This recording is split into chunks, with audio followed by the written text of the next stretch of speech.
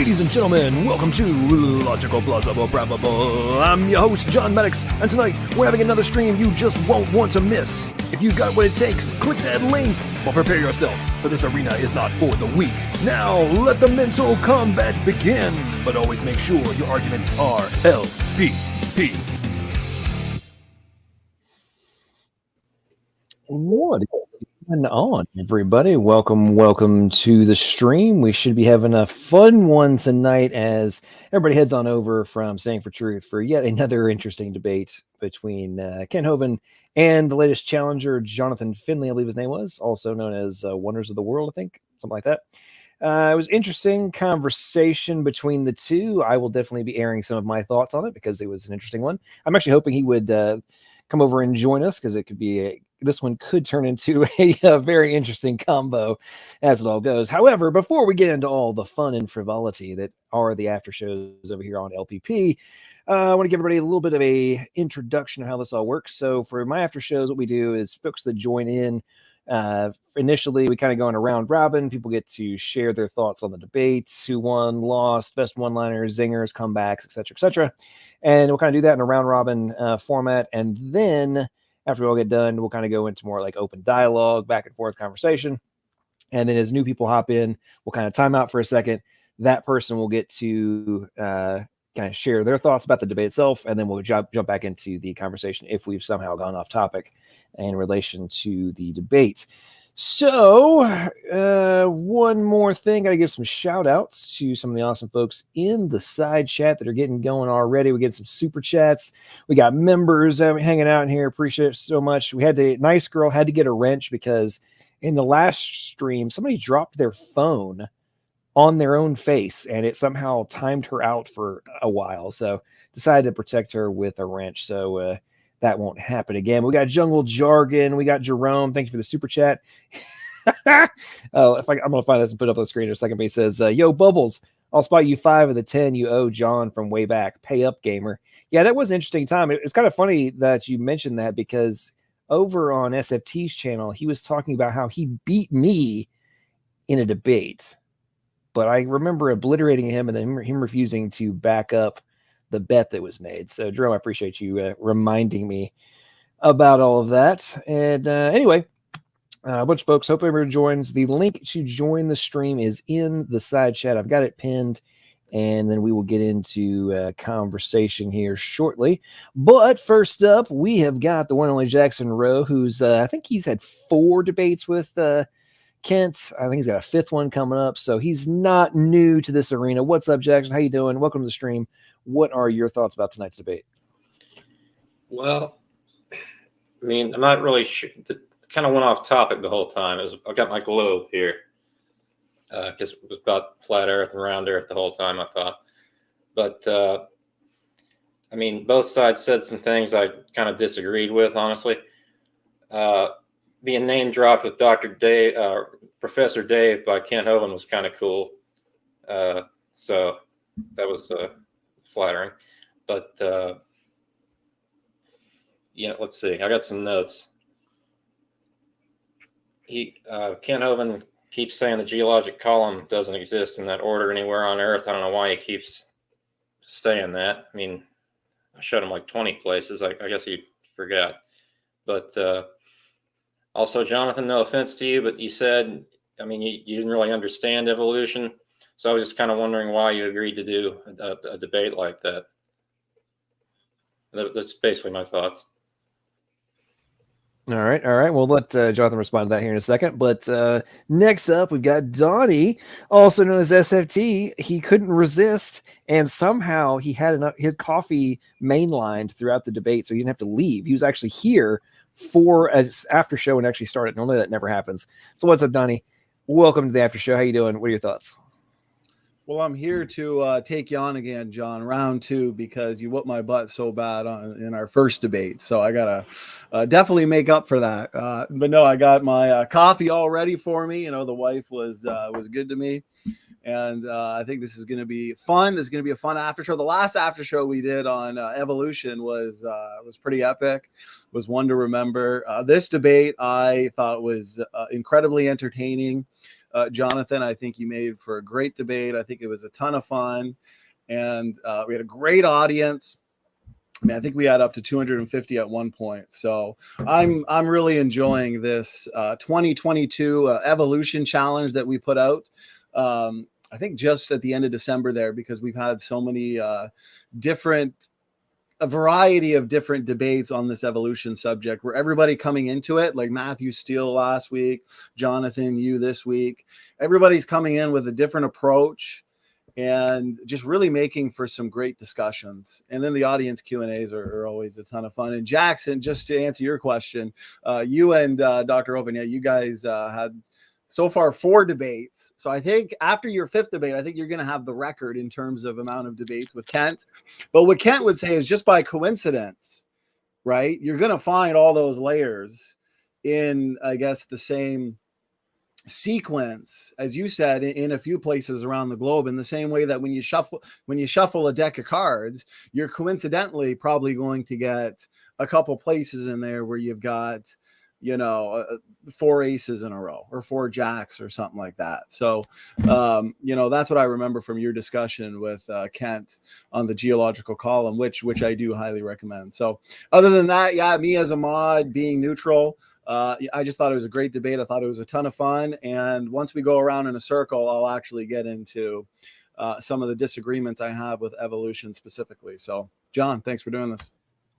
Oh, no problem, man. And Donnie, if you're going to use card analogies, a better one would be a straight versus 4 of a kind, because that would mean if it was 4 jacks, that means you have 4 of the same layer stacked on top of each other. Get your card analogies correct, buddy. Okay, if you're gonna bust out some cards, I'm gonna need some. I need some poker terminology. It needs to be a straight. Okay, just get it right. Okay, so for everybody's who's in the panel now, look at the order. So Jonathan is up next, then Otangelo, then T-Rock, then Jungle Jargon. So what's up, Jonathan? Welcome to the stream. Thanks for coming on over. And what are your thoughts about the debate? Oh, you're on mute, Jonathan. Is that better? Yep, good. Oh, can you, what are my thoughts about the debate? I liked it. I think I accomplished what I wanted to. I think I mean, to kind of answer Jackson Rose's question, when I say I don't understand evolution, I'm not, I think I'm just trying to admit that I'm not an expert. I'm not posing as an expert. I'm not posing to admit that I completely understand it, just in the same way if I was going to debate a flat earther, I wouldn't admit that I understand everything, and I wouldn't be able to convince them based on proofs. But kind of my goal was to say the same epistemology that brings a flat earther to their conclusion is the same that would bring a young earther to their conclusion. I think I at least did that to my own satisfaction. But I'm just trying to admit that I don't understand these things, but I'm just at the behest of the experts. That's all I really had to say. Right on. And up next, one only Otangelo. What's up, man? How you doing? Welcome to the stream. Did you see the debate? And what are your thoughts? Yes, hello guys. Can you guys hear me well, or is my mic low? You're cracking just a little bit, but we can hear you. Yeah. No, I've not seen the debate, but evolution, of course, is a topic which I'm always interested in. And while I see most debates still surrounding paleontology and fossils and that kind of stuff, I'm always at the opinion that we need to look into biochemistry. And there we find the real mechanisms which explain organismal complexity. And if you don't study that, then you are not studying what is really relevant in regards of that topic. And I think most people, they are still not aware that organismal complexity is not due only to genes and the information stored in genes, but mainly or even more through epigenetic mechanisms and languages. And as long as you don't bring that into the picture, you don't really have the entire picture of the topic. Right on. That's a good point. I would definitely agree with. And up next, we got T-Rock. What's up? Welcome to the stream. How you doing? Did you see the debate? If so, what are your thoughts? And what kind of anything stick out to you? What do you think? We'll brush you to the after show. Hey everybody. Yeah, I caught most of it. I did not catch Jonathan's intro. I was off making quesadillas, but anyway, part of the conversation that I heard, I'm kind of a science person myself, so I prefer to focus on the details of the science. But the analogies that were talked about, Jonathan said he basically weighed them as being equal. Talked about the analogy of flat Earth, where they say, gravity can hold an ocean down, but it can't do hardly anything to a blade of grass or whatever. And then he compared it to Hovine's analogy about a cow jumping over the moon, right? So I listened to that quite a bit. They seemed to be kind of stuck on rewind on that, and thought I'd give a quick take on that. The problem, why that is not a very good comparison between the two analogies. It's because what Hovine's analogy is doing is showing that there's an unwarranted extrapolation in evolution. So it's like heading north to Canada on a highway, or towards Canada, going 60 miles an hour. Will I ever get to Canada? Well, only if I intentionally go there. The fact that I'm going 60 miles an hour north does not guarantee I'm going to get to Canada. He's just simply showing an unwarranted extrapolation of what evolution is. In the flat Earth argument, it's pretty weak, because gravity is mass dependent. Of course, it can hold a very massive ocean down. So it's just a kind of a nonsensical way of trying to describe something. So I don't think those two analogies are comparable to each other whatsoever. Definitely see where you're coming from on that one for sure. And real quick before we go to Jungle and then Wesley, we got somebody's new to the channel. It's his first time here. Verum Argumentum. First time here. Love the debates. Do you guys know any old Earth creationists who would like to debate me? YEC in Spanish. Can't find any. So I know a few that can do it in Portuguese and Italian, but I don't necessarily know anybody in Spanish. If anybody knows a Spanish speaker who wants to debate that, we should tag Verum and see if they can get something like that set up. Okay. And by the way, thank you so much for the super chat. Okay, Jungle, what's up, man? How you doing? Welcome to the stream. What are your thoughts on the debate? Yeah, hello. I just wanted to welcome Jonathan to the community and not to feel intimidated, and to say that his arguments really didn't influence or convince us very well. But don't feel intimidated. Welcome to the community. That's it. Right on. Appreciate that, Jungle. And Wesley Coleman, welcome to the stream. Appreciate you joining us as always. And I did see your request, and you have been rent. Oh, thank you. Thanks for hosting this after show. Very cool. Nice to meet you, Jonathan. And I did see part of the debate, didn't see the whole debate. I thought it was interesting. So I guess I don't really have any thoughts. Right on. Well, I'm sure we'll get into some good conversation here. So before we go back into more like open conversation, I guess I will air my thoughts on it. So I guess the major thing that stuck out to me was Jonathan, I don't know if you were really thinking about what the topic of the debate was, because pretty much all I heard was either let's just trust the experts and then YEC, but whether or not YEC is true or false has nothing to do with whether or not evolution, there's reasonable evidence for evolution, which I think was the topic of the debate. You were the one that was supposed to take in the affirmative and on that particular subject. I'm just kind of curious to know why you didn't that really didn't seem like that was much of the focus of the debate. Yeah, and I agree with you. But that was kind of like the subtle point that I was making is I watch a lot of these things and I don't. It never is effective to provide an evidence for something because there's always a workaround, right? It's the same when I watch what is it, Cats, and I watch those other guys debate the flat earthers. They talk about evidence all the time, but to me, in watching both debates, the flat earth debates and the young earth debates, I'm seeing a lot of similarities between those debates.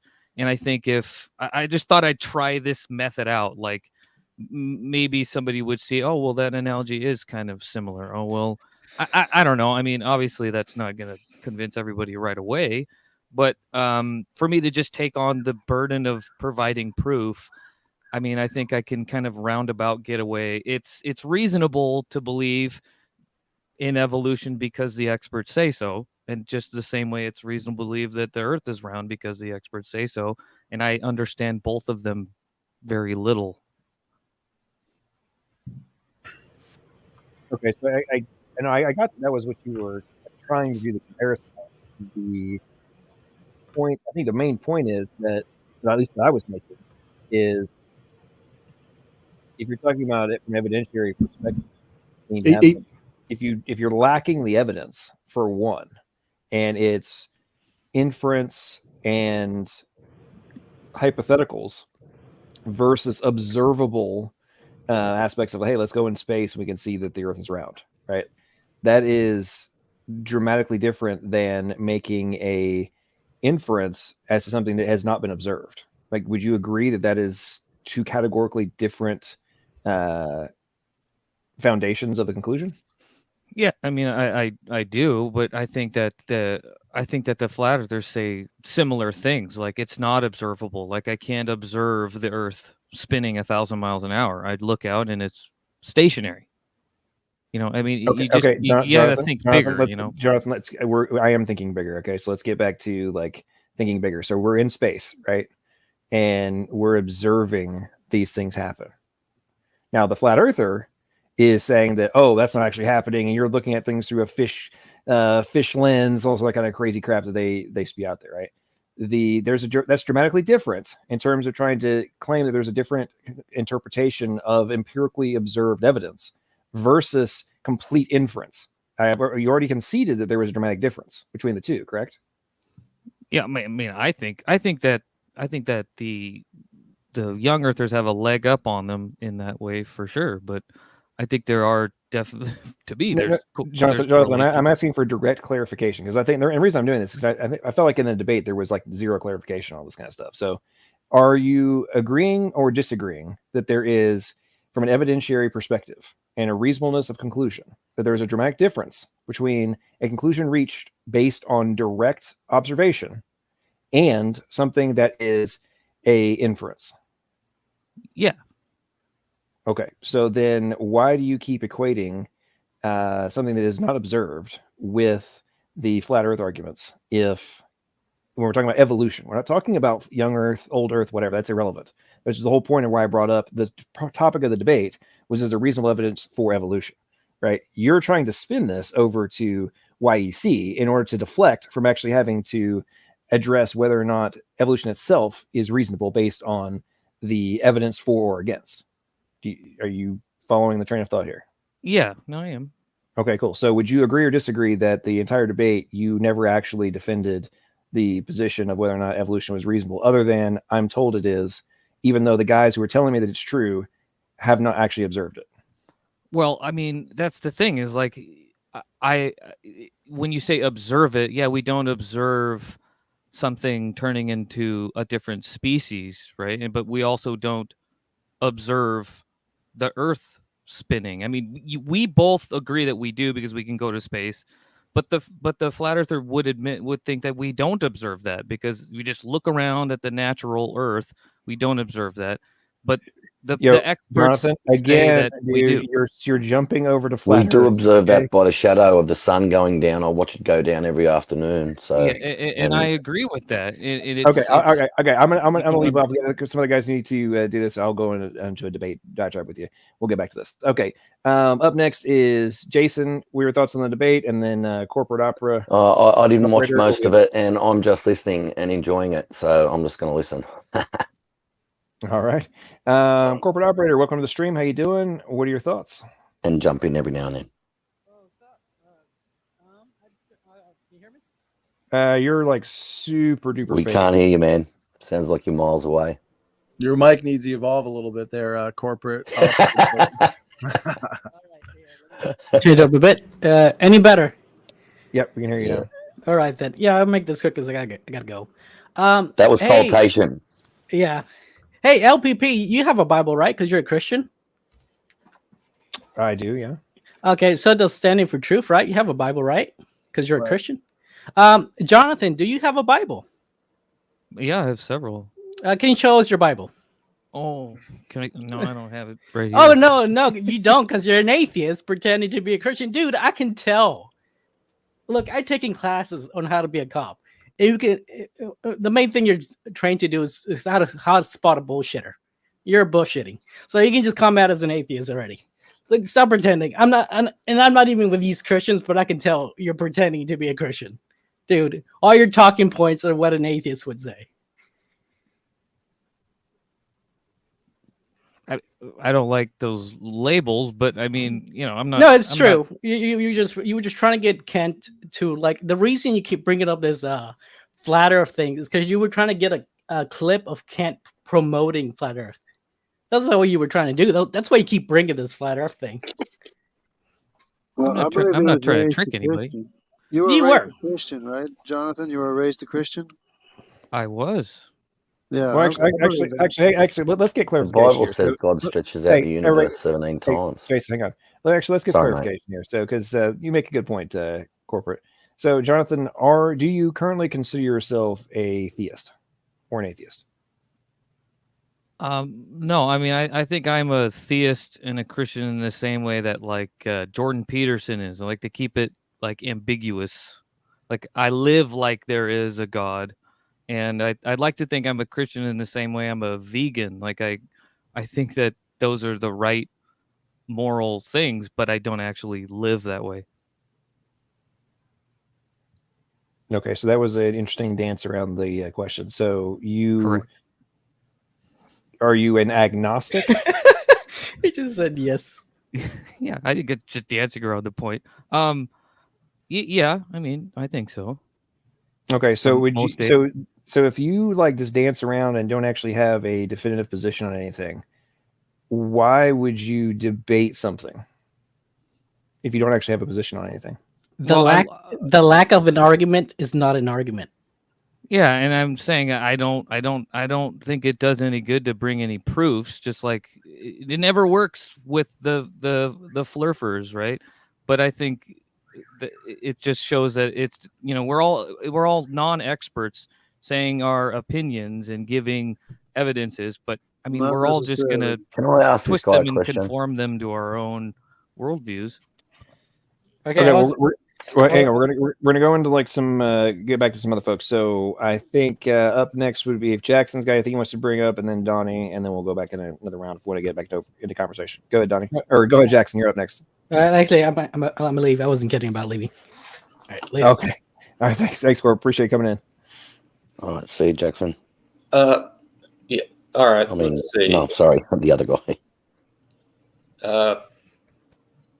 Yeah, I don't know. Just somebody else can go next. I'm kind of cringed out a little bit, so I'll just yield my time for now.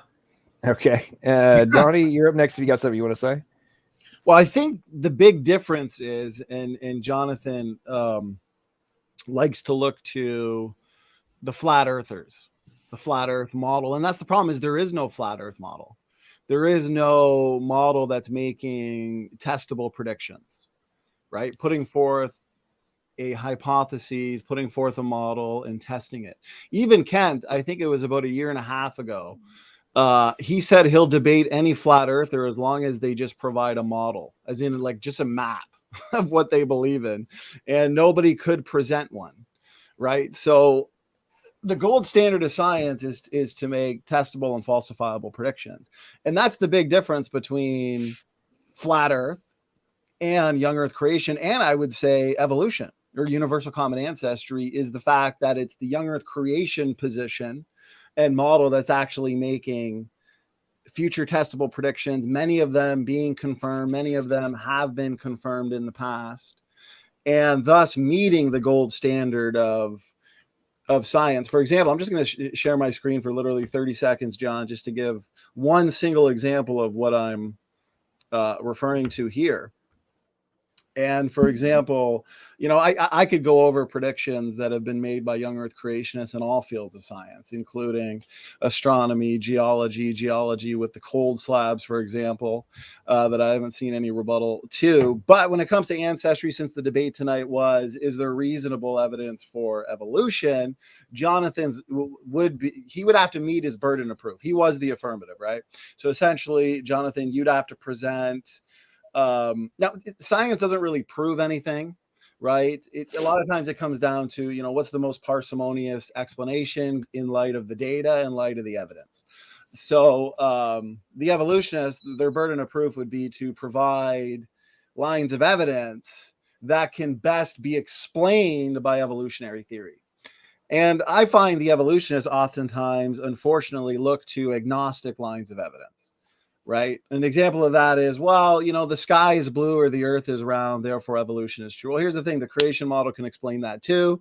Those are agnostic lines of evidence. We need to look to differentiating lines of evidence. And that's what PhD scientists who are young Earth creationists, for example, Dr. Nathaniel Jensen, he's made predictions years ago based on genetics, right? Genetics is the best way to answer this question of ancestry, because it's genes, traits, and genetics that's inherited sperm and egg, not a rock, not a fossil, not geography. So he's made predictions based on DNA function, based on the history of civilization, based on speciation rates, based on mutation rates. And a number of these predictions have been confirmed. He's written numerous papers that have been published confirming these predictions.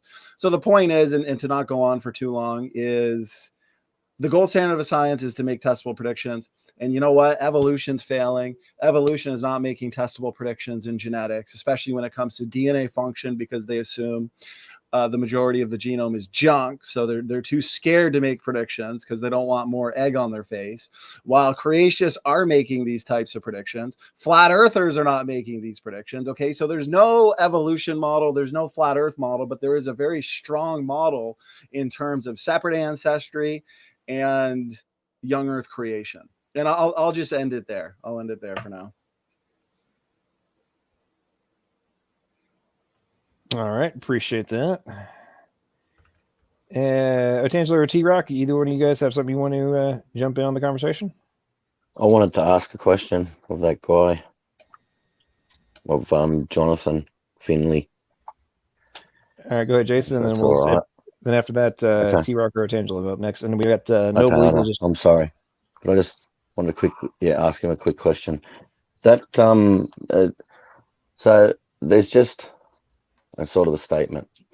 You've got the Big Bang, which is quantum fluctuation popping a singularity into existence, and that expanded at 1 with 58 zeros after it per second, right, for like the first 3 minutes of the Big Bang.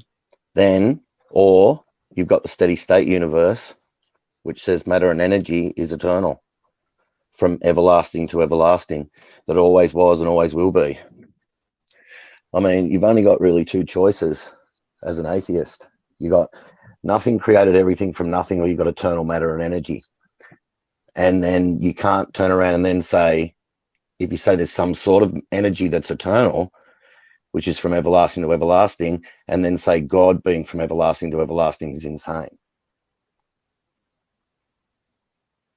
I mean, I agree. I think that they're to say that God is everlasting and eternal.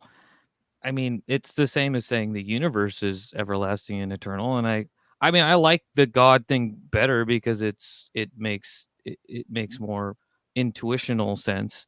But then again, I run up to, the thing of like the evidence or whatever. I mean, God is hard to find, and it's hard to interact with, and he's hard to, the divine hiddenness thing is kind of a tough one for me.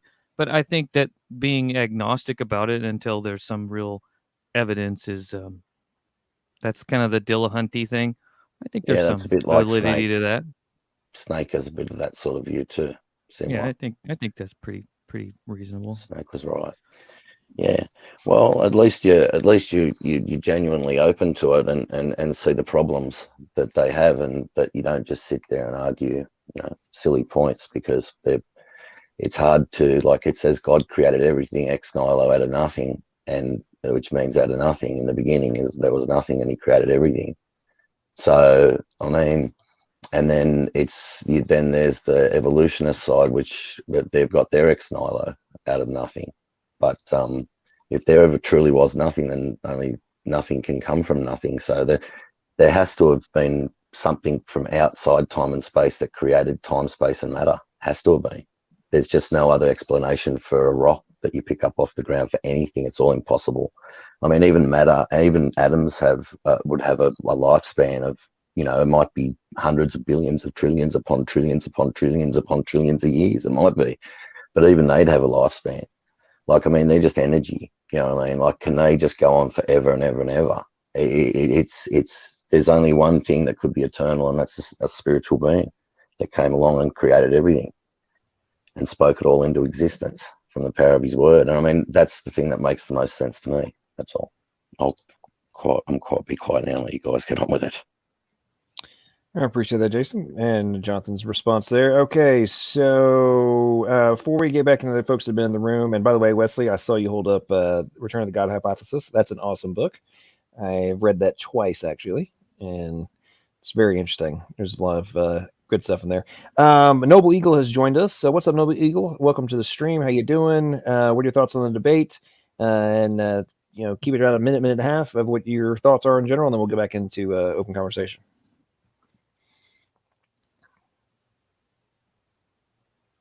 Noble Eagle, are you there?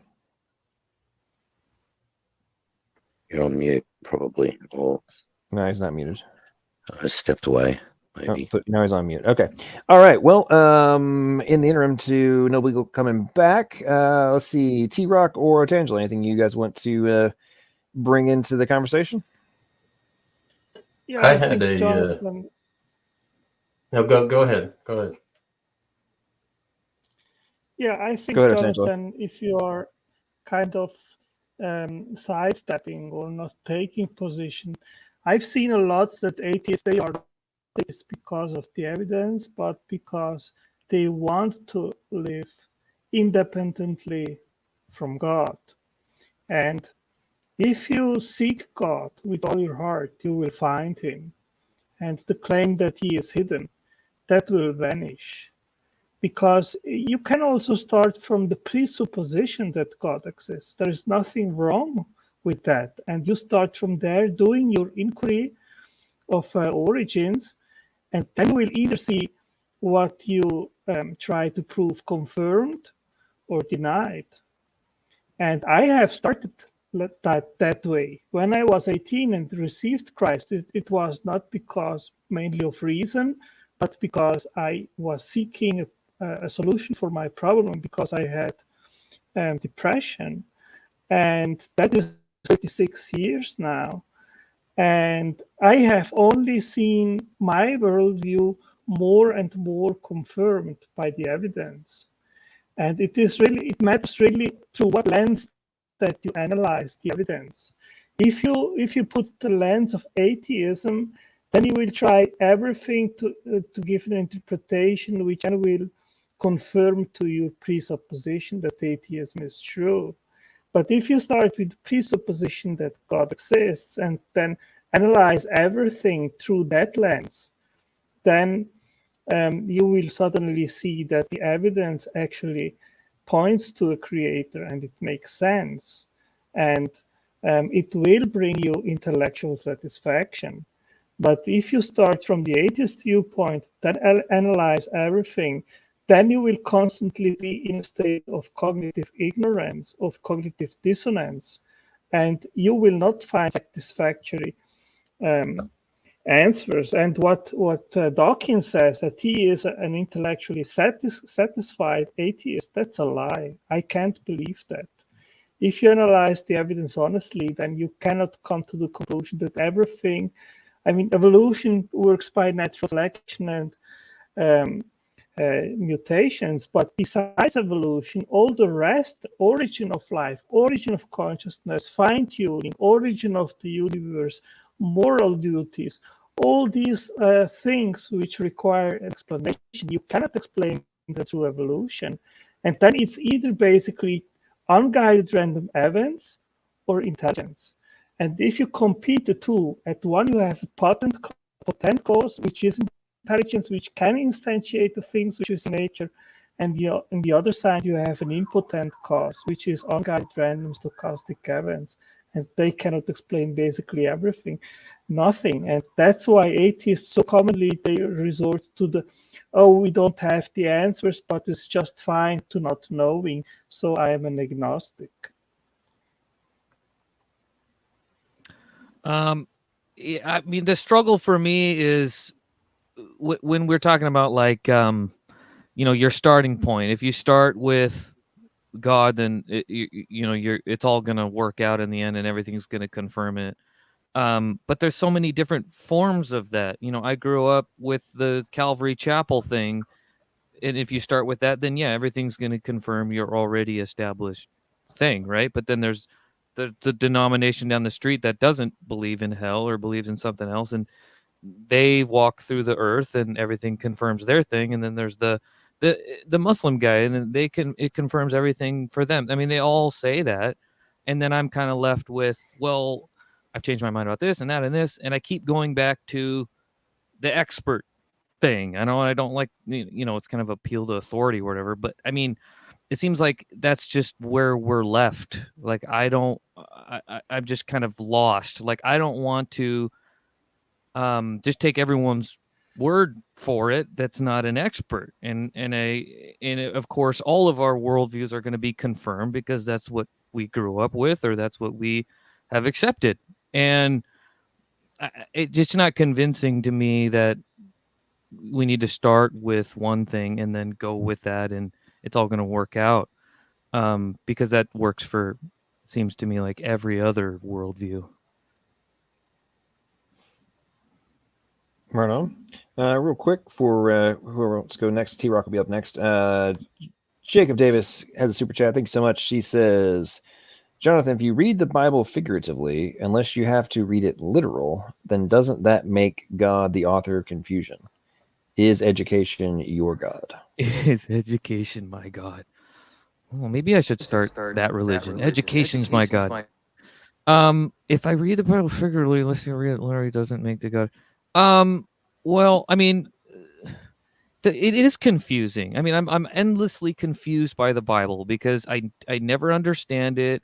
I feel like there's so many different opinions about it. It's very confusing, and I don't think God is the author of confusion, but I think the Bible's confusing. That's probably because it's written by men, and men make mistakes, and men don't always understand God, and that's why there's so many different expressions of this thing we call religion, right? I mean, there's so many different expressions of people living out the Jesus thing, living out the Abraham thing, and I don't know what to say. I don't want to think that God's the author of confusion, but I'm sure confused.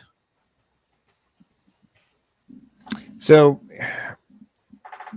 correct me if I'm wrong on this, but it seems to me that your position is that you're going to trust the experts, and their opinion is going to be your opinion. But then you're saying that you're confused, but you're going to rely on the experts.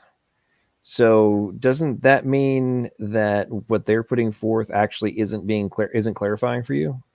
Yeah, I think sometimes it is. I mean, on the big things that we all agree on, like, the earth is round, it's not confusing. I mean, some things are confusing, like I don't understand how the vacuum doesn't disappear into space entirely or whatever, how cars work, I mean, there's some things that aren't confusing, but when it comes to the Bible, there's so many different opinions, but there's some things that generally there's consensus on, and I'll just go with that blindly, and I think that's just how we all live our lives generally. But if we want to venture out and say, well, I think the consensus on this one thing is wrong, I mean, I'm just not prepared to do that because I'm not educated enough to take on that giant monolith that is the scientific method or whatever. Okay, so I have one last question for you, and then we'll let other people talk. Have you ever actually applied your own intelligence to analyze the arguments that are being put forth? Or do you just accept that whatever the conclusion is true, rather than actually analyze the logic flow that was supposedly being used to reach the end conclusion? Like in terms of what, like in terms of like the young Earth, like no. I'm not going to get this tied up in young Earth, where the whole subject of the debate was supposed to be about the reasonableness of evolution, which as an example, right? So, have you ever actually gone and down the rabbit hole of what is required, what would have to be true in order for evolution to be true? No. I mean, I get it. I mean, like I said, I was a Kent Hovind fanatic for many years. But that wasn't what I asked you. But I asked you if you have actually gone and looked at what would, in order for evolution to be true, from the arguments that are put forth by the supposed experts. Have you actually gone and analyzed for yourself the arguments that they make versus the evidence? I'm just not qualified to do that. I'm not going to rely on my own like logical thinking to do that because it's not going to make sense to me. Science has a big problem with this. It's so confusing, and in the way that they portray it to the masses, is terrible. You know, I mean, we're not. If I ask a scientist, well, how does this work, and then they go into their jargon, I don't get it. But you know what I'm saying? Is that probably doesn't answer your the question. reason I'm asking this is I feel like you're playing dumb, but you're not actually an idiot. I mean, you said you're an electrician, so theoretically you have to understand like circuitry and some basics of physics and a variety of other things that, a moron's not going to be able to comprehend. So if the vast majority of the arguments that we're referring to in terms of like evolution, all these different things, like you don't necessarily have to be an expert in every single niche aspect of it to understand the core principles that would have to be true in order for the end conclusion to be reached and actually have validity, is the point that I'm making. And I'm asking you if you've actually ever gone and looked at the supposed principles that would have to be true in order for the end conclusion to be valid. Are you talking about like that a species could change into another species? That's impossible. Well, I'm talking about on the root level, right, of what is necessary for a body plan to exist. Oh, I mean, golly, I just barely know anything about that. I mean, again, like with the electric thing, I mean, I know enough to wire a house. I know probably more than most people about how electricity works and flows and things like this. But there's so much I don't know. And I'm not, like that new video that Veritasium came out with, that energy doesn't flow through the wires. It throws through the field. I mean, that doesn't apply to my everyday work, but somebody understands that stuff. And I just have to blindly follow that. And I think we all just generally accept that for what it's worth and trust them, right? Right. Well, I don't know. So, Jonathan, hang on, Angelo, hang on. Redefine Living just joined us. He's up next. And the last thing I have to say is, I don't know, man. The whole we just have to trust blindly thing, that's like the antithesis to the way I operate my life.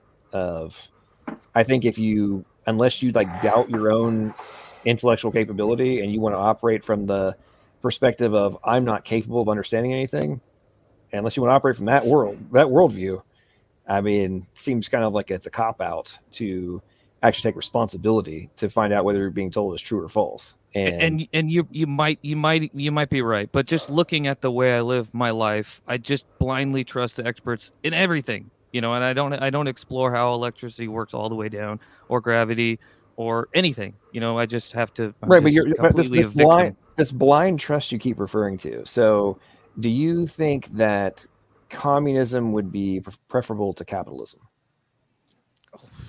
I subscribe to what's it called? Primitive anarchism. So I think that civilization is like the original sin. So anything past that we're already way off. So that's okay. That's so do you think that the Industrial Revolution was a negative? Yes. Cool. So are you going to stop being an electrician? Well, that's the thing I'm constantly struggling with, and you bring up a good point. My life is a complete contradiction, right? I mean, it's like what I brought up with the vegan thing. I think that they're probably right that eating animals is probably immoral, but I don't want to. I don't want to give it up because I like it too much. And it's the same thing with my following Jesus. I think that following Jesus and selling everything and giving it to the poor and following him is probably the right thing to do, but I don't want to. It's too hard. And that's a contradiction, and I think it's lame, but it was also that's taken where I'm out at. of context too. Okay, what's up, Sam? Welcome to the stream. Your turn. What do you think about the debate? What are your thoughts? It was good. And thanks for coming. Yeah, I used to be a Christian until I started weighing the evidence, and then I looked in the mirror one day, and I was like, I am not made in the image of God. Clearly, there is evidence for evolution all around. And then I just, I just realized based on the evidence that evolution's true, you guys. It's just going the wrong way, My cousin. Yeah, all those transitionals. I mean, clearly, I am not made in the image of God. Can you see? I like this guy. He's Look at all the similarities. evidence. That was really well orchestrated with the camera thing. Holy smokes! Thank you. But no, hey, come back. I thought the debate was fair. Man, I wanted to push back on a lot of this stuff, though. I don't want to come and like jump on your case, Jonathan, but every time you would say trust the experts, I mean, is that just the ones that confirm your bias? Because there's experts on both fields. We're just interpreting the evidence differently, you see? So when you say trust the evidence, that's not really an honest statement. We are also trusting the experts that come to a different conclusion. You see? I think I think that's a good point. But there's certain things that everyone accepts, that there's the consensus, right? There's something that there's a consensus that we all agree. Yeah, well, the consensus has a long history of being wrong. I mean, it wasn't that long ago when the consensus would have been arguing that the sun revolves around the earth, and everyone would have been just, viciously defending that model. And they would have been using the exact same arguments that you're using, but they would have all been wrong. So the consensus doesn't matter. And I think that's how George Washington was killed. The consensus thought that they could drain the disease out of his blood, so they just called bloodletting. They just let him bleed to death. Whoops. You see? So that's not really a good position to take, just because the consensus believes something. And I think you're right. I think it's better to possibly be wrong and agree with the consensus than to just kind of try to go against the consensus. But that's just arbitrary, though. That's just arbitrary. I mean, so the consensus has a long history of being wrong about things. So how can you empirically demonstrate that that's not the case right now? I can't. I mean, we can't. But we all agree that most of the time, the consensus of experts is right about most things. Well, and that's an arbitrary statement too, because I don't know what you mean when you say we all agree, because clearly we don't. Well, even the consensus doesn't agree with itself. And I can present you with quite a predicament, because if you're going to say, hey, the consensus and peer review, I have a peer-reviewed paper that specifically talks about only the flaws and the problems within the peer review process. What do you do with that? You're like, yeah, I trust the peer review. Okay, here's a peer-reviewed paper, says the peer-reviewed process is just full of problems. Okay, you trust that? I think that's a perfect point, and I'm terrified of that too. But I just don't know what else to do. I can't. Well, I mean, that's the thing, is like those arguments, like the positions you were taking, and you're equivocating young Earth with flat Earth. I could say the same thing. We could say, hey, look, you evolutionists, you're not looking at the evidence this certain way. You guys are just like the flat earthers. It's just arbitrary. Well, and really, it's like a type of an ad hominem. Can I jump in here real quick? It's an attack. Ad populum. I've got it is an ad populum for sure. The trust the authorities on the issue. I mean, that's been kind of the theme of both the debate and this conversation, and something that's kind of striking about that. You guys just kind of alluded to part of the problem there. Redefined Living said it's arbitrary, and I would agree with that. One of the problems is when you say we trust the experts on everything else, why not trust these experts? There is a serious and obvious difference between other experts and evolutionary experts. All the other experts you're referring to are material scientists, physicists, they're medical scientists, I mean, you name it. But the point is they're scientists that operate in the here and now, and they have to get real results in the here and now. They don't live in an imaginary past. The evolutionary scientists, that's all they do is live in the imaginary past. Are they trying to marry their imagination up with real tangible evidence? Of course they are.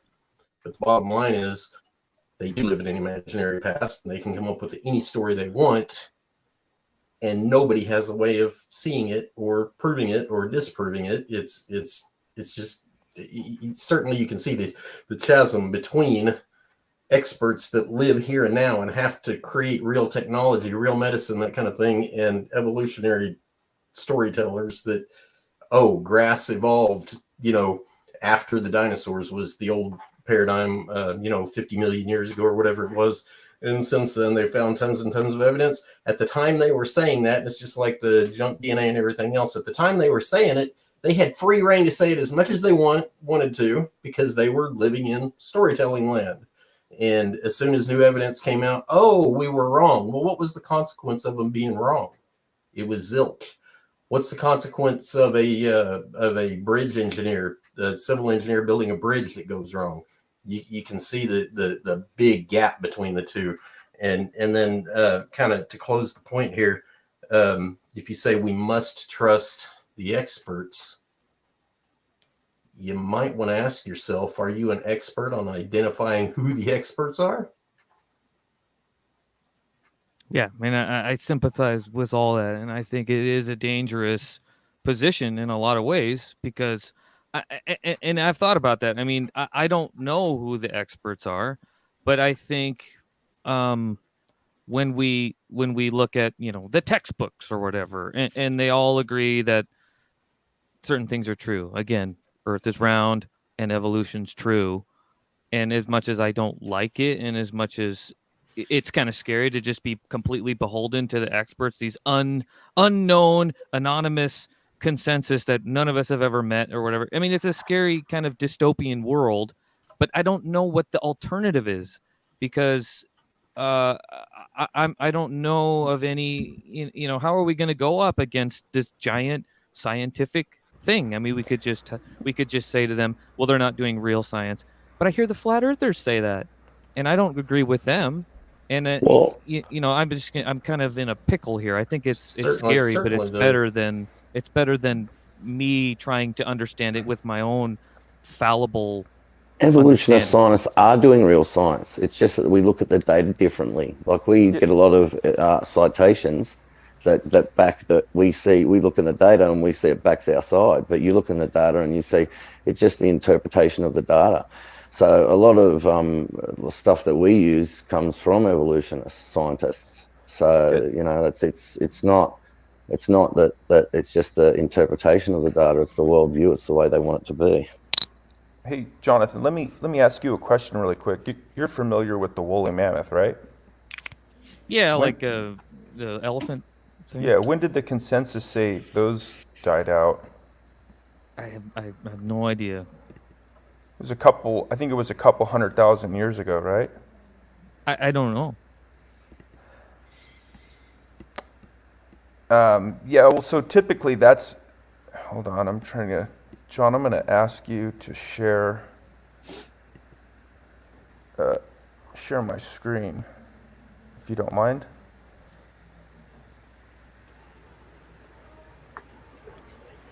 Are you there, John? Yeah, I'm waiting for you to share your screen. I thought I was. Nothing coming up on my side, buddy. Okay, let's see. There we go. All right. Can you see that from the Smithsonian? I see some nice underwear models. Yeah, we're not looking at the underwear. So we're looking at the woolly mammoth, okay? And so they typically, you could do a search right now. They say the woolly mammoth died anywhere from 300,000 to 50,000 years ago. That was the consensus. They died in the Ice Age, right? I think we would all agree. Even that's what this picture depicts. Well, so they found one, and they did a DNA. They checked its DNA. Look at this. Now they're saying, based on a high quality line of evidence, that these things died out as recently as 5,000 years ago to 8,000 years ago. Right. Whoops. I think I saw a. There was a population. And they also found fly larvae in their stomachs that proved that they lived in tropical areas, because you wouldn't find those sort of larvae in their stomachs,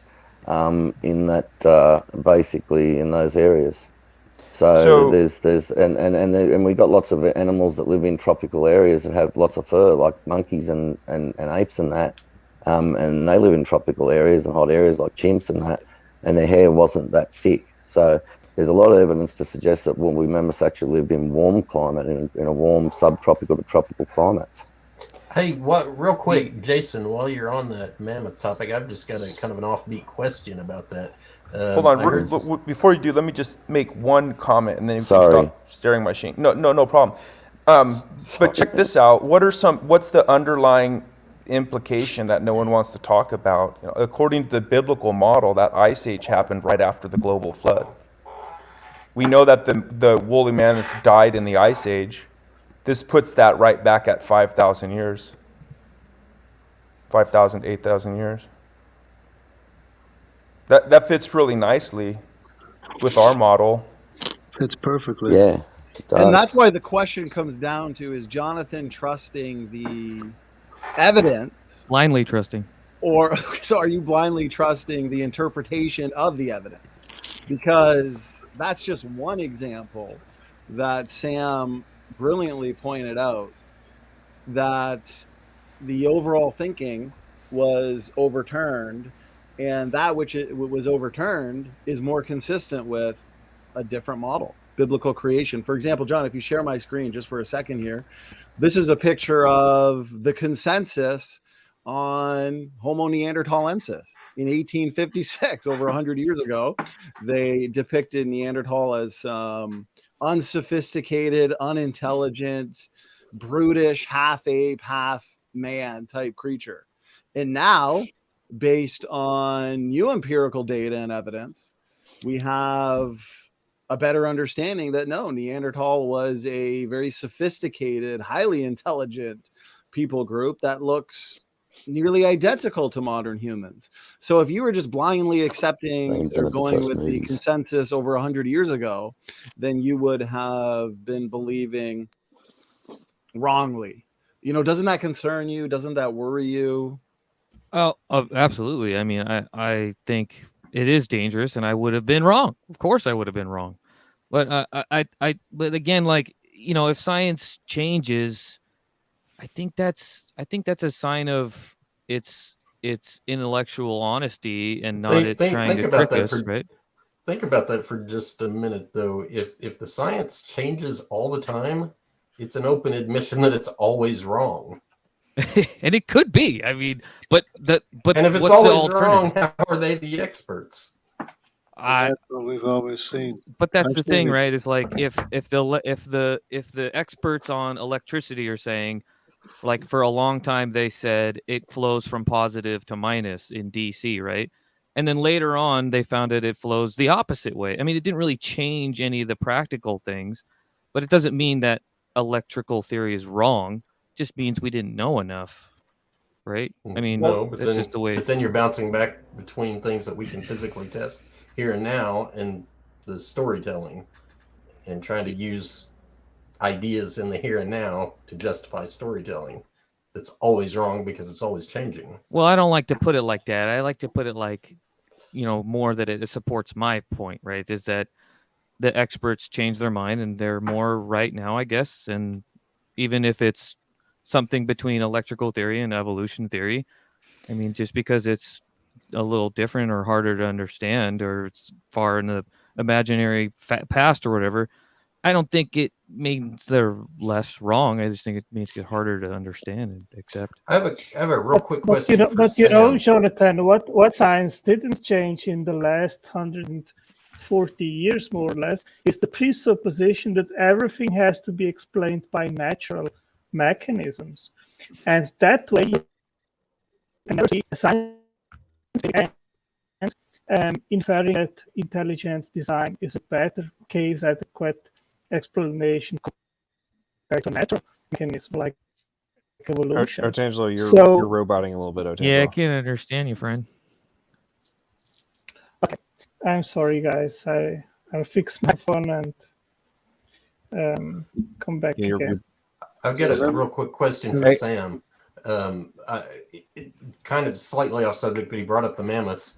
Somebody was saying that the entire woolly mammoth DNA has been sequenced. Is that true? I can send you the article if you'd like. Let me try to post the link in the side chat here.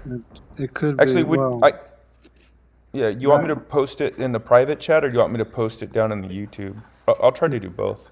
It's partially deteriorated, but as much as they can, I think maybe they have Well, sequenced quite a bit. the reason I ask is because I heard Dr.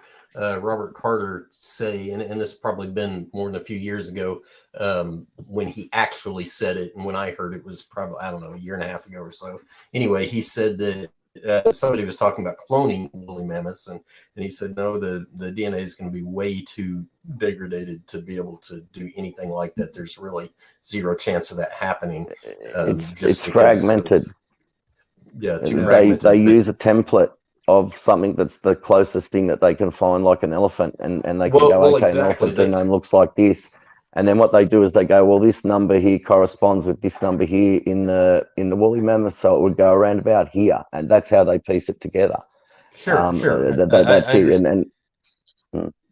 Yeah, that's kind of where I was going with it. It's the difference between did they actually get enough? I don't know how they did it, but that's how you would do it from a mammoth, or did they reconstruct? The reason I ask is because that thing you're describing is essentially what they did with ape or chimps and humans, right? They basically tried to use... but an elephant and a mammoth are a lot closer than totally agreed. I just was curious technically. I'm guessing. I think Wesley, I think you've been trying to jump in for about 10 minutes. Is there anything you wanted to talk about? Well, I had a question. If he didn't, I wrote a syllogism. But no, I didn't actually ask a question though. But that's okay. Go ahead. Yeah, I wrote a syllogism. If maybe Jonathan would be okay with me passing it by him. So, do you agree that can we trust? Do you know who the real experts are? No. Okay. Would you agree with the statement, if we don't know who the real experts are, then we can't trust the consensus? I don't think so. Why not? Because I think generally all of us agree with the consensus on most things, even though we don't know them personally or know who they are, or right? You heard the old expression, I think it's Benjamin Franklin who said, democracy is like two wolves and a hen voting on what to have for lunch. Yeah, it's a good one. Yeah, so think of it like that. Think of it like America's a constitutional republic. All experts are a minority. They're a subset of the population. So, therefore, the consensus is going to inevitably be not the expert view unless we know who the experts are. I'm not quite sure what that means, but I mean, if I said like, okay, gravity, right? We don't know who the experts are, but we know that the consensus is that it's true, that it reflects reality, right? Evolution isn't like gravity. Well, gravity's a law, and even that law looks like it might get reworked. But it's are you actually relying? Pretty... Just out of curiosity, are you actually relying on experts to determine whether gravity exists? Well, it could be not very what's the word I was using earlier? It's not very intuitive, right? Because gravity might not make sense, because why does it hold the whole ocean down and doesn't squash me flat to the floor? Like the way it's confusing to a flurfer, it could be something else. Maybe it's buoyancy, maybe it's density, maybe it's something else. Maybe the earth is moving up really fast. You know, it could be a lot of things, but the experts say mass attracts mass. But I don't know anything about that. So I just blindly accept what they say at, whether that's right or wrong. Yeah, but here's the thing. As far back as we can see, no matter where we look, okay, we see gravity everywhere. It's observable, it's demonstrable. And you're trying to compare this to not just evolution as in change over time, but the question that Ken asked you tonight was, do you believe you're related to a mosquito? and obviously if you hold to universal common ancestry, where Darwin said it is a fact that all plants and all animals of all time are related through common ancestry, how is that the same thing? For example, are you looking everywhere? Are you looking back, and is this what you're seeing, that mosquitoes and whales are related through common ancestry? Like, can you kind of elaborate on that? How do you see that as being the same thing? It's the same thing in that they're both confusing and they're both not intuitive and they both sound crazy, but slowly over the last 5 years, maybe, in accepting common ancestry, it kind of makes more sense. I mean, it sounds crazy and I don't understand it, but my body plan is it's like a different ape's body plan, and their body plans are like all other mammals' body plans, and then it goes back, and the whole phylogeny thing. I mean, I get it.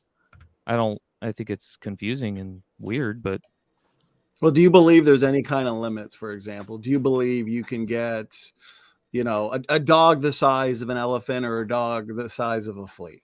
Right, we know there's animals that exist that are. No, I agree there's limits, right? Because a dog's bone structure is not going to be able to support that, but whatever relative of an elephant had that was smaller or whatever, it had that kind of body plan that it could get that big. Or like a whale, when it was like some other freaky non-whale on the land, and then it couldn't get that big because the earth, the mass or whatever, can't support on land. Rat. Okay, so you're saying whatever it is, but okay, so you're saying there's limits based on physics, based on physical limits, essentially. I think so. Okay, what would you say is the last universal common ancestor of all life? Isn't it like Luca or something? I mean, I don't even know. Right, last universal common ancestor. So would you say that all life today, no worries. Would you say that all life today, whales, humans, monkeys, banana plants, all go back ultimately to a single celled like ancestor? Yeah, I mean, it sounds insane, doesn't it? But I think I accept what the experts say. But here's the thing. When it comes to gravity, as I pointed out, no matter how far back you look, we can see the effects of gravity. Okay. But if we look today at the type of change empirically that would be required to take your single celled like ancestor billions of years ago into whales, banana plants, humans, monkeys, so on and so forth, we actually see that the change is opposite of that which would be required for large scale evolution. So therefore, you're committing an extrapolation fallacy. How can you extrapolate based on the change we see today, based on mutations and selection, which is primarily downhill, deleterious, damaging to organisms? How can you then extrapolate that to mean that a single celled like ancestor ultimately evolved into whales? Jackson, over to you. Hey, that's why we got Jackson. Hey, okay, real quick. Okay, Jungle, ask your question, and then Beams is just joining us. I'll get to Eric's thoughts about the debate and such. And a quick question for you though, Beams. Are you Beamsy inside chat, or are you somebody else? I'm Beamsy. Okay. All right, Jungle, go ahead and ask your question, then we'll let Beamsy hear his thoughts. Yeah, hopefully I don't take too long, but Jonathan, you seem to be unable to convince us very well of evolution, but you also seem to be a little bit confused about the Bible. So would you agree that in order to understand the Bible, you would have to have somebody or some kind of a guide to explain the Bible? Because sometimes there's examples of when people explain things and then it made sense. So could you see that possibility? If somebody explained the Bible to me and then it makes sense, well, Yeah. of course. But then somebody else could come and explain it a different way, and that also makes sense. Yeah, but I mean, besides, there's a thing called the Holy Spirit, right? I'm aware of that. Yeah. So there's you ever have that experience when you're reading the Bible and you have fellowship with the Holy Spirit teaching you and leading you and guiding you into the truth, all the truth, or I have had that many times where it's just like, wow, that Okay. kind of thing. Yeah, but not just like wow, but it's all truth. It's absolute truth. Oh, well, I wouldn't. Looking back, it makes it seem like, yeah, this experience I'm having is like, this is the real thing, right? But I can't. It's hard for me to tell the difference between me thinking that it's the Holy Spirit or me just like imagining that it's something, right? Because the Mormons have that, and the J-Dubs have that, and the Well, that's Islams have that, yeah, right? So yeah. it's just tough for me to know: am I imagining this, or is this Well, that's real? the thing. That's the thing because you could take a substance and say, "Oh, wow," but it doesn't mean that you're being guided into all truth. But as far as the truth is concerned, it has to do with the Creator. It's exactly what this community is talking about. The absolute truth is that there's a Creator, and we were created, and we're in a fallen state. We're getting worse. We're dying. We will die. And our only solution is, where do you think our only solution is from? It would be from our Creator, right? The one who made us can recreate us, right? Does that make Yeah, sense? yeah, That makes sense, right? yes. So that would be the absolute truth, right? I mean, intuitively, that I mean, I like it. But I don't know if that like follows logically or whatever. Well, that's what I'm doing, exactly what I'm doing. I'm going into logic.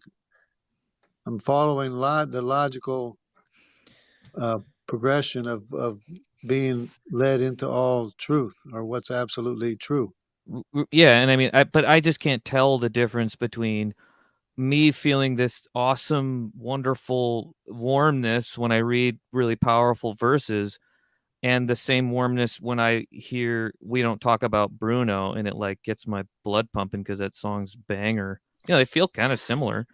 Have you ever had an unexplained experience at all? Anything at all? Just anything that you You thought know was what? strange, or I shouldn't have survived that, or something? Oh, no, I have this thing. I seen my dad speak in tongues, and that's the only thing that's like, it's always, Oh man, because that's crazy. he's not crazy, but I I don't know how to, know, but I don't know how to I square that. know. Yeah, no, you're right. That look, the Bible, Paul said not to do that. They twist the Bible to get it to mean that. Honestly, Paul said not to do that in public. He said do it in private where nobody can hear you in your own Hey, us house. And Calvary if you do people, have we them do in, it if you do right have in them the in open. public, and if you do have it in public, then have interpreters and stuff like that there, and no more than 2 or 3 doing it at a time. And then you walk into these churches and they've got like 100 people lying on the ground going blah, blah, blah, blah, all at once and banging their heads. One woman, my friend, went to a church. She was lying on the ground and speaking in tongues and plopping around and stuff like that. And they're all standing around her saying she has the Holy Spirit. And then when she went home, she had a baby and she tried to kill the baby. I mean, Lord. it's like, That's mate, why. I'm not saying it's all wrong and it's all, I'm not attacking 100. Well, I sort of am, but it's mate, there's things that are just, beyond the pale for me. And I think you're right. That would drive anyone away. No, that's not what be. drove me away. That's what I'm saying is like something that's always No, but it nagging in the is. It's back not of my mind. supernatural, man. I It mean, it is might very. be, but a Oh, you lot of think the it's like, time it's are just you like a strange Shangri-La. fire guy? Like it's like, Okay, It all is right. Hang on, guys. Before we go down confusing. the speaking Sorry. in tongues rabbit hole. It's All very right, confusing. all right. I can see Beamsy, welcome to the stream. What's going on? I know the last several streams you've been talking smack, so welcome in. Tell us about you, your thoughts on the debate, and then yeah, we'll go from there. Well, I don't really classify what you do as debates because they're not really in an unbiased situation and you're not really presenting any arguments, especially when you're presenting someone like Mr. Hoven as a doctor. But easy. no, he has no accredited doctoration. Yes, he might have a degree, but that doesn't define what a doctor is. What's your argument? For what? Well, you Would you talked agree that a about doctorate, presenting if an you have a doctorate, argument. Did you you can just be come here to considered a doctor? complain, or do you have something? No, you asked me about my opinion on the aspects of what you classify as a debate, and I disagree. It's not a debate, and I find them rather disappointing because of the structure of them. Hovind hurt your feelings. Okay. So you have to be a doctor. No, debate. no. You could call it an We get informal debate. Kent Hovind hurt your feelings, and you want to tell everyone, and you just did. No, Kent Hovind is not a doctor because he doesn't have an accredited Yeah, so doctoration. he hurt your feelings. Okay, hang on. So Beamsy, let's go down this rather stupid rabbit hole. So was Isaac Newton, did he have a PhD from an accredited university? I'm not talking about the degree, because it's not the degree that actually grants you the doctorate. Answer the question. Yes, he did. Did accreditation exist? Accreditation hasn't listed since about the 1600s, but it's under different aspects of what accreditation is nowadays. Right. Okay, so what was well, let me put this in a context. Were there plenty of people who are recognized as knowledgeable experts in a field or having credibility who didn't actually have a PhD at all from any university? Why are we using past socio-political systems to actually justify the because you just use a not having a degree from an accredited university as a way to completely debunk any argument that's being made, and therefore invalidating it as any kind of debate at all. Because I'm not because of the lack of accreditation. No, from the lack of accreditation was the foundational point that you made. It was in your first 3 sentences. Okay, so you were the one that opened this can of worms. So defend your own position in relation to why modern accreditation has anything to do with the invalidation of a debate. No, the structure of your debate is more aspects of the difference between what a debate is and how you're actually presenting it, because most of your questions are misleading, malformed, and you're also on a biased situation. You don't have much in the way of unbiased situations. There is no representations of the facts. There is no representations of any of the evidence that is put forth. Can you be specific? A good example is Mr. Hovind's examples of what he calls evolution. That's absolute farce. Wait, so hold on, let me get this straight. So facts now, science comes to facts or conclusions that can change based on evidence? Where'd you get those facts from? Which facts are you actually asking about? Because So Kent Hovind hurts your feelings. Kent Hovind hurts your feelings because he doesn't believe what you believe. No, I'm actually. You said that he rejects the facts. Science doesn't deal with facts. Science deals with conclusions that can change. Okay, Beamsy, weren't you the dumbass who was saying that cosmic evolution doesn't exist? No. Cosmic evolution does exist, but not in the way that he presents it. Weren't you the one in the stream the other day that was saying that it doesn't exist in academia? No, it does exist in academia. It is recognized as an aspect of the Big Bang. Right, and all the other 6 layers of evolution that Hovind talks about. That's not evolution. But that's not evolution. Except that they're formally. Am I wrong on this? Isn't Beamsy the guy who I went and pulled up the Harvard.edu? Yes. Isn't it the same guy? Yeah. It's the same person. Yeah. So Beamsy, are you denying that what I showed from Harvard.edu was? Are you claiming that it doesn't exist? No, I've never said that. I've never actually said that cosmic evolution does not exist. I am actually saying that what Kent Hovind puts forward as evolution is a farce and a lie. Okay, so even though he goes through all those different layers, and there are no aspects of layers, and literally specifies which one is being discussed, you're claiming that that's not what's happening? You're misdefining the aspect of what the theory of scientific biological evolution is. So as soon as you actually start bringing in the aspects of cosmology, as well as dude, if you literally separate each one and say, hey, if we're talking about this one, then this one, then this one, then this one, and you're defining each individual meaning of the word, and then you say, okay, now we're going into this one, i.e. biological evolution. How is that not doing exactly what you're claiming isn't happening? Because biological evolution doesn't actually need something to occur the way that you're presenting it. It could actually come from special creation of a magical, wonderful thing that's pulled out of a parent's butt. That is a potential. The aspect of biological evolution is the way that organisms change over time. So It you doesn't go all actually. so you go all the way down to the like changes. All that is biological evolution is changes in allele frequency over time. Is that your interpretation? That's not a matter of interpretation. That is what the theory of biological evolution is. Right. And in terms of the changes in allele frequency over time, whether or not that can or cannot happen, it has nothing to do with what would be necessary in terms of the formation of the new structures that would have to somehow take place through a change in allele frequency. Like, so you want to go from a like very, very superficial, like childlike interpretation of it and just like ignore all the other things that have to take place in order for that to account for macroevolution? Because I'm also pretty sure that Hovind also clearly distinguishes that the changes in allele frequency in relation to microevolution, fine. That doesn't cause the formation of entirely new organisms. What do you mean by new organisms? Because that's not something that's defined. Body plans. Again, when you use the term body plans, let's just go down. Evolution builds up. Are you literally trying to BMZ? Okay, let's clarify a few other things. A couple of days ago, maybe it was a week, I forget now. You were talking shit inside chat and talking about your qualifications. So what are they?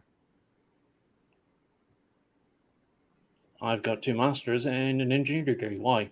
You have an What do you mean engineering in? degree? Like, are you electrical engineer, mechanical engineer? Like, what type of engineer? Electromechanical. Okay, cool. And your other 2 degrees, what are they? One is astrophysics. The other one is biology. Okay, so that you have a master's degrees in biology. Mm-hmm. Cool. What was your specialty? I didn't actually do a specialty, but I did a presentation on the aspects of the comparisons between the 3 remaining. What are they again? Monotremes. Expound. The 2 echidnas and the. This was your graduate thesis in a general biology master's degree. No, it wasn't a graduate. Oh, it was undergraduate. Yes. Because you said you had 2 graduate degrees. No, I said I've got 2 masters, which well, that would be well. Maybe we're having difference of language here, but a master's degree is a graduate degree versus undergraduate degree, at least in the United States. So when you said I'm not in the United States, if you can tell by my accent. Right. So that's why I'm asking for clarification. So 2 master's degrees are not undergraduate, are they? They're not like a bachelor's degree. No, I completed the undergraduate and was awarded the master's because of what I actually represented. Okay, cool. So why don't you expand on your thesis? Which one? Your one in biology. It was just in the aspects of the comparison between why there are only 3 remaining monotremes and how they actually came to be in existence where they are. Okay, and I'm asking you to expound upon your own thesis. Like, why do you make that? How do you reach that conclusion? Through fossils and genetic comparisons. So you had genetic comparisons of the fossils? No, fossils cannot be used for genetic comparisons because there's no. Right. No so where did you derive the genetics to compare to the fossils? Living populations. They weren't. So extant. So you were looking at extant organisms, correct? Yes. And then looking at historic distributions. Okay. Continue. I'm just trying to understand why this is going from where this started. Well, I mean, I'm giving you the chance to set the foundation for the ongoing positions. So continue, please. This suddenly has shifted from the aspect of, I found that your aspects of the debate was quite disappointing because of your presentation of Mr. Hovind. How about this? You just shift it any way you want. Well, I haven't. I didn't present anything, actually. No, I wasn't even part of the debate. I've been doing an after show host. So, but the reason I'm talking to you about this right now is you have been in my side chat talking shit on several different occasions. And now that you're here, I'm ready to have a conversation with you and get you to back up your crap. So let's continue on. Please continue to enlighten us on your graduate thesis. Yes, but why is this about me now? Because I came you in here talk to actually shit, make the discussion. and Yes, now we it's talk. time for you to back up your BS. If you want to come in here, you got to be able to back up your position. So please continue to Okay, expound if on I- your thesis. No, if I want to back up my position, then I can actually start talking about regards to the bullshit you guys have been spreading. Well, so what bullshit have I been spreading specifically? I like talking about aspects- monostreams. Say again? What, Jackson? I like talking about monostreams. I can do it. No, I want Beams to please defend your position specifically about the bullshit that I'm spewing. Yeah. The aspects in which you are actually presenting that there are evidence for what you present. The majority of links you present. What exactly is it that I'm presenting? You need to be specific. Be hyper specific, buddy. If you have 2 graduate degrees and are a electrical mechanical engineer, I would assume you have the ability to be hyper specific because it's necessary in your profession. So can you please hyper focus and give some specific delineations about the things that I have done in all of this that are in line with what the accusation you just made? This is why I was actually saying something to actually finish what I was going to say. A lot of the information you represent comes from things like blogs or misinformation or quote mines. Such as. Yeah, be specific, Well, man. take You're like just your giving example for your woolly vagaries. mammoths. These were that was from Live Science. No, That's that was from the Smithsonian. Smithsonian and Live which is also a Science. blog. It was from the Smithsonian and Live Science. Now, can you show the journal where it's from? Yeah, Nature Communications. No, the journal, not the actual publication. It's in the article. Dude, Nature Communications. There's the link is a in the journal. side chat. Go in there and get it. They're both there. You want me to do your homework for you? Hey, I happen to have this page open in front of me right now, and it literally says this study was published December 8th in the journal Nature Communications. And what is the name of the publication? Nature What is the name of- Communications. You want the title of the paper? Did you used to pay? That's what I Did was you used to asking. pay The someone to title do of the your paper- homework for you? The title of the paper is "Collapse of the Mammoth Steppe in Central Yukon as Revealed by Ancient Environmental DNA." That's the title of the paper. Thank you very And much. You actually finally answered the question. You asked for should the have asked publication. Yes. Okay, give There they another are. example. Give us another example now. No, I I'll have just more use the stuff that you examples. can refute while you're here if you So- want. so based on that example yet, I don't think. if something is published in Nature Communication, do you view that as a blog? I view most things that are not through anything as an academic paper as a blog, because until you can actually represent it, then it's just a blog. What are you talking about? So he dude? wants the DOI number. He wants the citation, the peer-reviewed published citations that they draw their conclusions from in the article. I mean, well, you have to go to the link and like scroll all the way Yeah, to the it'll bottom have- where they got, that's they right. got the sources. I mean, not really sure why that's that complicated of a concept. But continue with your position that everything is just from blogs, because I actually make it a point, and apparently, Beams, you have not paid attention, because I actually make it a point for myself personally. I construct all of my arguments directly from peer-reviewed papers, and I specifically avoid ones that are written by people who are creationists and such, specifically to construct the arguments that I make. So then why don't you represent the papers when you're actually presenting it and not just the photos of blogs? I've never presented photos of blogs, bro. Well, the one that you presented was. Let's just dismiss that dumbass talking point real quick, because I'm just going to pull one up right now and go where I point in presentations. It just goes back to how atheists never freaking pay attention to anything. So I actually make it a point to both screenshot the fucking paper and then before I ever read from it. So people, and I oftentimes make very specific delineations prior to that. Hey, I'm showing you a screenshot of the whole paper. So anybody who makes dumbass talking points like you're making right now will have no validity to the position that they're taking. Well, what is going on here with this thing? To specifically account for this sort of stupidity. It's amazing how atheists never actually pay attention. It's truly fascinating. What is going on with Google hackers? And Yeah, while we're waiting, That's you see progressives. those links in there in the side chat, right? I see one link. Try- I didn't see the rest of them. Okay. Which one do you not? You don't see the one from the Smithsonian? No, I only see the last one you linked because I The wasn't live in the chat science? for the rest of them. It's literally Yes. right above it.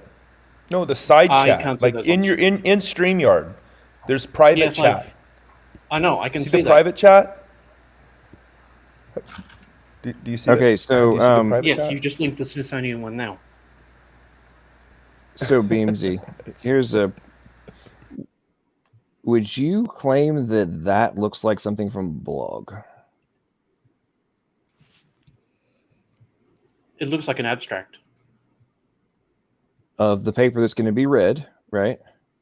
Yes. And then there's a screenshot of the white portion is a screenshot of the entire thing that's about to be directly from the paper. And then on the right is the words as well. They're going to be read. Okay. And then here's the next. Oh, there's another section that's a screenshot directly from the paper. And then up at the top, you've got the whole deal, right? And then let's do it again. Oh, here's another one. Just specifically in a presentation, right? When it's like, hey, here's the paper I'm driving from. Here's the actual deal. And then let's dive into the substance. Let's dive into the substance. Oh, wait, let's do it again. Let's do it again. I mean, it just goes on. What the heck is going on with StreamYard right now? There we go. Okay, here's another. Okay, I mean, this how I do it every single time. And what's going on with this thing? Why don't you present it I do as every that one time. is? Huh? Hackers, man.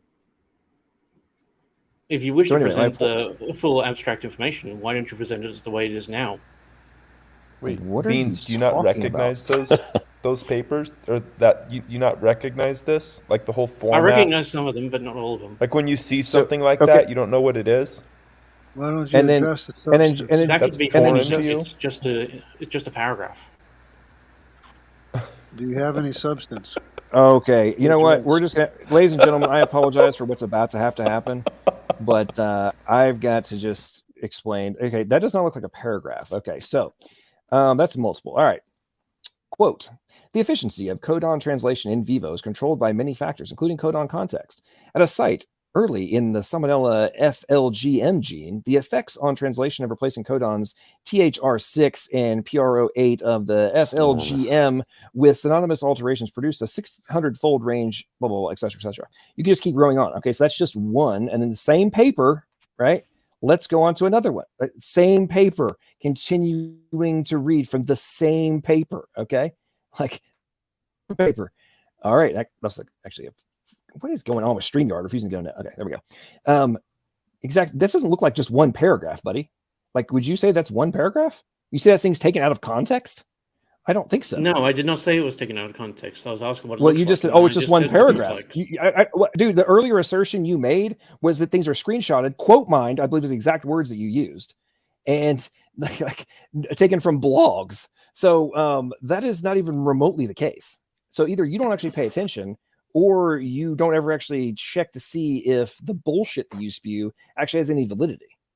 Because it's pretty obvious. Oh, and then the last thing I'm going to say about this, and then we'll get on to other stuff, is what I created specifically for annoying people like yourself that don't actually can't back up their own crap is I have a special folder accessible to everybody. And it's literally titled, there's a link to the annoying people. I made this especially for individuals such as yourself who claim that there is no access to the source materials that are being used and the screenshots of the title of the papers to make it very visual for everybody so they can know what to look for. I mean, we're just gonna pull some stuff up. So real quick, Matt gives the citation links on just about everything he talks about, like peer-reviewed, published citation links on everything. Secular ones.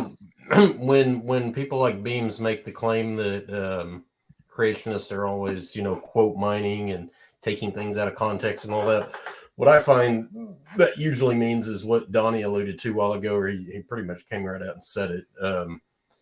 What they usually mean is you're not repeating more or less verbatim what the evolutionists think, therefore you're quote mining. And what the problem is, of course, is they're not distinguishing between physical, tangible evidence and the interpretation of the evidence. What they want you to do is give the interpretation exactly like they do it, as opposed to just focus on the physical evidence itself. Exactly. They don't really want to do that. They want to focus on the Exactly. interpretation of it.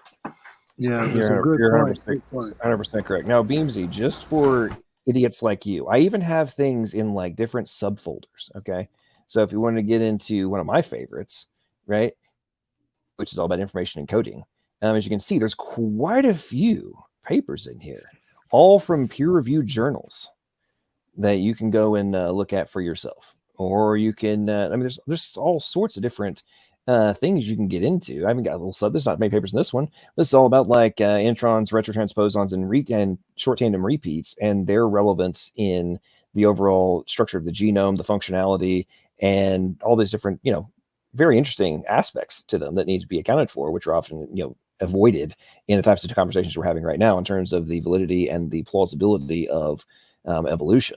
My point is, I've got all my stuff right here available for people to go and look at.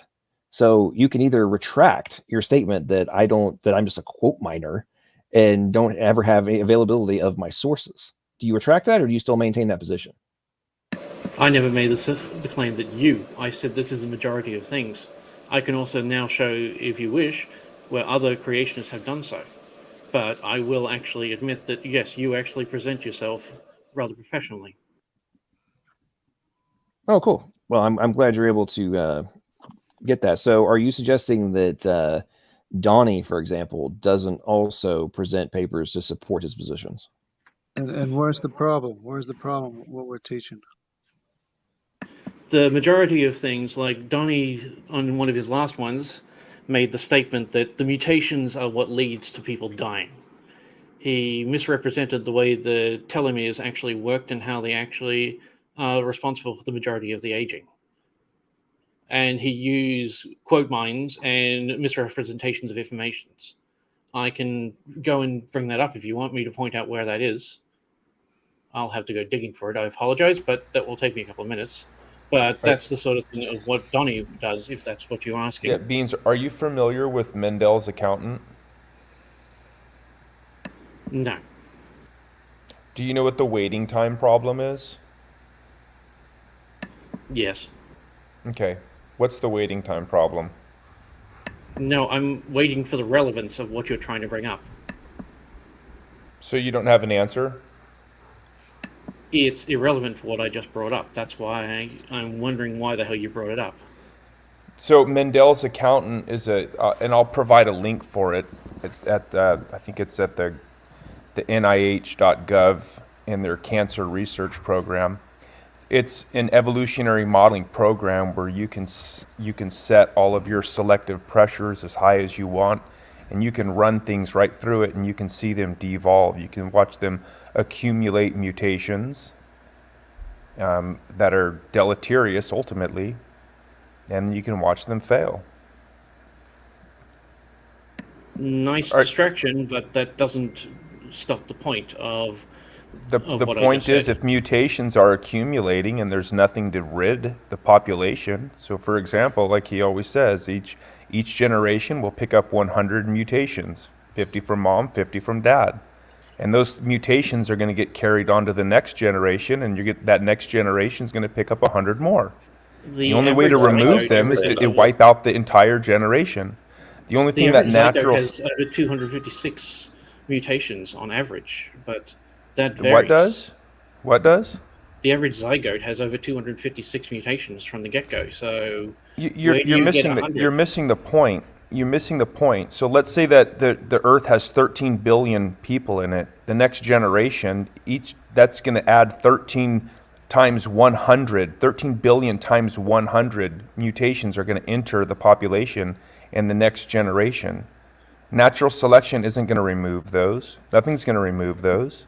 The only way to remove all of those mutations is to wipe out everyone. I've been doing some calculations about genetic entropy.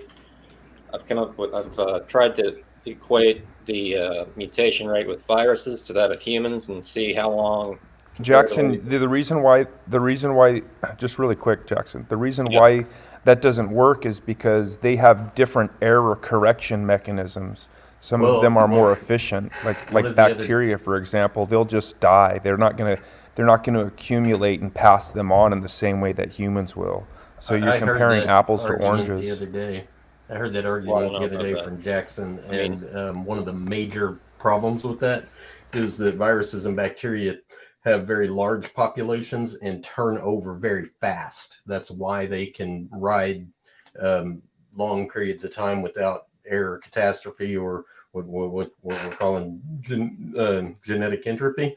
It's specifically because they turn their population numbers over so fast. Humans don't, most mammals don't. And so it's a big, huge difference between the two, and they're not comparable in the way you're trying to compare them. Well, I think if anything, the slower turnover of the population would slow the process of genetic entropy, wouldn't it? Well, you're saying literally the opposite of what evolutionary geneticists say. Well, Here's the problem, okay? Ignoring the timeline, okay? We can argue that later. What do you have that's going to remove these mutations? I've got in my note. There's selection pressures. I mean, most neutral mutations aren't going to do anything anyway. And if they do come to a point of becoming deleterious, they're going to be selected out. Yeah, so there's not really a thing as a neutral mutation. There's nearly neutral, but even nearly neutral is slightly deleterious, and they are accumulating. Because it's a deletion, basically, or garbled. It's an error. It's a copying error, and these copying errors are going to continue. And when you talk about selection, so imagine you have two kids, okay? Both of those kids are going to pick up 100 mutations. Now let's say one of those kids, one of the mutations that gets picked up is extremely harmful, and that child unfortunately gets removed by natural selection. Okay, you've increased the selection pressure, and that kid is removed from the population. The other child still has those 100 mutations, and their child is going to have 100 more, and theirs is going to have 100 more, and theirs is going to have 100 more, and theirs is going to have 100 more. You see? Speaking of your selective pressures, you can thin out the population, but you haven't reduced the number of mutations that have been accumulated throughout the generations. Let me get in here for a second. My children because got to they're be removed from hell. the gene pool here in a second and go to bed. Has everyone had their way with me? Can I go bye-bye? I got to go to sleep. Hasta luego. You're just running, Jonathan, because we're just going to come at you. Yeah, I'm scared. I'm leaving now. Appreciate you coming, Jonathan. Thanks for everyone. You guys are awesome. Thanks, John and everybody, and thanks for coming. Of course. I look forward to talking to you next time. Yeah, I'll be around. Don't be a stranger. I'll try not to. I want to see. Awesome. See you, Jonathan. Have a good night, man. I want to see Beams defend evolution. Yeah, he'd be tired. But there's a thing called mutation selection balance. I mean, an equilibrium of deleterious mutations or alleles. Yeah, I just want to point out. Physical evidence, or is that a? I just want to point out that Jackson is doing a decent job of defending his position, and he's also acknowledged that he hasn't studied these things for very long. But Beans, on the other hand, who claimed to have a master's degree, dead silent. That's because I don't want to butt in. But when it comes down to mutations building up in the genome, that's the basic principle of what evolution is. Variations of populations are just the buildup of those mutations over time. Yeah, that's the story, right? And then we find that these mutations are slightly deleterious, and now we have a mutation accumulation problem. Whoops.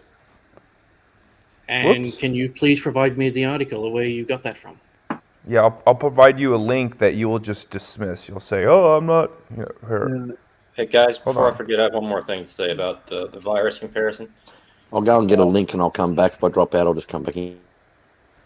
John Sanford used H1N1 as a positive argument for genetic entropy. So I figured using mutation rates of different viruses as an argument against it wouldn't be inconsistent. So yeah, that's about genetic entropy. How about defending the idea that things can acquire information that's not there to become something other than what it is? How about that, Beans? Beans, I put that link in the private chat. Yep, I saw that. Thank you. Go ahead and click on it and tell those folks what they're doing wrong. The aspect of what you're trying to actually represent, one thing becoming another, it doesn't happen. The idea of what is sometimes represented, especially by someone like Kent Hovind, as a dog will always produce a dog, that's the way it will always be, because mutations build up and change things that already pre-exist. They don't actually create new... Yeah, that's the story. The first part's true. Mutations build up. That we agree. We can observe that. We can test that. That's repeatable. That's demonstrable. But the second part, where you go on to say that that's going to turn a pineapple into a whale or however, whatever you think, that's the part that's where you're storytelling. No, you're approaching it from the top down, because mutation is blind. No, it's it doesn't look. Oh, it's blind. It's bottom up. Is it? So it's just random. They're random mutations. Which is nonsense. Yes. Bottom up. They're just fully blind. John, what do you have to say about that? I gave you a paper not that long ago.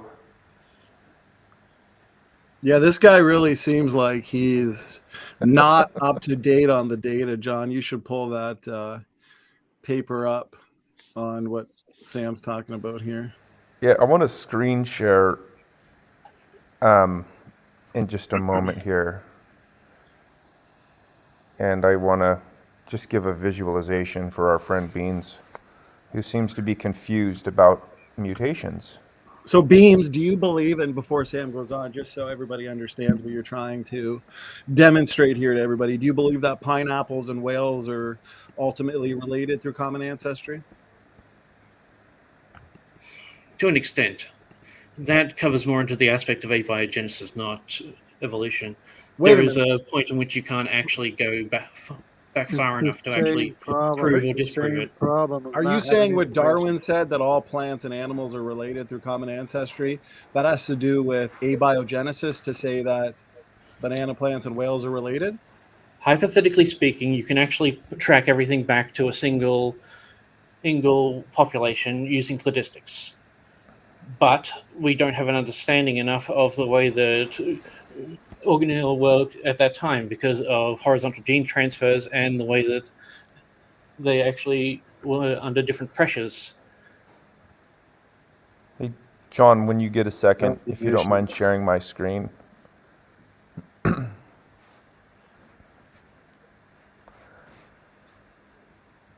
John might have stepped away for a minute.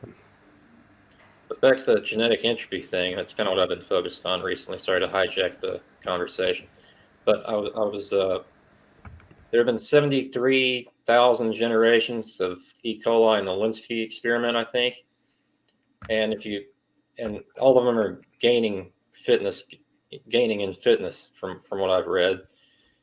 Now, if you equate each bacterial generation with a human that lives to be age 50, you get 3.6 million years, which is just a basic calculation. Like I've been doing some better ones with like HIV and mumps and T7 bacteriophage and all that. I could definitely address that. Well, here, let me address that real quick. So Linsky's long-term bacterial experiments there, Jackson, the only fitness gain you're seeing is fitness gain in a narrow sense. Okay. Because overall, what they're seeing with these very trivial adaptive episodes is overall Linsky's bacterial populations, they have shrank in functional genome sizes. Okay. Their functional genome has decreased. And in this artificial environment, they've lost a ton of genes because bacteria are known to go through what's called reductive evolution, lose genes for short-term adaptive purposes, but overall, it's a loss of genetic functionality. It's a loss of information. That's why his populations of bacteria are shrinking in functional genome sizes. So here's the thing: you have you have an artificial environment with these bacterial populations that have become lazy, weak, handicapped.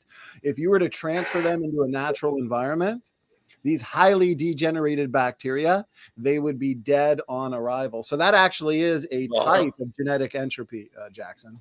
I don't think it's that they're. I think they're more suited to this particular environment now. I mean, it's not so much they're degenerated. They're not suited to any natural environment. They'd just be annihilated the moment they got out with natural bacteria. Right. Absolutely annihilated. So how is that evolution? they're weaker. I've got a quick question. Well, stronger in the environment they're in. Quick question for Jackson and or Beans. No, they're not actually. If you put regular bacteria into their environment, the regular bacteria just murder them all. Go and put them in that environment. If they're in an environment with only citrate, they wouldn't. Yeah, so Jackson, it's those what they're calling benefits, they come at a cost. They're giving something up. So for example, if you have a vehicle and you want to get better gas mileage, so you strip the doors off and you strip the seats out and you shed it of all of this excess weight, it's going to get better gas mileage, and that's what they're calling benefit. But in reality, winter's coming or summer's coming and you're going to get cold and you're going to get hot. The problem is when they put those bacterias with those what you just called beneficial, in a narrow sense, beneficial mutations, when you put those back into a healthy population, the healthy population will outcompete them. These other ones that had those what you called beneficial mutations. Excuse in a narrow me, what he sense, calls beneficial is them throwing out genes. All right, I just want him to understand that too. He calls they're throwing away stuff so they can survive, and you're calling that beneficial. Well, yeah, a lot of times they do reduce the genome, but I'm saying opposite of evolution.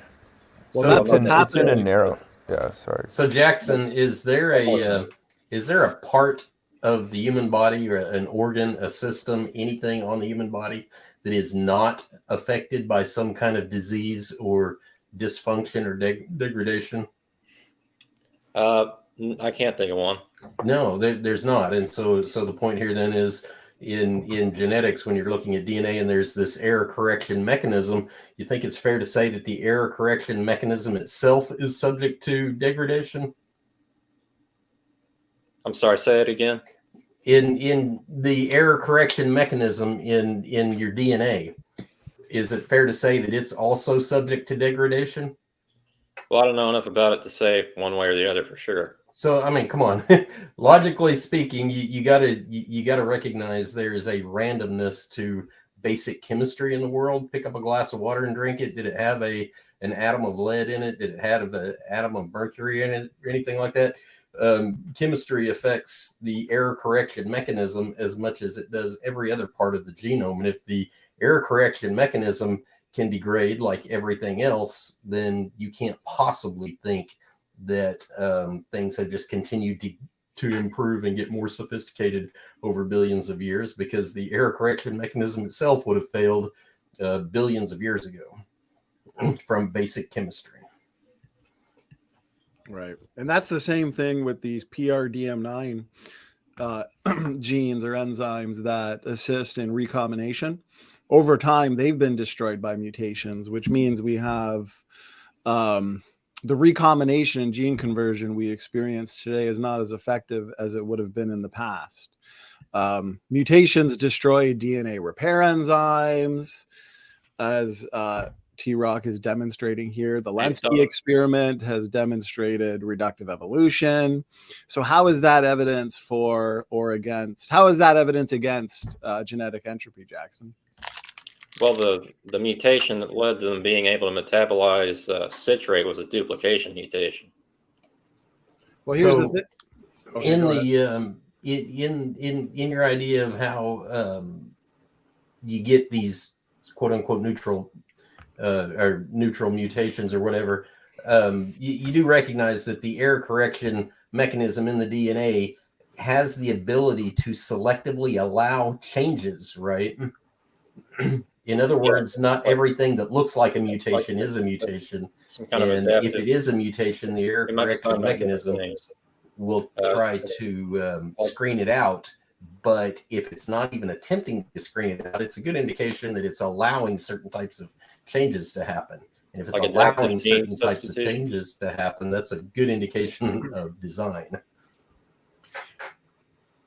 I'm almost certain that the major adaptation, Jackson, and I'll let you comment on this, in the Lenski experiment was simply the moving of a pre-existing gene next to a pre-existing promoter.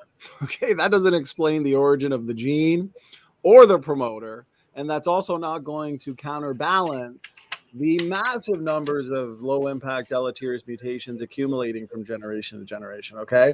Lenski's bacterial populations, they have shrank in functional genome size, so maybe there's been an increase in fitness in a narrow sense, just like Sam was pointing out, a great analogy, okay? You can temporarily get better gas mileage by removing weight off of your car, but that's reductive. You're destroying your car, okay, for a short-term gain or advantage in some way. And that's what we're seeing with these bacterial populations, is they are degenerating overall. Total functionality, which is the best definition of fitness, is going down. Go ahead. Do you guys believe in de novo gene Here we go. creation? No. You don't? De novo gene synthesis? No. Yeah. Okay. Well, I've got a paper and I made some notes that they were comparing novel genes and how they know that some are older and some are younger. Let me read some of this. Younger genes express less broadly and at lower levels. New genes, it's hard for me to read my handwriting, so excuse me. New genes not transcribed at levels above 1 fragments per kilobase per million mapped reads, while ancient genes were above 1 FPKM. 38% of ancient genes are in all populations. Only 17% of the new genes were. Hang on. Well, let me explain that to you. Were less CG depleted than ancient genes. Younger genes are often gonad specific. There's a couple more, but yeah. Well, see, here's the thing, Jackson. When it comes to these orphan genes, these taxonomically restricted and essential genes that evolutionists have no way to explain naturalistically, what you're seeing in these papers that have to do with de novo gene synthesis or the de novo origin of these essential genes is either a loss of orphan genes, okay, because when you have decreases in genetic variability, you're losing orphan genes alongside that decrease in genetic variability. But, and I have a couple papers here to demonstrate this as well, they have observed many orphan genes that are only expressed under specific sets of environmental conditions, okay? And depending on the stresses that the organism, for example, one paper that I have is talks about the water flea. And depending on the environmental stressor condition that the water flea is under, certain orphan genes will be expressed. So they're going to say, well, this is, the de novo origin of an orphan gene. No, it's an orphan gene now being expressed. It was already there. It's already built in. It's now being expressed because of a differentiating stressor. That doesn't explain the origin of the DNA methylation changes because you eat something different or move to a different environment with more or less oxygen. Your DNA methylation changes, which switches on and off genetic switches, basically, is what he's saying. So that's what he means by stressor. Yeah. So you're anyway.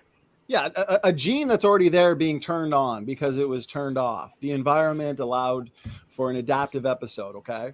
That doesn't explain the origin of the gene. That would be like, for example, cars nowadays, they can, if you're driving on the highway and you start going into the opposite lane, a sensor will trigger. It's called a lane assist, and it'll put you back into the lane. Or, for example, if a car is getting too close to you, your car will beep and let you know.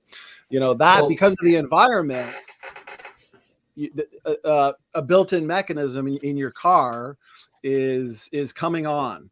Okay, that's what we're seeing in these organisms. Is we're seeing a lot of genes that are not yet expressed.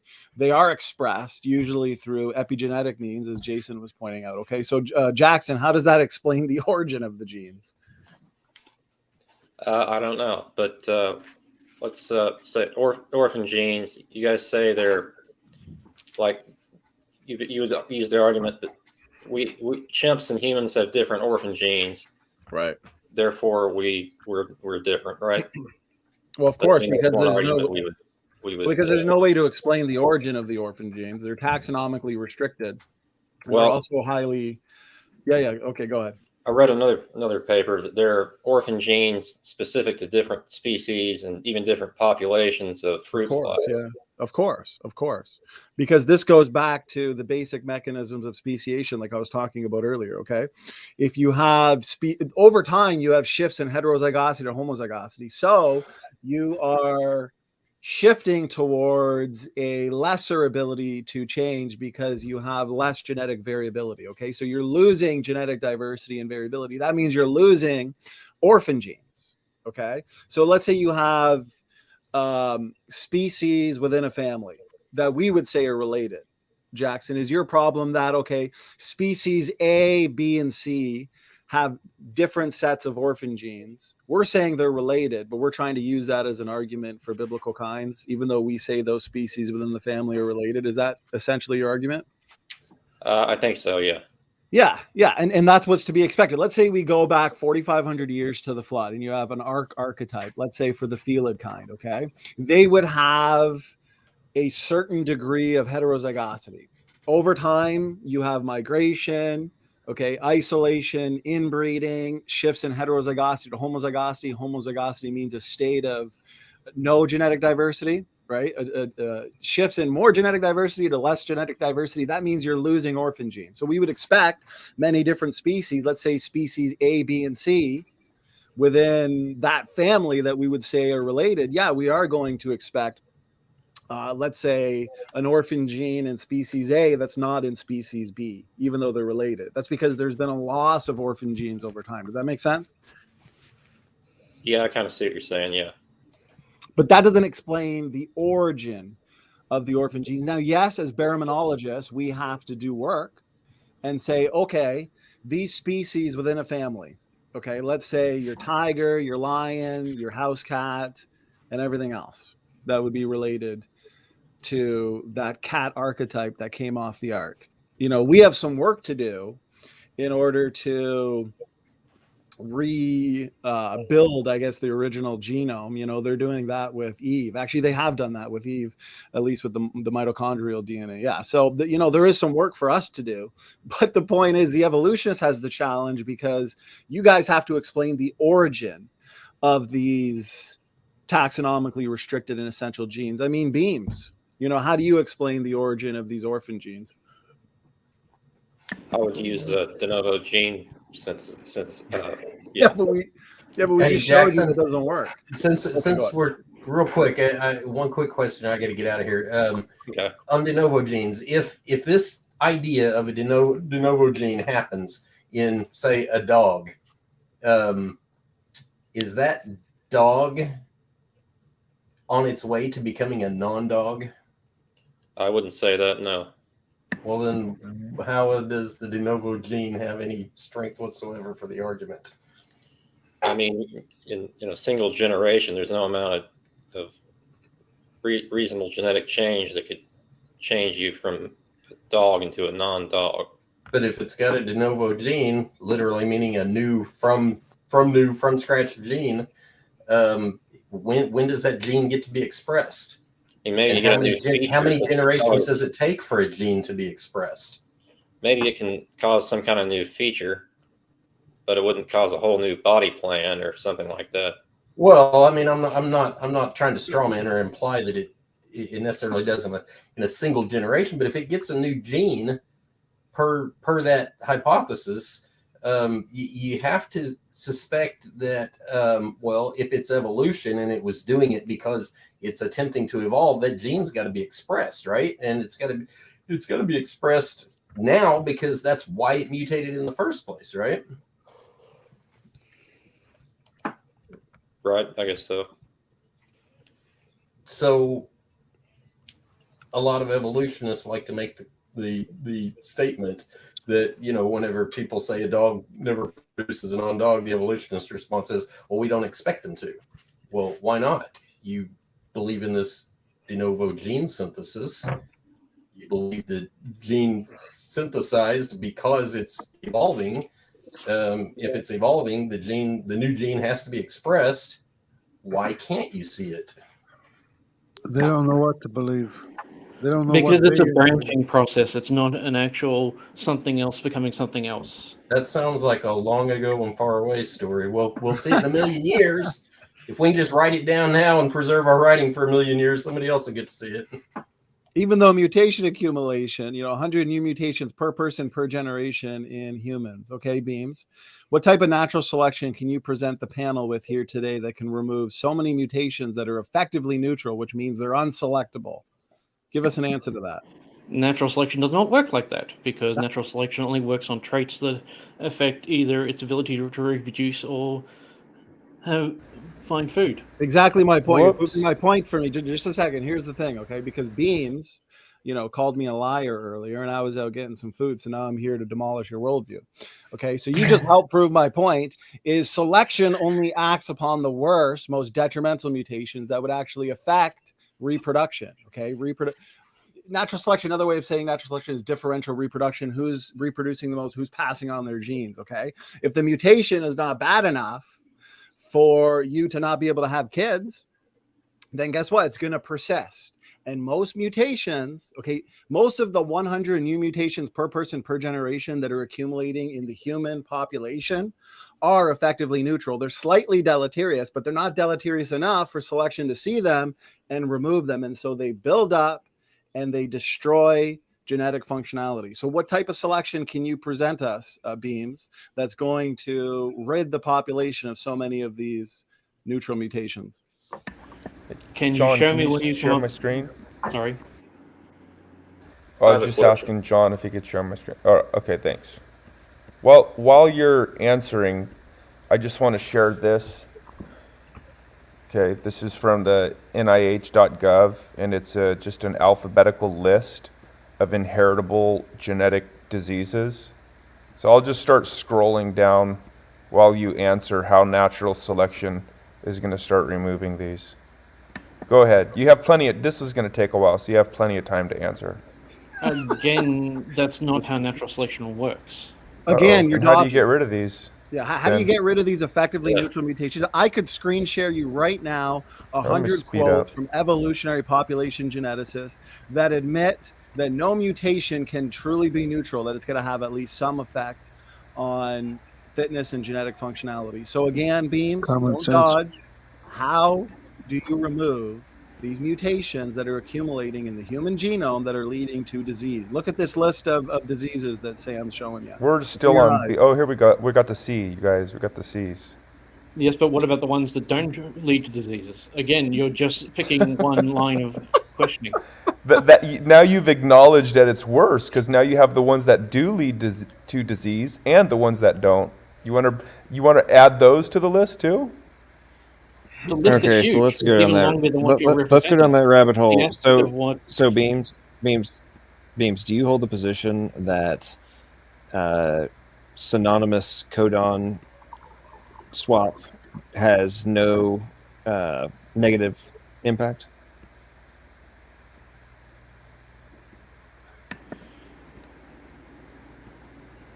That's a little bit unfounded, because there is still a lot up in the air about that one. There are some that say yes, there are some that say no, but I'm unsure about it because I haven't read enough about it. Okay, well, I can just tell you that it's not not really being established. It's pretty well established now over the last 5 years, and there's papers that were published this past month to further substantiate the point I'm about to make. But we're now finding, and by the way, one of the most recent papers was specifically on how the whole aspect of neutral mutation via even synonymous codon swap is not actually neutral, given the fact that we now know that it directly impacts protein synthesis. So if what I'm saying is true, wouldn't that rather significantly negate the point that you're trying to make?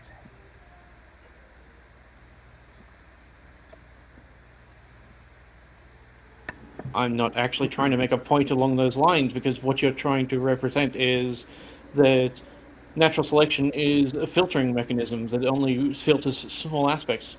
Yes, genetic changes will build up in populations over time. What's your point? That's the way. I'm addressing your point about natural selection specifically. Yeah. Right. And if these mutations are not actually neutral, right? Are you having a degradation in fitness? That is determined by the environment. That's Okay, determined by the beams. environment. Okay. So if you have gene sequence A, and even if you have a supposedly what we thought were neutral mutations, are actually degrading the overall efficiency of the protein synthesis. Are you saying that that has something to do with environment in terms of what is causing all of this and is going to have to be accounted for? No, the cause of it is due to mutations, but natural selection can only act as the environment within certain limitations. Yes, selection is limited. That's the problem. John, share my screen real quick. I just want to back up what you're saying here from the secular literature, because Beams likes the secular literature, and I don't blame him. Okay, so notice this from this paper, The Distribution of Fitness Effects of New Mutations, okay? These aren't young Earth creationists. Okay, Iyer, Walker, and Keatley. It seems unlikely that any mutation is truly neutral in the sense that it has no effect on fitness. All mutations must have some effect, even if that effect is vanishingly small. However, there is a class of mutations that we can term effectively neutral. Beams, do you know what does effectively neutral mean to you? It represents things that at this current rate and time have no effect, either positive or negative.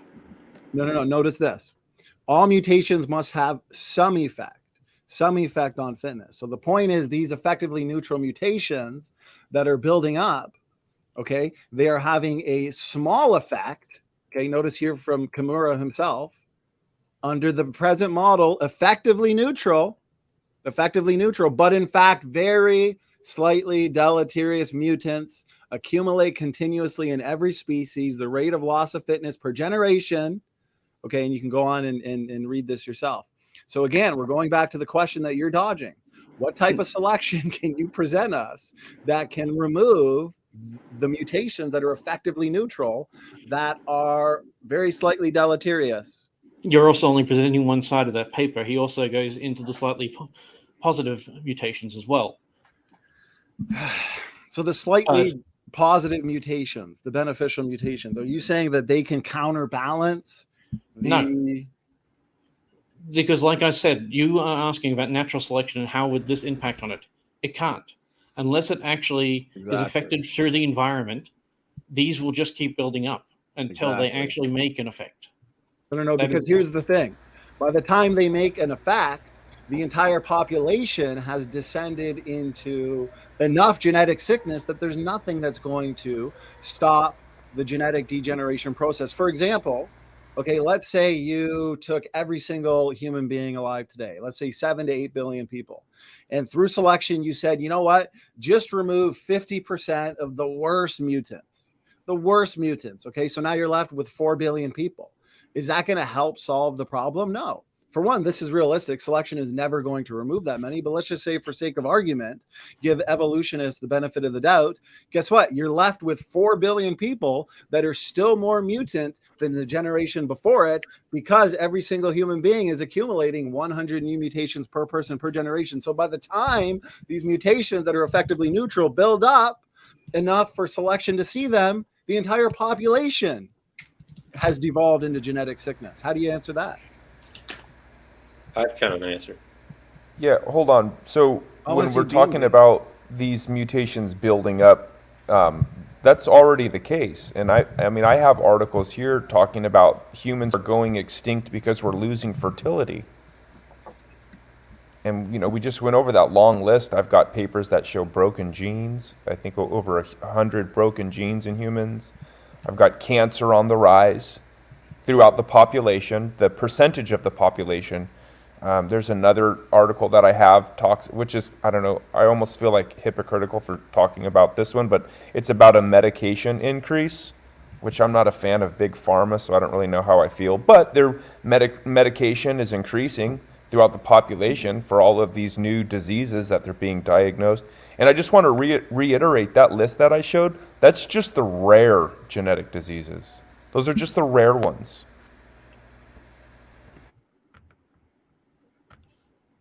So Beams. Yeah, go ahead, Beans. Yeah, let's hand it to you. So if the entire population has accumulated mutations and every single generation is worse off than the generation before it, again, the question is, what type of selection can you present us that is not just going to slow down the degeneration process, but actually solve it? You are making one assumption by saying that it's worse off. Can you It show is. to me that the population is worse off?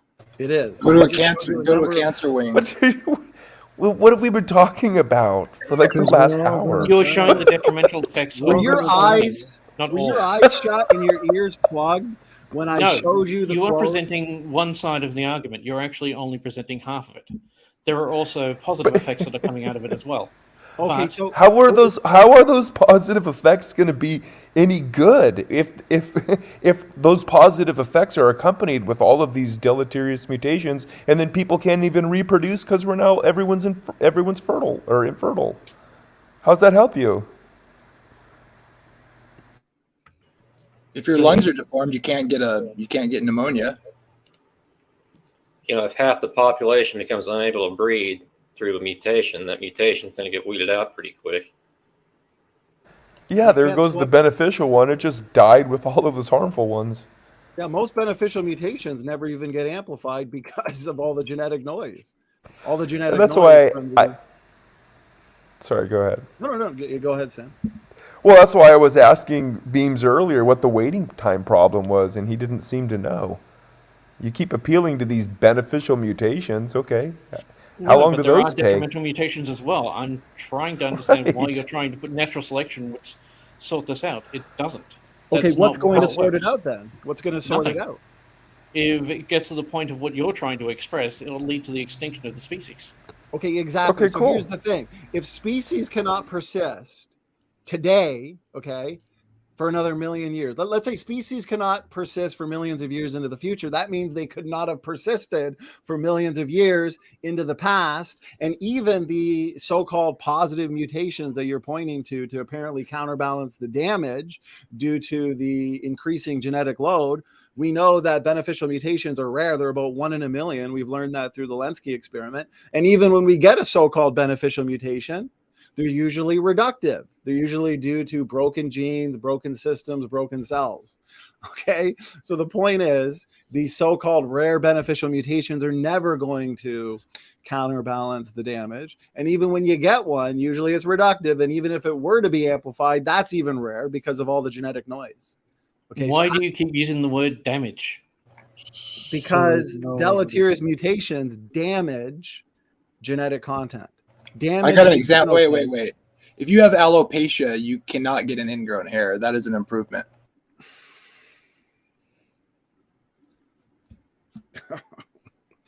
So again, listen. Is that the disease? Is that the disease where you have no hair? Yes. Yeah. So there, like for example, the best beneficial mutations they can point to, right? Or like look at sickle cell anemia. There's an advantage, sure, but that's due to a broken cell, broken protein, broken gene. So sickle cell anemia and malaria are both bad. Okay, we don't want any of them. Or they can look to like epigenetic examples where you have an adaptive episode due to a gene being expressed or turned on. Okay, none of this is going to counterbalance the damage. 100 new mutations per person per generation. Most of them deleterious, especially because we know that the majority of the genome now is functional. And they've done calculations, they've done numerical simulations showing that even if the genome was only 10% functional, it's still too much for the human population to persist for hundreds and hundreds of generations into the future. This is a problem the evolutionists have to address, and I'm not seeing it being addressed here. That's because nothing you've expressed has ever been published in any way that I've actually experienced. I just showed you. Yeah, I just gave showed you a you link 3 too. papers. I just showed you 3 papers. Do you want me to share? Hang on. Here's the real question, Beamsy. How often do you actually go and Google papers on the topic? As for the de novo and things like that, not very often. I haven't actually been doing much research in the last 6 months. Okay, what about the last year? Last year was mostly about astrophysics. Okay, so the last 2 years. Last time I really went into biology was about 3.5 years ago. Okay, cool. And then what specifically were you looking at 3.5 years ago? Mostly monotremes. Okay, cool. So you weren't looking into the things that are being discussed about this, is that correct? I'm also trying to understand why you're asking questions that actually are It's pretty not linked to each simple. other. Well, actually, there is a link. So just answer the question. I'm getting to a point. When was the last time you were actually looking into the sorts of things, topics that are being discussed in this evening? Probably about 4 or 5 years ago.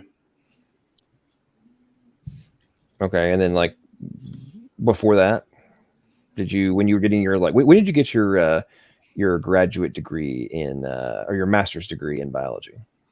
I finished that about 3.5 years ago. Okay, cool. Interesting. So basically, after you got that, you didn't really look into anything after that. Not really. Okay, and then when you were researching all that, were you actually getting into the type of stuff that we're talking about tonight, or were you just looking at monotremes? Mostly mammalian, so statistically a lot higher in the cladograms. Okay, so I'm guessing you weren't actually looking at this from the molecular level, were you? Not to the specifications of what you're presenting. You're actually doing a lot more targeted towards hominids. Well, actually, the concepts that are being discussed apply across the board, not just to hominids. Mostly what you're presenting are hominids, but yeah. What am I presenting that's hominids? Humans. That's what. Well, I know what a hominid is. I'm asking what the arguments that have been The being mutation put forth rate in is general. pretty much high in every species. So yeah, mutation accumulation is bad. We just demonstrated Lenski's experiment that Jackson Rowe brought up as a supposed counter argument to genetic entropy. Even his bacterial populations are experiencing reductive evolution. Go ahead, Jackson. I know you unmuted yourself. Hey, real quick time out. Jamie has got something coming up. We're gonna do a little quick promo, and then we'll get back into conversation. So, tell us what's going on with you, Jamie. Unfortunately, it won't let me do a full screen in my thing because it's just a premiere. It's a upcoming thing, but it says CJ the synagogue at the bottom. Tomorrow night, I think it says the best way to do the time would be can you see that? Yeah, there we go. So I'm doing I'm going to have a live panel discussion on the nature of hell. So anybody who can come or wants to come would be great, and bring questions if you disagree or whatever. Everybody's welcome to engage or whatever. We're going to talk about it. So I know definitely be interesting because we've got Chris Date, who I believe is he's an abolitionist, right? Or sorry, annihilationist, right? Yeah, we're all conditional immortality. There's different views about other things related that we all hold, but we agree on that. We're going to talk about what the Bible says, and I want to take questions from the audience, especially from anybody who disagrees or verses and stuff. We're going to talk about. It's going to be a scriptural thing. So, if you disagree, come on, bring it on, and we'll make sure you post a link in the slide chat for everybody as well. Thanks, John. You're welcome.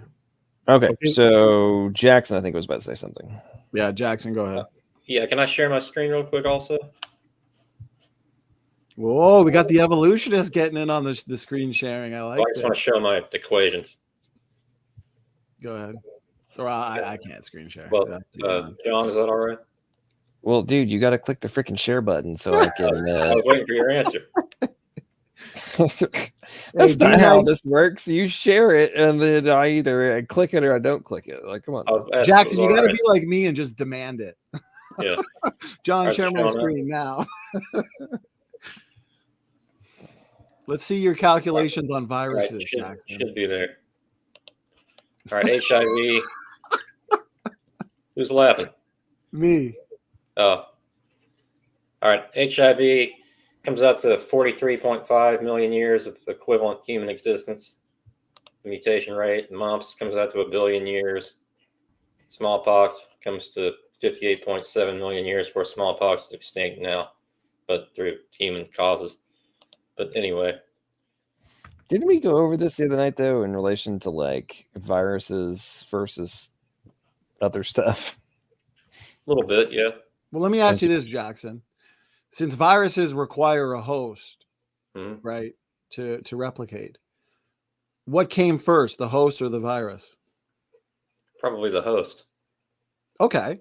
And that's exactly what the creationist model would say. Variation inducing genetic element hypothesis that states, because here's the question. We know that viruses, for the most part, are beneficial. Most people, when they think of virus, they think of something bad. Well, no, most viruses are beneficial. As a matter of fact, you have more viruses in and on your body, Jackson, than you do cells and bacteria. What are most of them doing? Most of them are regulating parts of your body, aspects of your body, such as the number of species of bacteria. You have, without viruses, the species of bacteria would probably take over. Who knows? We see that throughout entire ecosystems. Okay, so the point is, you're looking to viruses, which probably originated in the host. That's what we would say. Are viruses, endogenous retroviruses, viral-like elements, are they originally created units of DNA function? Or, you know, according to the evolutionists, I'm sure there's a number of hypotheses to try and explain them. So why do you keep looking to viruses as a counter to genetic entropy, which was written for longer lived mammals? It's like apples and oranges. Go ahead. Even Sanford uses H1N1 as an example. He did use the H1N1 example. That's true. And it did go extinct due to a linear accumulation of mutations.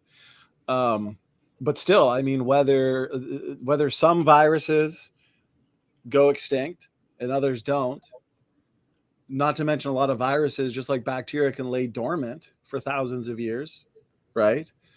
It doesn't really do anything in terms of the bigger picture, what genetic entropy was originally written for, and what these population geneticists have always acknowledged as a problem. Alexei Kondrashov, Kimura, okay. Well, that's another thing. Lynch. Kimura, in the book, and I haven't read the book, I've just read this about the book. He kind of misrepresents Kimura's graphs, and he seems to not have read the whole paper, which I did find the paper. No, he didn't misrepresent the graph. See, here's what happened is Kimura said that beneficial mutations should be able to counterbalance the damage, but he didn't actually demonstrate that. He kind of just threw that out there like, well, you know, we have a problem here, but kind of like Beams was doing earlier, beneficial mutations, you know, they'll probably counterbalance the damage. They'll solve the problem. While Sanford actually looked into that. So Sanford didn't misrepresent the graph. He actually took it one step further and said, let's see if beneficial mutations would work to counterbalance the damage. And guess what? They don't. So where Kimura didn't look into his rescue device, Sanford did and found out it doesn't work. There's a quote in the Sanford's book. It says there are basically essentially no beneficial mutations at all, which isn't true. What page? I don't know what page. No, Sanford said they're so rare, it pretty much means nothing, which is true. They're about 1 in a million. When they do happen, they're reductive usually. And the ones that aren't reductive, let's say, are usually due to epigenetics, some type of adaptive episode that was based on pre-existing genes, a gene being turned. I mean, we have millions and millions of genetic switches in our genetics just waiting to be turned on via some type of environmental cue or stress or something like that. So yeah, the point is, it's almost like they don't happen is what he's saying. They happen, but it's almost like they don't, because they're not going to do any. See, here's the thing. While you're waiting for one single beneficial point mutation, you have massive numbers of nucleotide sites being degraded.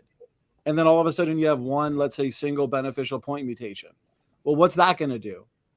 Right? It should be about net gain versus net loss. All you're ever going to get is what you get in the Lenski experiment, shrinking functional genome sizes.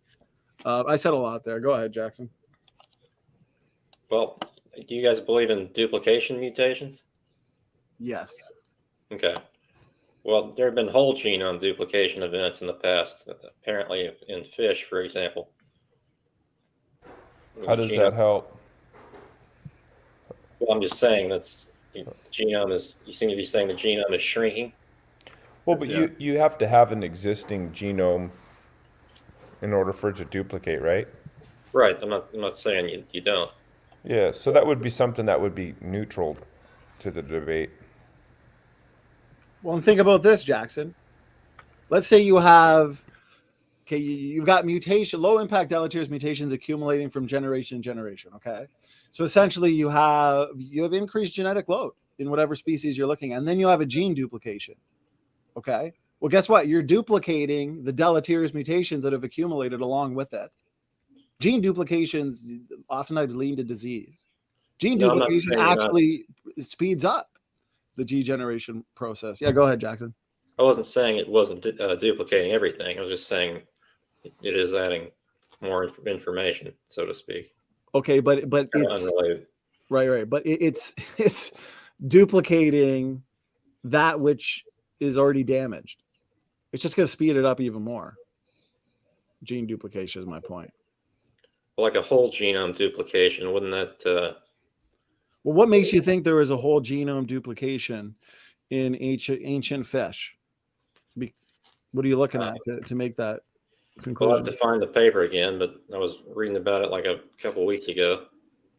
Because oftentimes they'll look at gene families and say, well, this one is similar to another gene family and another organism, and then assume that it was the result of gene duplication. But they're just imposing that on the data. They don't know that. Well, but there was another one for tea plants and arachnids. Yeah, and I'd ask again, what? I know, I'm just saying. How are they coming to that conclusion? Are they looking at similar gene families and assuming that this was the result of some past hypothetical, unobservable gene duplication event? And here's the thing. There's a waiting time problem with gene duplication too, because you have what's called neofunctionalization. So you have a gene that's duplicated, and then that duplicated gene needs to go under a series of beneficial mutations, right? And then become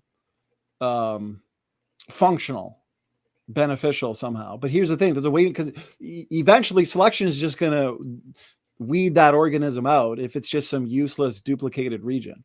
So it needs to experience a series of mutations in enough time that allows that to happen before selection just gets rid of it. Like, well, what's this doing here? This is useless junk type thing. Does that make sense? Yeah. If you want a good indication in humans for full gene copying, the myostrain hypothyroid that you actually get in, what was his name again? The kid in Vietnam from a couple of years ago. He had a double gene copy. Again, nobody's arguing that gene duplications don't happen. But for one, they're rare. When they do, there's still a waiting time problem. They're often also directed, usually by some form of transposon. So you can call that novel. Right. And if it's directed by something pre-existing in the genome, again, that's usually an example of this design adaptability. But I wasn't necessarily calling it novel, but no, I understand what you're saying. You're just trying to say this could show how genomes can increase in size. But the question still comes down to net gain versus net loss. The size of a genome does not necessarily equate to the complexity or the functionality of a specific genome, right? I mean, there's certain like lizard species, I believe, that have bigger genomes than humans. Yeah. But the point is, and the question is, what's going to counterbalance the damage? It's kind of like this. I have a car, okay, and I get regular oil changes. Change the tires, get new windshield wipers occasionally, whatever. I do my best to take care of it. But over time, rust builds up. The car degenerates, gets worse and worse. After 10, 15 years, eventually your car, you got to get a new one. It's not running good. Even though you improved it in a narrow sense. You got new tires occasionally, you change the oil, whatever. You put premium gas in. But none of that ever actually improve the total functionality of the car. The car still accumulated rust, and eventually you had to get a new one. It was useless at some point. That's what we see in genomes too. The rare beneficial mutation that pops up that, let's say, is not reductive, just not going to counterbalance the damage, is the point. Go ahead. I have a question, and there might be one. I just haven't been able to find one. Is there a secular paper for of someone mentioning the genetic entropy or error catastrophe causing the extinction of a whole species? Yeah, we do have examples of error catastrophe in lots of species. We see it in the mammoths. They were highly inbred. They had a high genetic load. We see that with Neanderthals, highly inbred. Probably Tasmanian devil. The cheetahs currently, due to inbreeding, isolation. We see Well, with examples of inbreeding isolated butterfly populations that are highly genetically compromised. Yeah, go ahead, Jackson. Are inbreeding and error catastrophe or genetic entropy all just kind of interchangeable? No, it's. I always say this: these isolated populations that go extinct due to inbreeding and mutations coming to the forefront, that's like micro genetic entropy. That's genetic entropy on the small scale. Inbreeding and the results of inbreeding is a sneak preview into where we are going genetically as a species. Because remember, every single human being, we are like one big interbreeding population.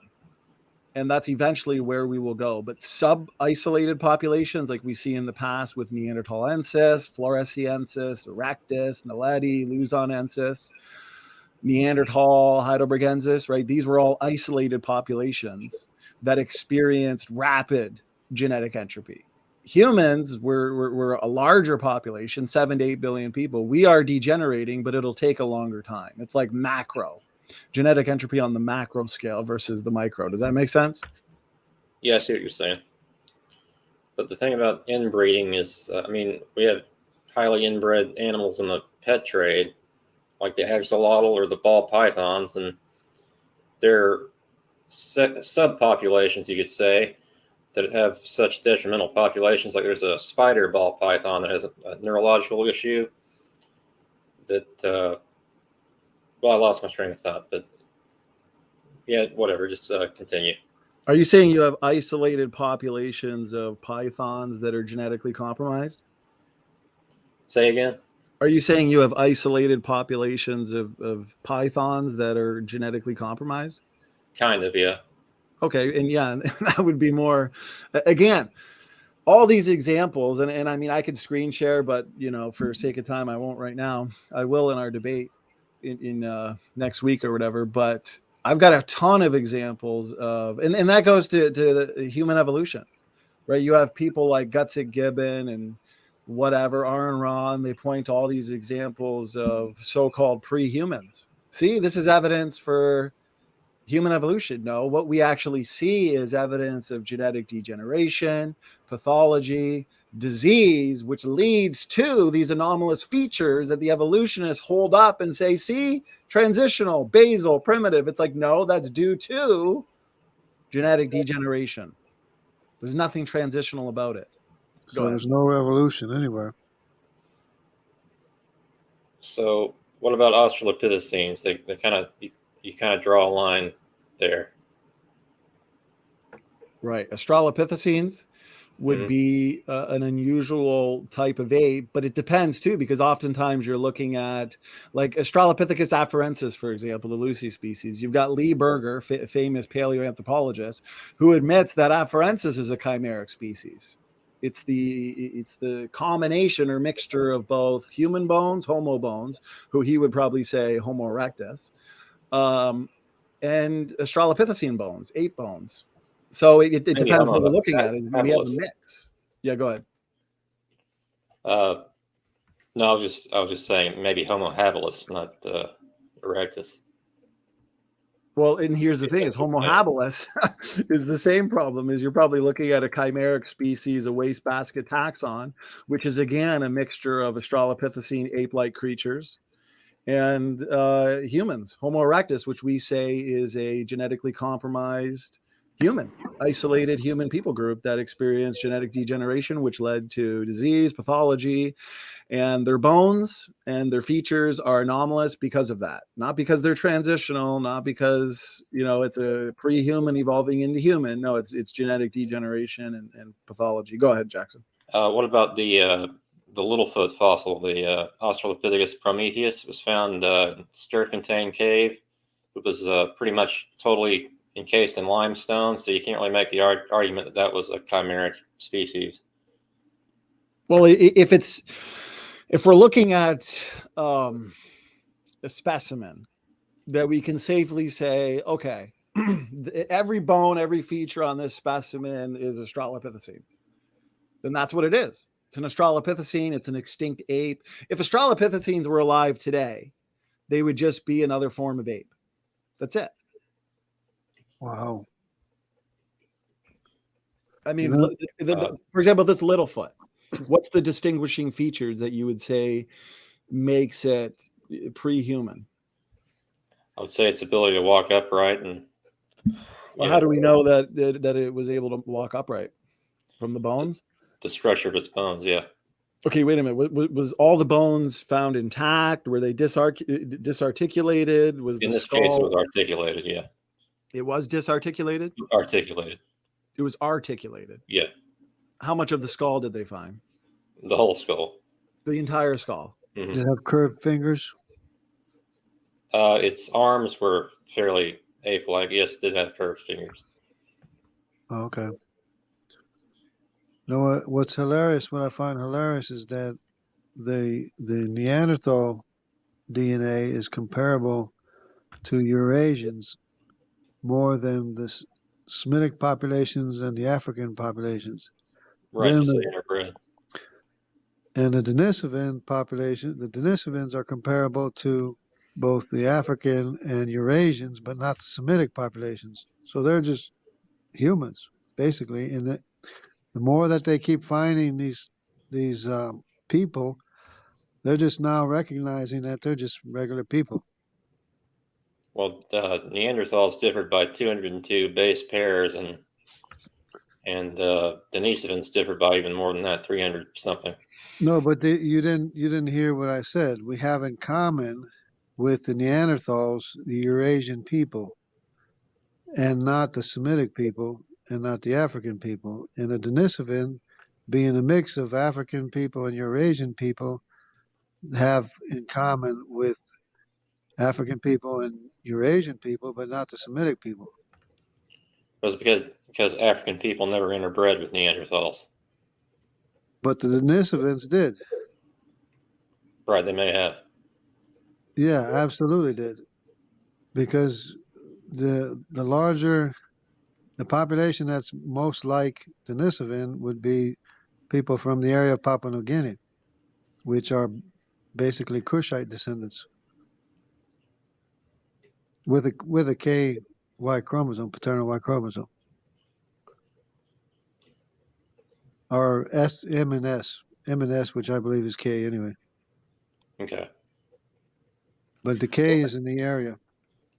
And here's the thing: if I were to screen share right now, and I won't do it for sake of time, but I've got articles that show now that the Australopithecines and then the many variants associated with the Australopithecines and humans all live together. Like there's overlap.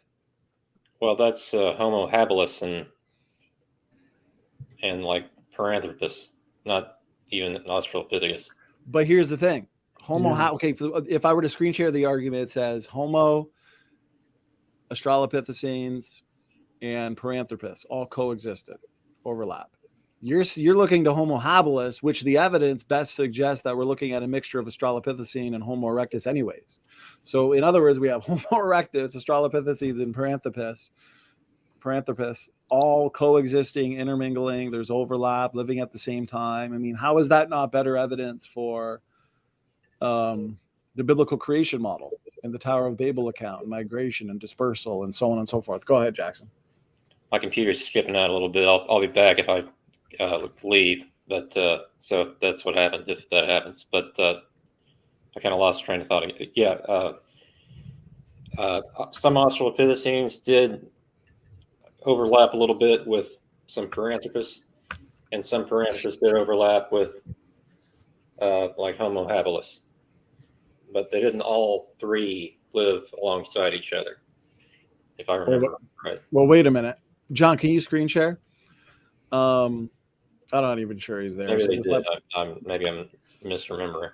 So, for example, this article here in Groundbreaking Find 3 Kinds of Early Humans. I'm not sure if my screen share, but I'll just read it anyways. Early humans unearthed living together in South Africa. The different hominid species, possibly including the oldest known Homo erectus, existed in the region's hills and caves. 2 million years ago, 3 different early humans, Australopithecus, Paranthropus, and the earliest known Homo erectus. Right. So that would be Homo ergaster.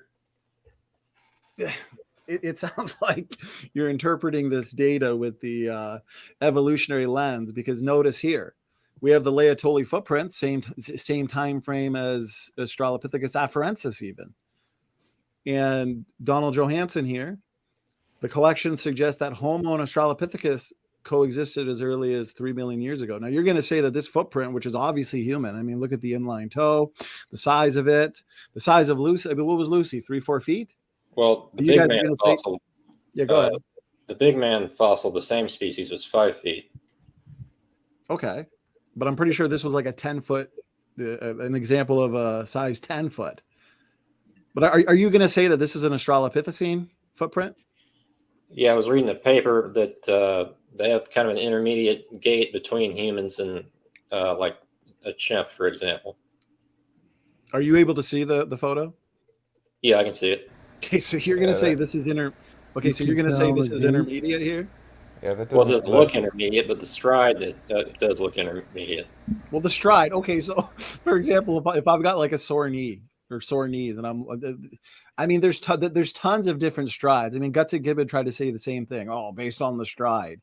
I mean, there's tons of variant strides even today, and these are people in a time where, you know, we're seeing the rekindling of culture and civilization and so on and so forth. And it's like, you're going to have all sorts of strides. I mean, how does that prove that it's in an intermediate stride? Well, Just look at the footprint.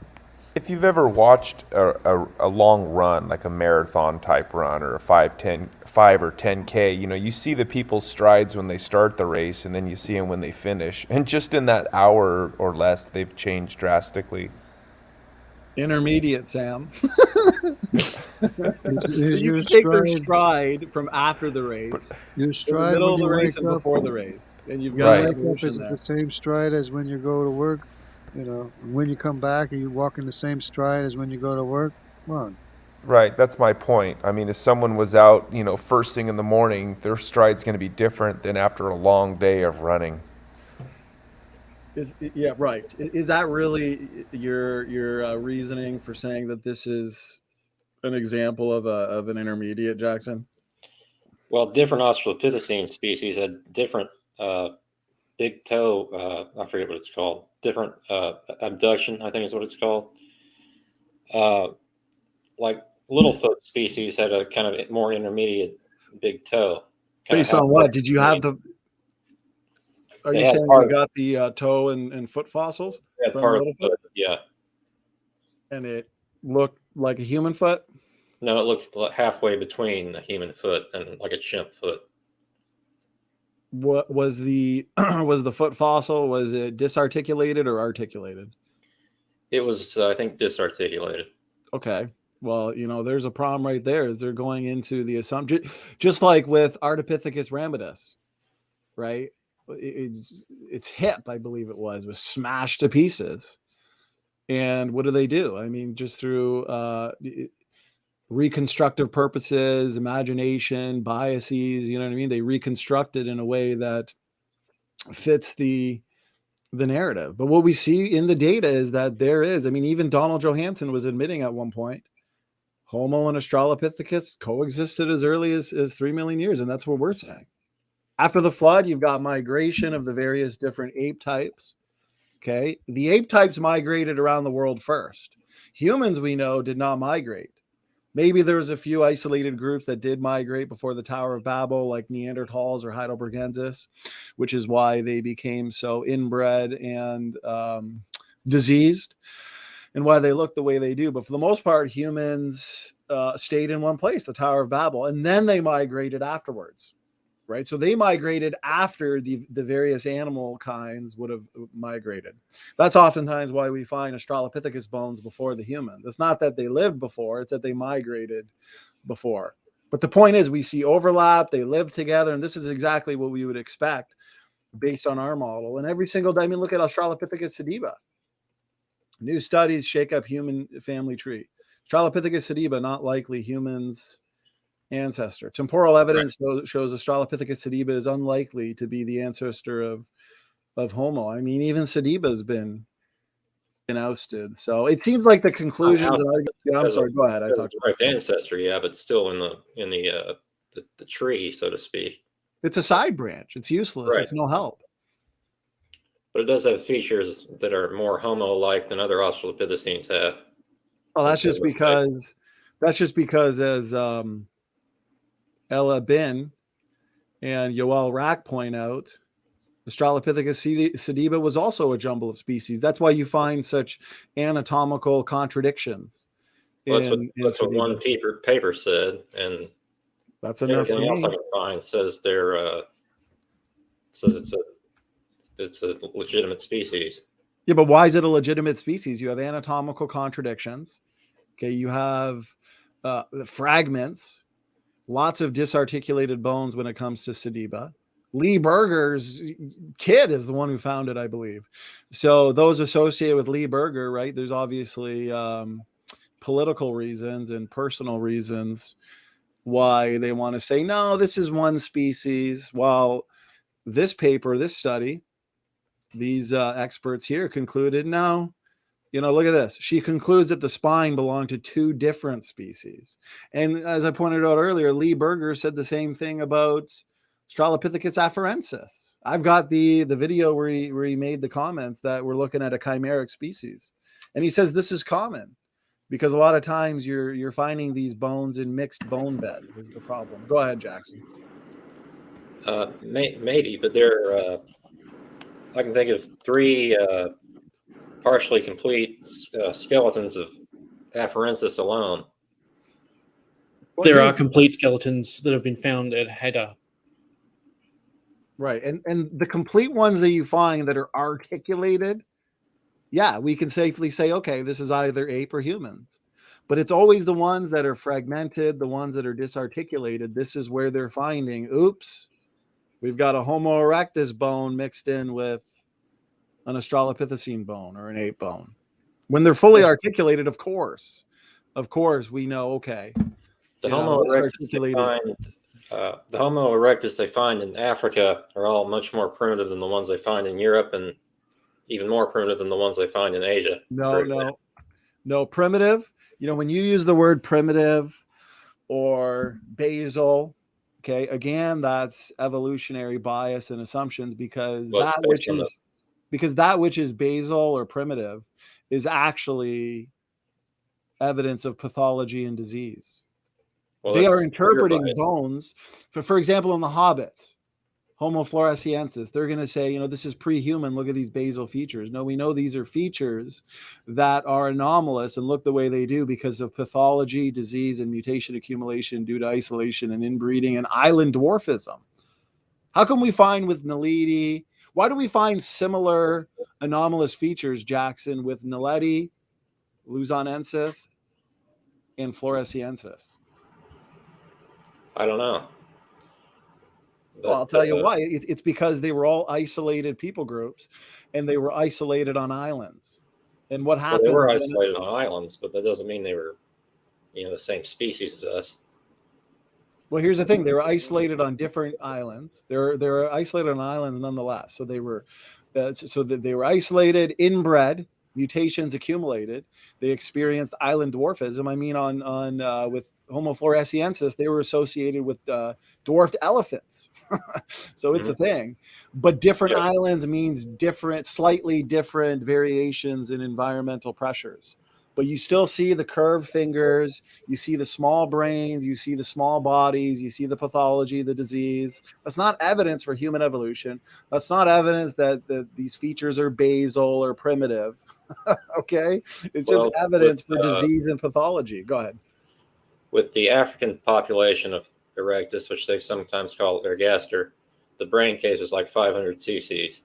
Yeah, that's what happens. Here's the thing: when it comes to brain sizes, natural selection will reduce brain size because brains are energetically costly. So when you're isolated on an island, let's say you got a small people group like the Hobbits or Naledi, okay? There's limited food, limited resources, they're a small population, they're in starvation-related conditions. What happens over time is the brain shrinks because the brains require a lot of energy and nutrients and so on and so forth. So over time, yeah, you get small bodies, small brains.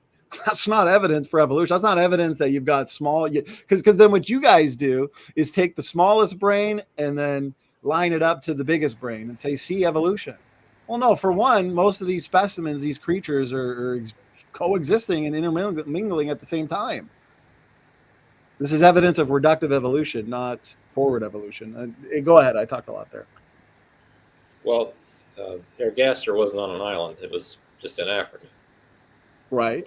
But ergaster or erectus still had the same types of evidence for genetic degeneration. They still had evidence for reductive evolution. They had the same anomalous features.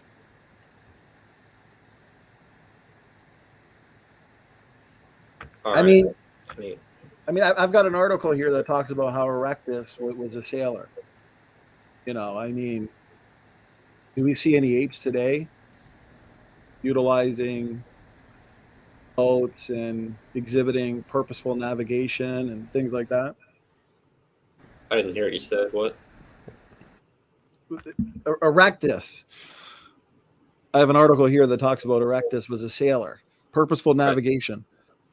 Right? Yeah.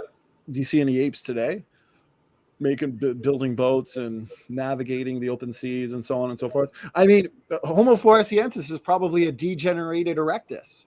Right. Right? Yes. Because you have erectus, which is already a degenerated human, becoming isolated on an island and becoming even more degenerated. But didn't the monkeys surf to South America? The dinosaurs? What? The monkeys, didn't they surf to South America and the dinosaurs too? I don't know how they got to South America, but they did. I'm just kidding. It's a joke. Oh yeah. Well, it's not really a joke, but yeah, go ahead. Well, yeah, it was a paper, wasn't it? Right. Yeah. Wouldn't you guys have the same problem though if the art story was true? Every animal would have to get to every island. Yeah, but wouldn't it be well? Yes and no. There would have been land bridges, right? And there would have been an ice age following the global flood. But here's the thing: rafting in fresh water is a lot different than rafting in salt water. Because what do you drink when you're rafting in salt water? Right, but that's a problem. The ocean was fresh water during the flood. Well, yeah, it would have been fresh water because we can measure the erosion rates. I'm sorry. Jackson, go ahead. I believe that the continents were joined together until 100 years after the global flood, and they broke apart anyway. So the monkeys could have walked to South America, just like the jaguar walked to South America, and got separated from the leopard. But you can go to continental NASA. shelves only go so far. Where's it going to walk from? Is it going to go over the Bering Strait? There's an image on NASA. You didn't hear what I said. You didn't hear what I said. Africa and South America were joined until 100 years after the global flood, and they broke apart. That's what I believe. All right. That's how the jaguar got separated from the leopard, and the honey badger from the greater grison, and all the other animals reached South America, including the possum. But, would you agree, Jackson, that a lot of these so-called pre-humans that we're talking about, like Naledi, Floresiensis, Do you believe that they were inbred and genetically damaged? No, I think they were separate species. Maybe you can make the argument that Floresiensis was inbred because it probably was, being on an island. Was Homo naledi found in isolation and in a small population size? I think most of the specimens were found in one cave. Right. But that doesn't mean they only lived near that one cave necessarily. What's the estimated population size of naledi? I don't know. Okay, so you have the same similar features in these people groups, right? That you want to say the features are basal, pre-human, transitional, whatever.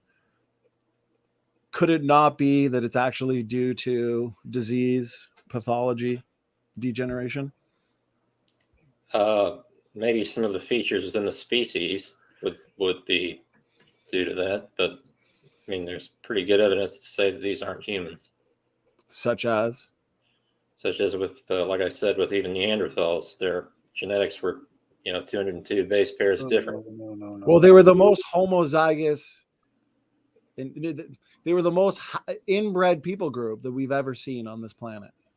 And they were diverse too. They're all over Europe and all the way to Asia. Anyway. Exactly. So what happens, Jackson?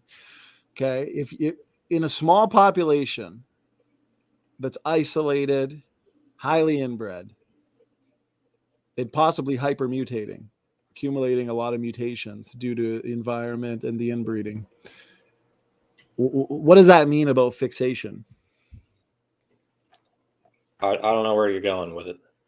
Okay, well, fixation rates are faster in a small population that's accumulating more mutations, that's inbred. If you have a small, like for example, today, my kids, the new mutations that they accumulate from mom and dad, for me and my wife, they're not going to get fixed in the population. The population's too big, too many people. But in a small, isolated populations like Neanderthals, John, if you can screen share real quick, if you're still there, brother, but he might have fallen asleep.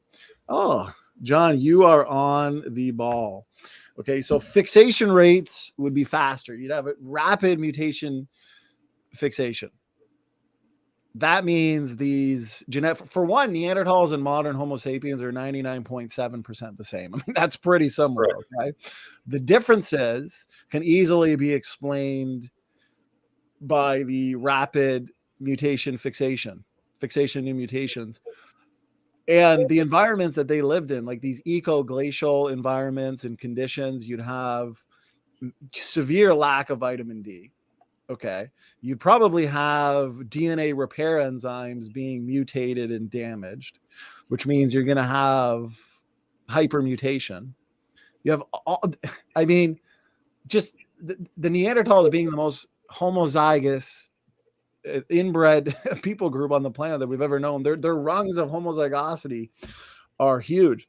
So of course they're going to be slightly genetically different. They're going to have some genetic variants that are different. But here's the thing: we have their genes.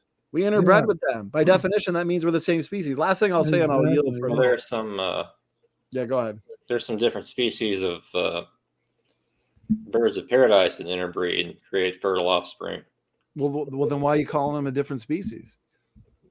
I don't know. They're just regarded as different species. Well, it doesn't matter if it's regarded as a different species. If some guy says, well, this is a new species, but they can interbreed, okay, well, it's the same kind of creature. I mean, you could call it a new species, but the biological definition of species is if you can interbreed, you're the same species. And Neanderthals and Homo sapiens interbred. That's one definition of species, but even Ken Hovind points out the definition of species isn't always clear. Yeah, it's fluid. There's like 50 definitions of species, but I just want to point this out, and then I'll yield because I know, Jungle, you're going to say something. Okay, have you read this paper by Eric Trinkos, An Abundance of Developmental Anomalies and Abnormalities? Quick pause. So Foxfire, you claim to be a professor. I really hope you're not actually this dumb, because this is really getting freaking annoying. Okay, so I used the word STEM, and I even copied and pasted the definition of the specific definition I was using in relation to the word STEM. So STEM, as a verb, means originate in or be caused by. I was not referring to, but you claim I'm referring to something from high school.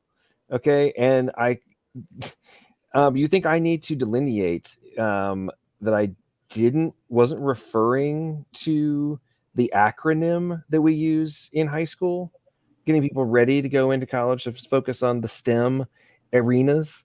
I didn't capitalize STEM, and then I literally copied and pasted the definition specific iteration that I was using. And now you're acting like I'm the one who doesn't know what I'm talking about and is acting uneducated? Wow. You have a PhD and you teach people, but you don't know that utilization of the word STEM? Do you not think that like different words, so like arrangement of letters, have different meanings? Like this is pretty basic, dude. I'm stunned. Go ahead, guys. Well, I'm just supporting my point, Jackson, that even evolutionary paleoanthropologists that are not young Earth creation, they're noticing, okay, this is a paper I highly recommend you read.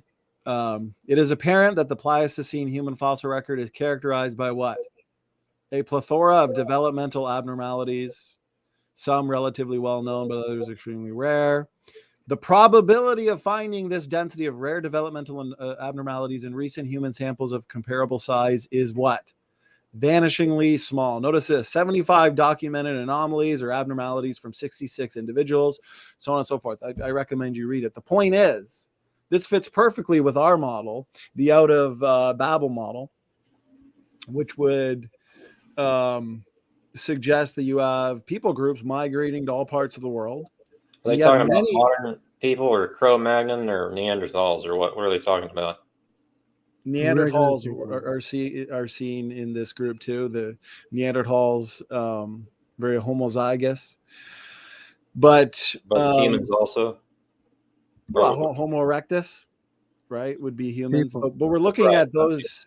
We're looking at those subpopulations. We're here real quick. I just want to explain it. We have these subpopulations of isolated humans that become inbred, that because they migrated to less than desired circumstances. Okay, modern humans today, we didn't become isolated, inbred, and genetically compromised. But people groups like Neanderthals, Erectus, Homo floresiensis, Homo naledi, heidelbergensis, Erectus, Ergaster, luzonensis, these are all people groups that became isolated, inbred, genetically compromised, and the anomalous features, even curved fingers that you find on naledi, are evidence of pathology and disease. All these features that you could say are transitional or primitive can be explained as being pathology, the result of pathology, disease, and degeneration. So, anyways, go ahead. I yield. Is that paper just talking about like Neanderthals and Erectus, or is it also talking about like early, what I would call human?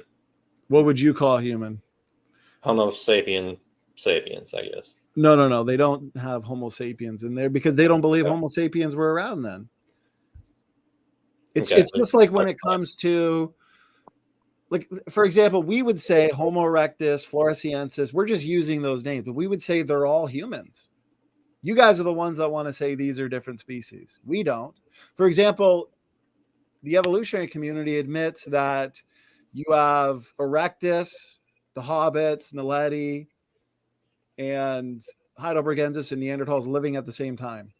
And you're saying they're different species. No, we're saying they're all the same species, but there is variations because of their environmental pressures, their histories. So where you would say, well, this is a Homo sapiens that coexisted with the Australopithecines. This is Erectus. And we're saying Erectus is human. It's just a degenerated human. All right, let me use this argument then. You're not going to find an Australopithecus anamensis with Homo ergaster. Did Anamensis live at the same time as the Laetoli footprints were found? No, they lived before that. Before? How? What about the Crete footprints? After that. So the Crete footprints that look identical to human footprints are before Anamensis? Well, they don't look that human-like from what I've seen, but maybe I don't know. Yeah, I think it was after. Well, I have them right here. It says footprints on Greek island are 5.7 million years old. When did Anamensis live? I want to say 4 point something.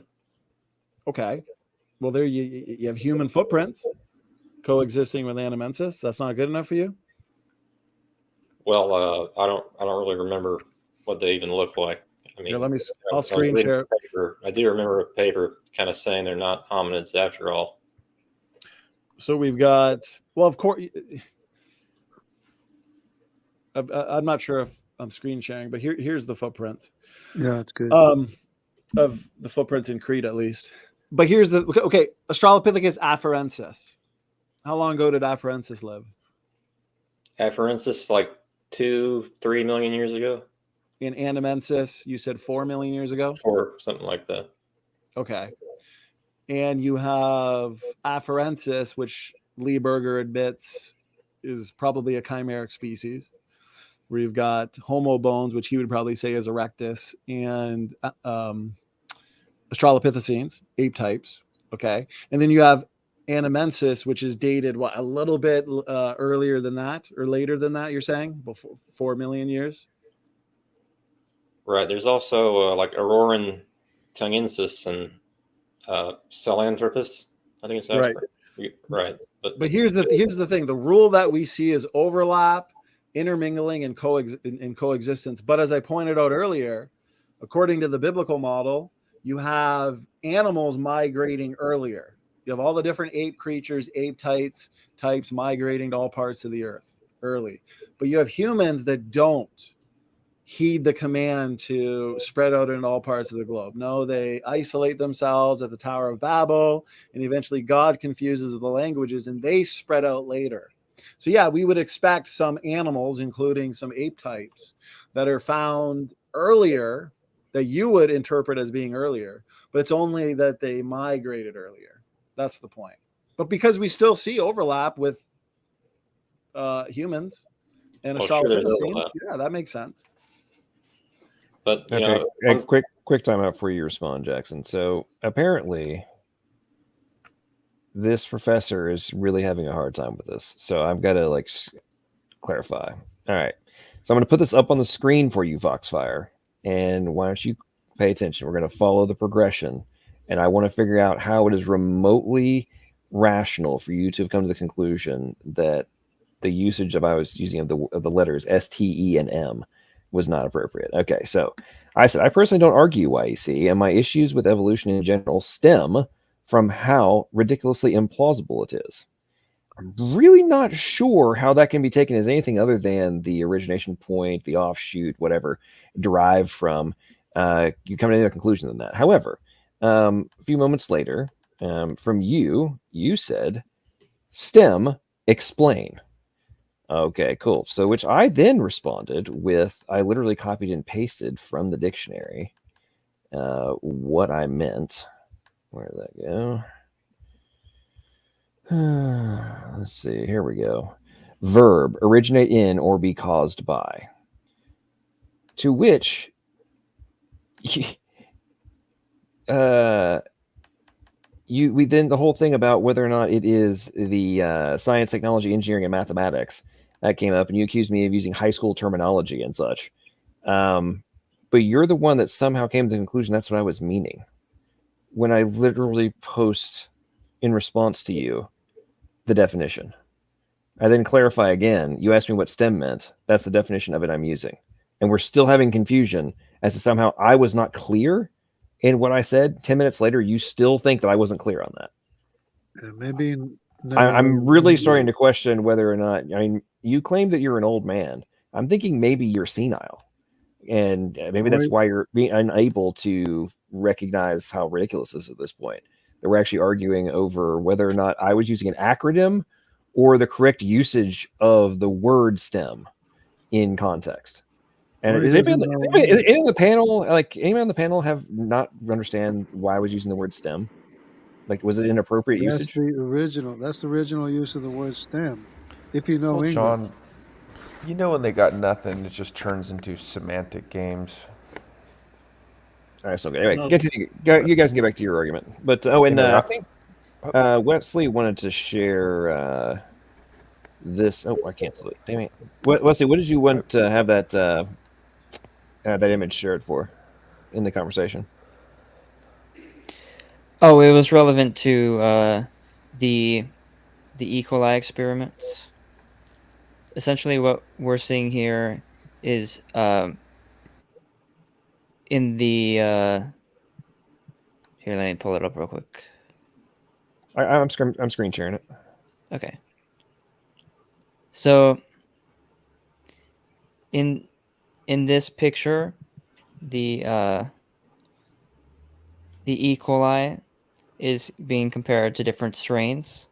The ones that are the middle red circles, those are 11 pathogenic E. coli strains.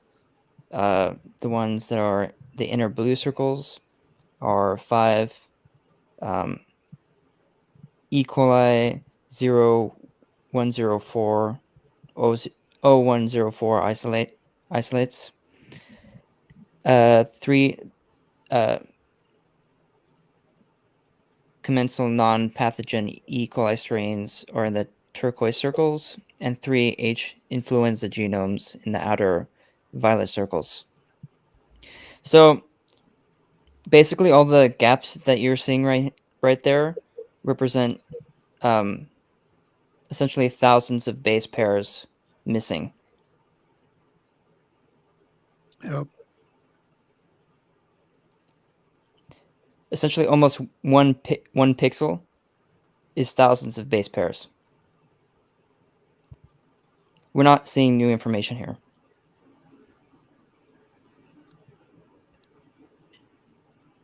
Yep. Looks convincing to me.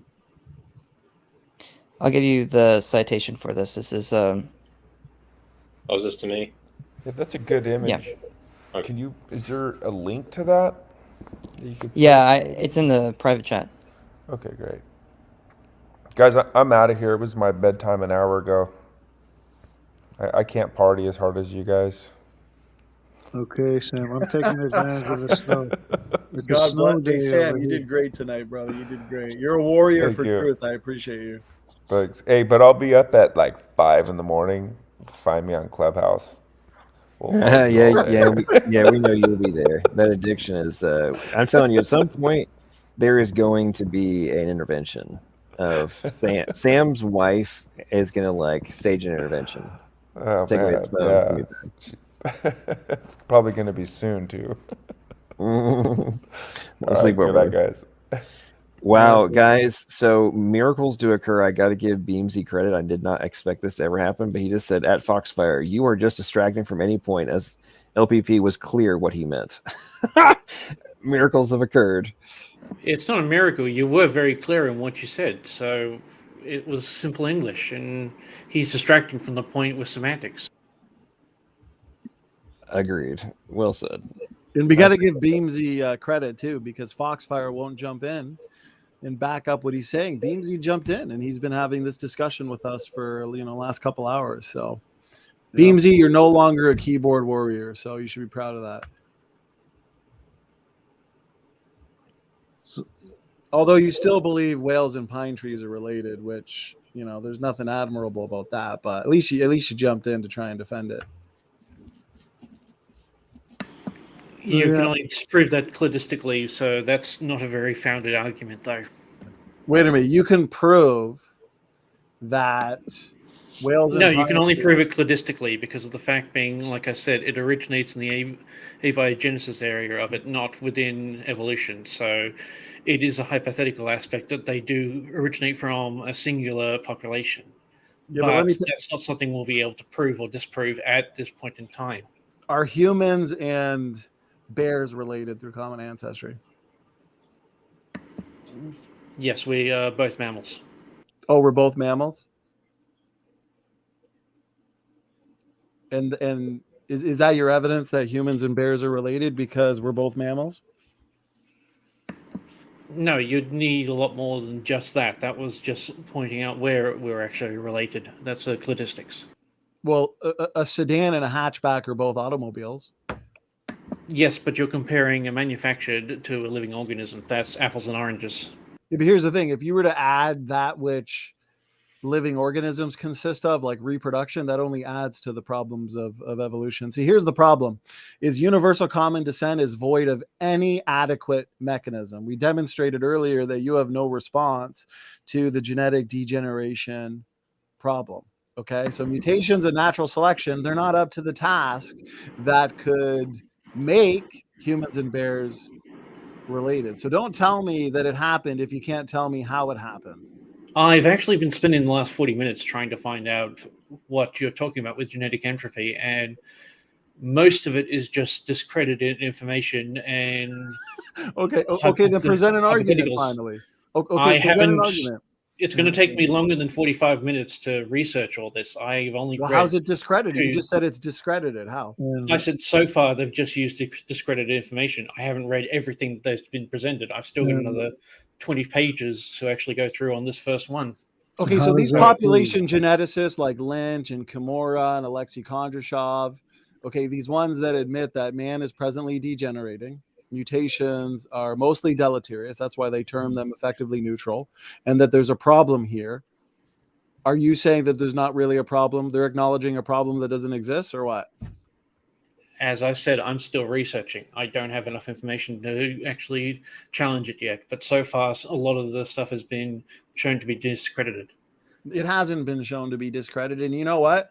So far, what I've been reading so far. But like I said, I've got another 20 pages left on this first one, and I've got another 9 to read through. So it's going to take me a hell of a lot longer to actually once you study it long enough, you're going to come across rescue devices such as synergistic epistasis, mutation count mechanism, truncation selection.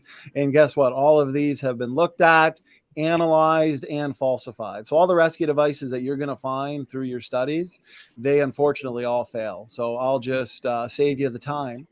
And here's the problem. Humans and bears cannot be related through common ancestry because your mechanisms of evolutionary change are inadequate.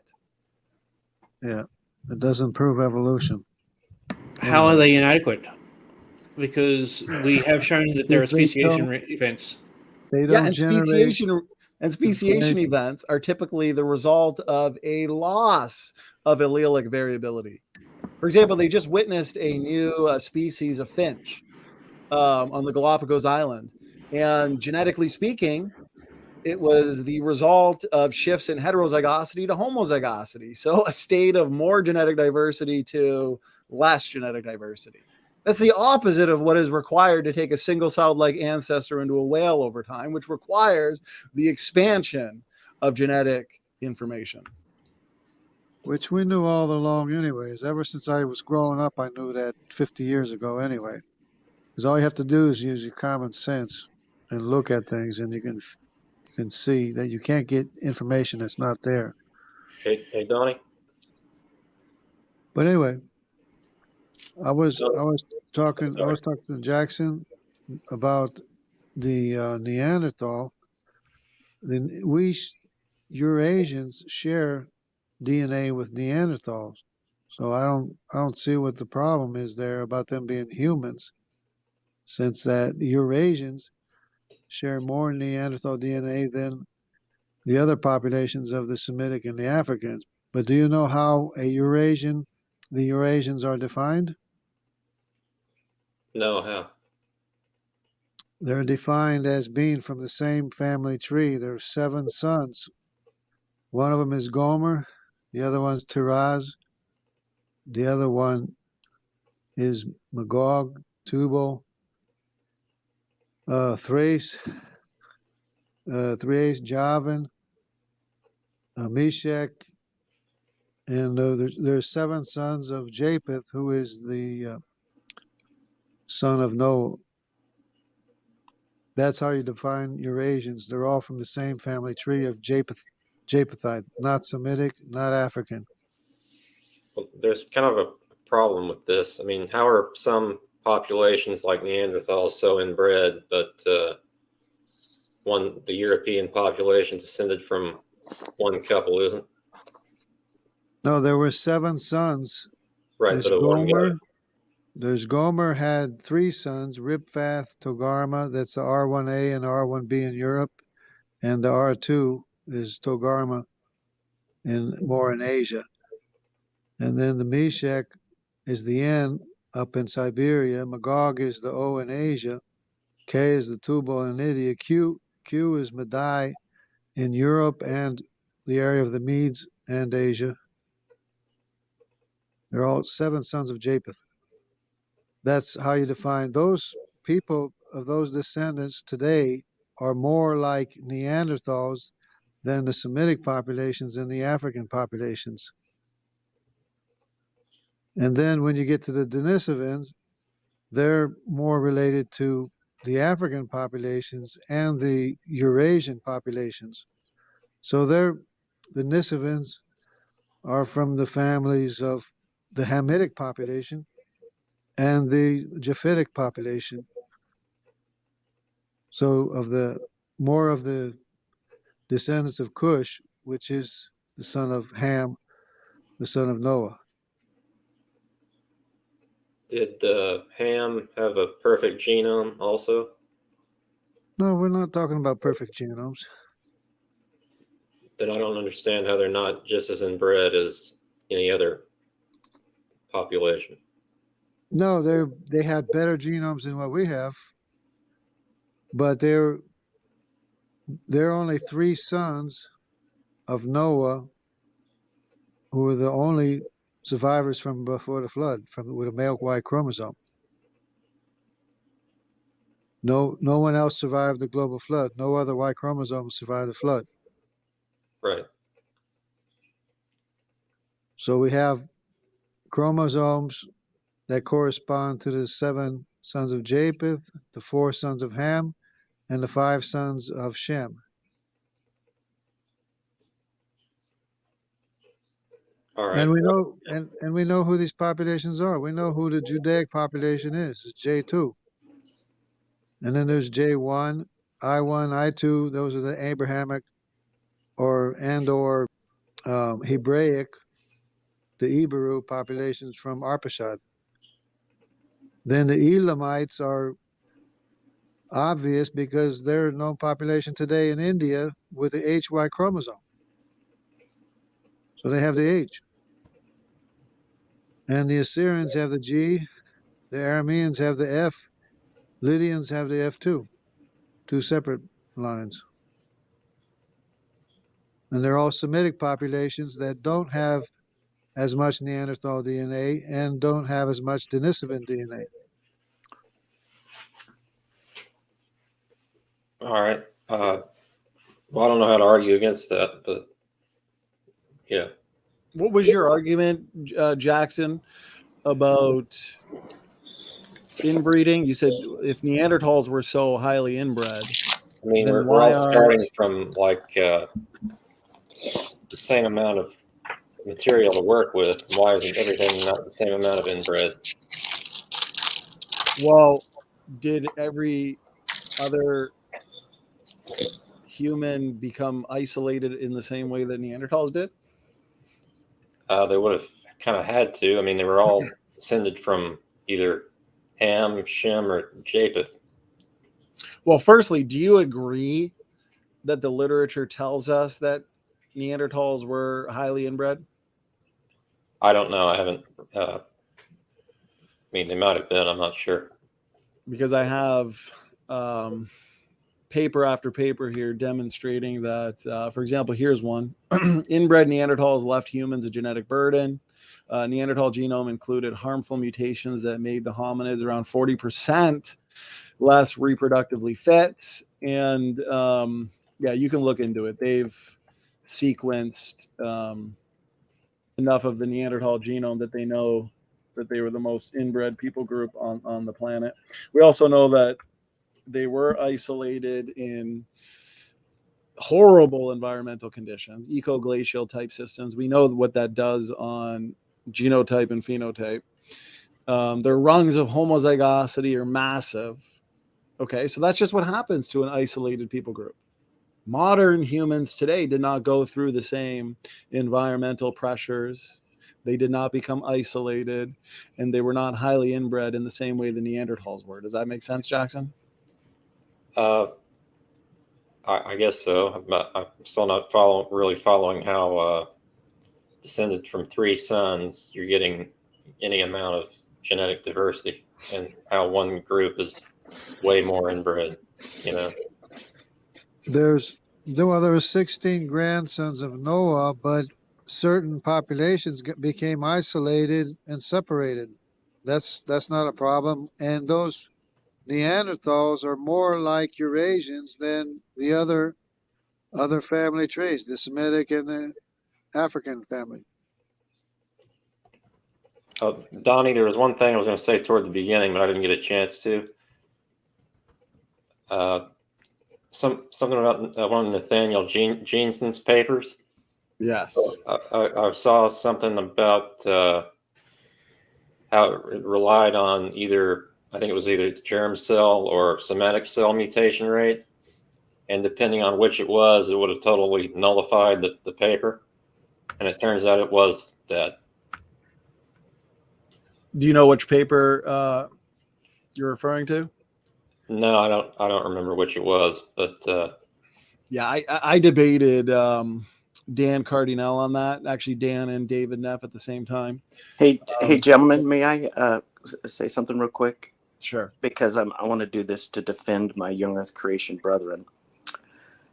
You guys should not let jargon talk for you, because he just answered questions from somebody with nonsense. And you're making young Earth creationism look bad by letting him keep on opening his mouth. Well, I think there's others that would agree with Everybody's me. entitled to their opinion and to their viewpoint, and nobody refuted me, right? You have all these people on the panel. Nobody were able to say anything contrary, right? So you're just being nonsensical. Well, let me, John, if you can share a screen real quick, brother. I just wanted to answer Jackson Rowe's question here. And what's good about this data is it refutes old Earth creation and theistic evolution and naturalistic evolution. So life's good. So yeah, I debated David Neff and Dan Cardinal on that specific argument and claim. Jackson. So here's the bigger picture. The mutation rate in the mitochondrial DNA and in the Y chromosome, the uniparentally DNA inherited compartments, is fast. Okay. And we can map out mitochondrial DNA diversity in people groups worldwide in the form of a phylogenetic tree. Now, what we actually see here is only a few amount of mutations in the mitochondrial DNA that separate any two people. On average, it's about 20 to 25, okay? And the mutation rate in the mitochondrial genome is about 0.5 per generation. We figured that out through studies in the D-loop region, the control region of the mitochondrial DNA. Max, you've got about 100 to 130 DNA differences separating any two people. That would be between like a non-African and an African, but the average is about 20 to 25. So you have extremely low genetic variation in the mitochondrial DNA, and you have a fast mutation rate, but only a few DNA differences separate any two people worldwide. Okay. So when we map this out, we have explosive growth from a center point. Exactly what we would expect based on the biblical creation model, because we start off with Eve. Okay. And we have rapid and exponential population growth. Then we have the flood, which is a bottleneck. Then we have 8 people that repopulate the planet. And then again, we have rapid and exponential population growth. And eventually you have Babel, people groups spread out into all parts of the globe. Okay. The point is, you've only got a few mutations separating any two people, which means it only takes a couple hundred generations to accumulate that few amount of DNA differences, which means we have plenty of time for purifying selection, which people like Dan Cardinal say we ignore. No, we can account for population bottlenecks. We can account for purifying selection. We can account for any number of things, and we have. So the question to you, Jackson, or anybody on the panel, since the low variation in the mitochondrial genome combined with the fast mutation rate limits the age of humans to thousands of years old. How can you push humans back a couple 100,000 years to somewhere in Africa? Go ahead. I don't know. I mean, is this from the Nathaniel Jensen's paper, or what is this from? No, Simmons Genome Project, but it identifies everybody too. It identifies everybody. I'm an H in that group. If you can see the H, I'm an H.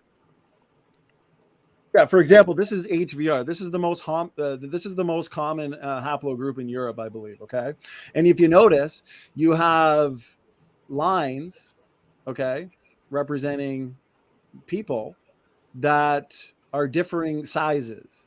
That means you have people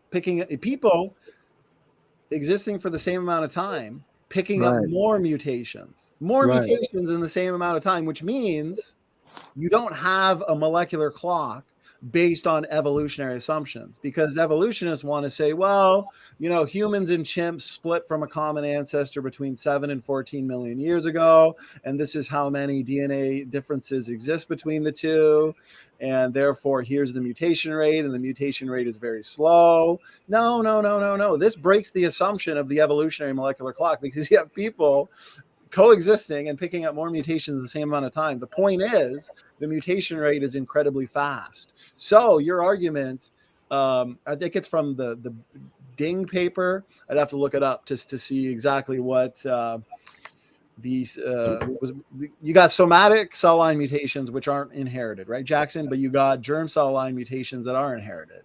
So yeah, so you can have some somatic cell line mutations mixed in within some of these studies, especially if they're not testing directly for the mutation rate. But listen, if you were to take a daughter, a mother, a grandmother, and a great-grandmother, and you would test the amount of DNA differences between them. Oh, okay, they've got some differences between them. Here's the mutation rate. This is called the pedigree-based method versus the phylogenetic method. It's extremely fast, way faster than the mutation rate that the evolutionists want to put forth, that's based on evolutionary assumptions, based on the chimp-human split. No, there's only a few mutations separating any two people. The mutation rate is fast. You can account for somatic cell line mutations like you're talking about, Jackson. We can account for purifying selection. It doesn't matter. There's only a few DNA differences. It only gives humans a max of a couple hundred generations, which fits with the young Earth creation model that Eve existed just 6,000 years ago. Go ahead. I talked a lot there, but it's a technical subject. Take your time to respond. Hey, Donnie, if I might just say, I have no idea what you said, but thank you for intelligently addressing Jackson's question. Stanley, you might have to stress again. You might have to stress again that there is no line there that is older or younger than any of the other. They're all exactly the same age, right? Well, this is DNA differences over time. Genetic this is worldwide genetic. But as far as the actual age, there's no one line older or younger than the other, right? Well, they'll say the African line because it's got more DNA differences, which means it's longer. The longer the line, the more DNA differences, the more mutations. They'll say that means it's older. But no, it doesn't mean it's older. It can mean a number of things. Right. That's what more I'm saying. Mutations over time. And that's why I pointed to the HVR haplogroup in Europe is you've got people that live at the same time picking up more mutations in the same amount of time. So you're right. Yeah, where they want to assume a time, they can't assume a time. They can't. It's genetic distance, not actual age. Right. Yeah, you got it. Hey, Donnie, would you say that this all boils down to like Coke and Mentos because it's all chemistry? That's what Godless Engineer told me. So yeah. Well, I mean, DNA is like Coke, right? So according to Godless, you gotta have the Mentos. You just gotta have that chemical reaction, that fuzz plus the Mentos. Well, one thing it is not a code, it's a chemical. It's deoxyribonucleic acid. It's an acid. I don't understand why you think it's a code. DNA is no more of a code than Diet Coke and regular Coke. That's classic. Hey, he's on the internet. He's got to be right. I'm just following the sources. I want to ask Jackson one more time, or anybody on the panel who's an evolutionist who disagrees with this. Why did this is a tree derived from Dr. Nathaniel Jensen? I think this is fascinating data. Okay, so the biblical model says what? At the flood, who repopulates the planet? Noah's 3 sons and their what? Their wives. Okay, mitochondrial DNA is inherited on the mother's side, and it's non-recombining, which makes it easier to track back. Okay, so that being said, why does mitochondrial DNA diversity worldwide, Jackson? Why does it all go back to what? I think this is amazing. Groups. Notice this right here. It goes back to 3 major nodes, 3 major haplogroups, L, M, and N. Why is that the case? And why is that so consistent with the repopulating of humans after the flood from 3 women? Is that just a coincidence to you that we have 3 major nodes? Every single person today has descended from Noah's 3 daughters-in-law. Go ahead. And it's actually more than that too, because the end group, this splits into an R group too, and the R group is a Semitic Asian group, and it turns out that Madai asked Shem to marry one of his daughters, and that became the Asian maternal line. Yeah, this would be a post-flood. All of these would be post-flood or post-Babel diversification events. These are the 3 major haplogroups, L, M, and N, and then these are all subgroups, which you could say are post-flood. Real quick interjection. So now that since we're talking about Asian groups and such, what is Candace just coming in to like pose for us, like? For watching her read, like what's going on? What's up, Candace? How you doing? What's up, Candace? No, I don't just come in for you to watch me do it. I was just bored, okay? Not that we're opposed to reading. No, LPP, you're really good at pointing people out. With you. That's why I'm upset with you. Okay. I'm just messing with you. I thought she came in to do a scene from Star Wars since she looks like an Asian Princess Leia and she has a green screen behind her. I can see that. No, I can see that some women can really dislike you, LPP, John. Like, hang on. What did? Okay, I'm confused here. What about what I just said would make no? Because it's like, okay, I joined and I could not contribute anything to the whole like conversation Donnie was having, and that was because I'm not knowledgeable enough. So I'm here to learn, and then you're just saying, "Oh, did you just come here for us to watch you read?" Okay. Oh no. Okay. See. Yeah, I do think I look cute in glasses. Okay. But he did recognize you though that you came in though. No. See, actually, Candace, what that was actually a. Wait a minute. Candace has been in here for like 20 or 30 minutes. Nobody has addressed and acknowledged the fact that she's here. Therefore, maybe I should interject on this, nerd talk going on between Donnie and Jackson and Jungle, and let Candace know that we'd appreciate her being here. So, no, Candace, I don't really think it's nerd talk because this is what your channel is contributing to, right? Which is anything atheism and biblical creationists, young earth creationists, old earth creationists. No, it's just because like I've been a Christian for so long, but I've never heard of like old earth creation and young earth creation. And honestly, I don't know what's going on. Like I would say like according to like what like you guys were discussing and previously Smokey's channel and stuff, I would say I well, first of all, I'm not knowledgeable enough, but I would say I definitely identify as an old earth creationist more. But again, like I'm not knowledgeable enough to comment on anything. And I think it's interesting how this community sort of relates science with like Christianity and stuff instead of like just being just like all those emotional Christians who I have met in the past, which was just like, oh, we're supposed to speak in tongues and feel the spirit. I feel like you guys are actually able to present something solid. So which is, so I'm literally here to learn. If you want me to turn off camera, yeah, I'll be turning off camera. But I do think I look cute in glasses. That's just all I'm saying. Yeah, and I have arrived. Translate this for her. Well, we're both here to learn because I don't know a thing about what you guys are talking about either. Candace is here to look cute. I'm here for comic relief. I don't show my face, even though it's funny looking. Anyway, ladies and gentlemen, introducing Sensual Apologetics. And Rob is here. Rob in the house. Actually, if I could, John, before we get too much off track, I'm going to mute myself. I talked a lot there. Jackson was about to respond to the three major haplogroups, L, M, and N, that we would say are possibly evidence for Noah's three daughters-in-law. Yeah, he was trying to say something. Yeah. So Jackson, go ahead. What are your thoughts on is that just coincidence to you as an evolutionist, or what are your thoughts? I think possibly is the operating word there. I mean, I don't know. I mean, how to explain it? I'm sure there is a better explanation than what I can come up with, other than coincidence. But I don't know what it is. Well, and that's the problem I have with evolutionists. Let me just say this as a counter, John. I want to put the graph up on screen one more time. This is the raw data.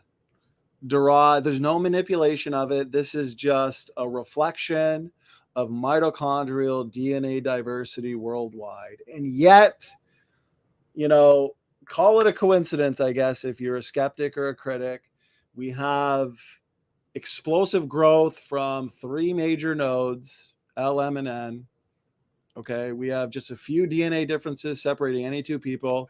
And the Bible directly tells us that after the flood, we have 8 people: Noah, Noah's wife, Noah's sons, Shem, Ham, and Japheth, and their 3 wives. And it turns out we have 3 major haplogroups, L, M, and N, that correlate perfectly with the biblical account of human population growth after the flood. I mean, yeah, the skeptic just has to say, well, maybe it's a coincidence. And I mean, there it is. There's the raw data in visual form, and it flows beautifully with the biblical model of ancestry. So, I mean, here's the last thing I'll say. Jackson, a lot of you guys will be like, show me the evidence. Show me the evidence. It's like, well, what more do you want? This is exactly what we would expect. Yeah. No, I've got 3 questions in regards to it. They stay quiet enough to listen sometimes too, because all they want is talk. Standing, my beautiful brother. What's going on, brother? My question to you would be, does the Bible actually suggest this graphic? No, Rob, see, here's the thing. The debate of the night, I'm sorry I'm going to sound aggressive here, is there reasonable evidence for evolution? Okay. We're actually showing that the scientific data is contradictory to universal common ancestry, and it flows from the biblical understanding. And you're going to say, well, it doesn't really say that. Okay, well, then tell me why the data suggests that we've all come from just 3 women. Who are those 3 women to you? Standing, if I might just say, I would agree with your position wholeheartedly, but Rob's question is fair because it does involve a presupposition. Okay. The Bible says, and you can pull up the passage, clearly that from these 3 sons, Shem, Ham, and Japheth, was the entire globe populated. How else can you read that? And we already know if it was populated from men, there had to have been women associated. I'm not done. There had to have been women associated with that. Mitochondrial DNA is inherited maternally. And it just so happens to turn out that mitochondrial DNA diversity and variation worldwide goes back to 3 major haplogroups signifying 3 women, Shem, Ham, and Japheth's wives. We don't need to reinterpret the scripture, Rob. We can just believe what it says because that's what the scientific data reflects. Go ahead. Yeah, but specifically, which verse in the Bible says exactly this? Exactly you what? have to read the Bible. I mean, that everybody on the globe, I'm screaming. So somebody comes can from pull it up. Noah's 3 sons. Yeah, pull it up. everybody I'm on the earth sharing. is Somebody pull it up. populated from those sons. But Rob, before we go down that rabbit trail like we did last time, explain this data. If we did not all descend from 3 women, how do you explain this data? Well, for example, Fazal Rana and Hugh Ross make a similar argument. I've been reading through the Who is Adam book and also the 10-year update. And Fazal speaks about a certain bottlenecking. I don't know. Have you conversed with Fazal about this? I've had Dr. Rana on twice for a series on junk DNA. I have listened to his arguments. He would put Eve back about a couple 100,000 years ago, and I would disagree with him on that because the low variation in the mitochondrial DNA does not suggest that. It's too low. There's too few DNA differences. They can't go back 200,000 years. So I would say disagree with them on that. that's a guesstimation because it could go very low as well. Let me Like get I the would have no specific problem quote first. embracing everything you've said tonight. Yeah, I've always heard that the mitochondria goes back like 100,000 years or something. Right. But the data doesn't support revised. that, because you would have to say that. Well, for one, you'd have to give the numbers. It's like if there's only on average 20 to 25 mitochondrial DNA differences separating any two people on the globe, okay, which after you account for genetic drift, population bottlenecks, and purifying selection, you only go back a couple hundred generations. How do you go back 10,000 generations, right? I'd have to see some numbers. How's that possible? That means every single DNA variant, even when you have a small population, is being lost. It's easier to just say that than to actually demonstrate that. But for the young Earth creation model, this actually fits perfectly. 3 major haplogroups, 3 major women that we all descend from. Anyways, go ahead. I've been talking a lot. Known population. One more interjection, guys. Rob, would the evidence that you would be talking about be what Dr. Seigart would hold to as well? And what's that specifically? Well, just biology. You're not aware of Dr. Gart? Oh no, I am, but I'm just. Yeah, I'm just saying, since he would agree with your view about the biblical text and the science. That I'm just pointing that out by a rhetorical question, really. So, in order to show that this needs to be handled in a brotherly way. I don't agree with you, nor do I agree with Dr. Sart, but I love all of you guys.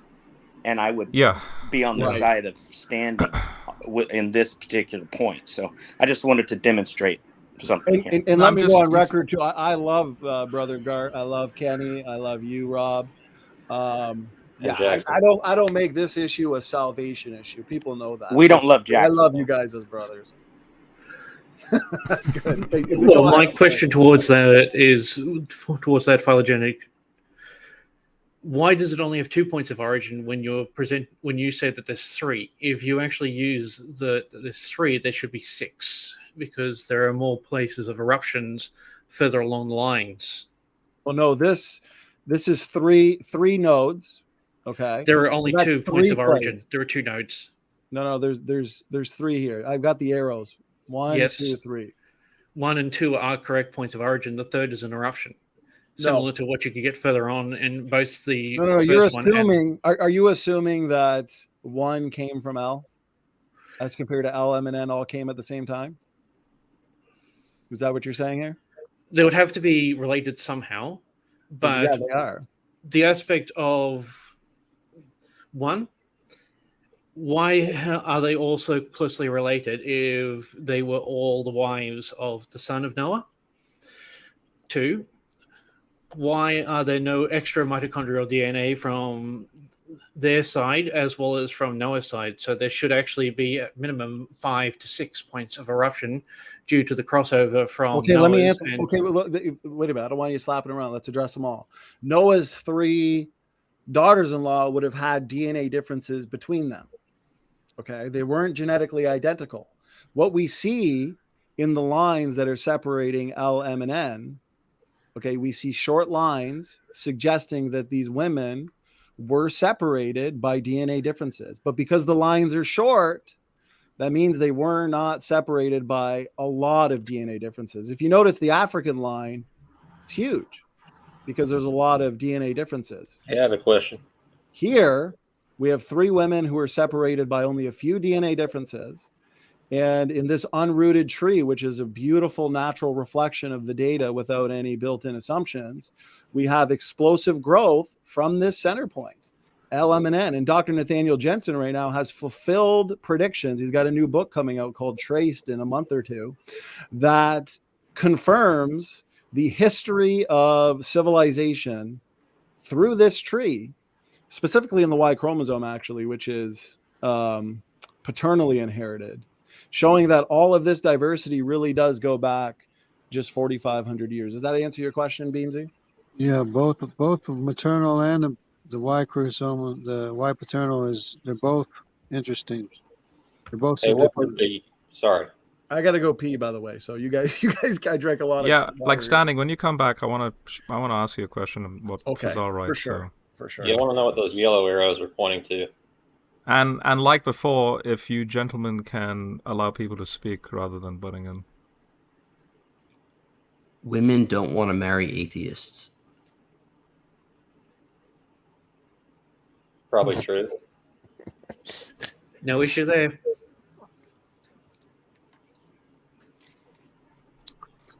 Yeah, with the mitochondrial line, it's other interesting aspects too, in that there is a Middle Eastern Semitic mitochondrial line that went to Asia from the Middle East. And there's a story of tribes of Israel going to the Philippines. And the only thing is there's no Y chromosome, but there is the maternal mitochondrial DNA in Asia, which is the B, the P, and the F. They're Semitic, Middle Eastern mitochondrial DNA, as opposed to the Asiatic Semitic mitochondrial line of the wife of Madai that went all the way with the Q all the way to the Americas, which would be the A line and other subgroups. But so it's a very interesting study because it follows almost exactly with the known human history all over the world, everywhere. I'm going to sacrifice myself here. With And all the different if people. Jungle would agree to not say a word through the rest of the stream, I won't say a word for the rest of the stream. Yeah, Kenny, I turned my camera on just for you. That's funny. That's funny, but I mean, that's I actually appreciate that, it's not Rob. rational. Looking pretty It's not handsome tonight. rational. It might be funny, but it's not rational because you can't. I mean, Anyway, I'm if willing to take that. If you had I'm going to something fall to on that say, sword. I'd be more than if you happy to actually fall on had that something sword for the sake of the young Earth creation if you actually reputation had something to say, that would be good. endeavor to be reasonably respected by the general public. I'll fall on the sword if you will shut up and not give the atheists more fodder. I don't hear no atheists complaining. Well, let me jump in there, Kenny. Wait. I just want to say something. Because, Kenny, you're trying to say that the young Earth creationists are giving the atheist fodder. But what's funny is... No, I'm saying that Jungle just himself is giving the atheist fodder, not young Earth creationists. Right? And I'm suggesting that I will not say another word for the rest of the night if he won't, so that young Earth creationists are not further maligned publicly by his uninformed opinions. That's all I was saying. Would it be your position, Kenny, that young Earth... Jungle, I'm just trying to ask him a question. Do young Earth creationists provide good evidence against atheism or bad evidence? I think you guys provide good evidence from your frame, your worldview. I disagree with it. But I think it's reasonable. I mean, I don't know how I can totally affirm the rationality of it without, being in contradiction to my own position. But I don't think my young Earth creationist brothers are wackos or insincere or anything like that. I just think Jungle's a dingleberry. I appreciate your honesty there when it comes to the evidence. But I know you and Jungle have some beef going on. It so doesn't I'm not gonna mean get in anything. between. Yeah, he jumped on me the other day. Out of nowhere. I just No, let's be honest. I jumped on you for the way you treated Rob. Let's be honest. What do you mean the way I treated Rob? Oh, you were defending Rob. Okay. Because Rob needs defending. Welcome to Earth. Yeah, I don't need defending. It's just a mundane obviousness about you, Jungle. So. But you can't be specific. But I can't help it. You see, I'm people an in the chatter. Australian. People in the chat are saying #stop bullying Jungle. Yeah, I mean, I'm an Australian, so I don't really take any offense to anything of you said you. the other day that you're not actually completely Australian, right? Of course, I'm Australian. Or you went to school somewhere else, right? No. I'm in Perth, Australia. Well, Weren't you now born you in, are, yeah. weren't you born in India? I was born in Burma, between Burma and India. Came Burma, here there when you I was go. 9. See, so I'm not lying. I've got European descent in me, and that's basically it. But Do as you far as know? like culturally speaking, I'm as Australian as you can get. Okay. Do you know what your Y chromosome is, or your maternal DNA? No, I haven't done any of those tests. Oh, you should. No autosomal test. That'll be a very interesting test. So, It may actually prove connections to Kenny. So I'm rather curious for both Kenny and Rob. In regards to what Jungle's been talking about in terms of the lineages and such, have either one of you ever looked into what he is talking about? Let's just say, I mean, with all due respect, the way Standing presents the data point, it's, I hate to say this, but it's a fact. When Jungle speaks, it's just noise. But when Standing speaks, at least I can follow a methodological argument through. That's why I'm about to raise a question specifically for Standing in relation to Noah's bloodline, because Okay, Rob, I get all that. I get what you're saying, but you didn't answer my question. I did. No, I asked. That's why I'm about to ask Standing a specific question in relation to the topic. Rob, what was my question? Have I looked into the argumentation that Jungle has raised regarding what? The so-called Y chromosome and DNA inheritance. Okay, so human anthropology. what's the answer to the question? Have you or have you not? Obviously no, because I just said it. What okay, he cool. speaks All right, is awesome. just Thanks, noise. Rob. Now, Kenny, have you looked into it?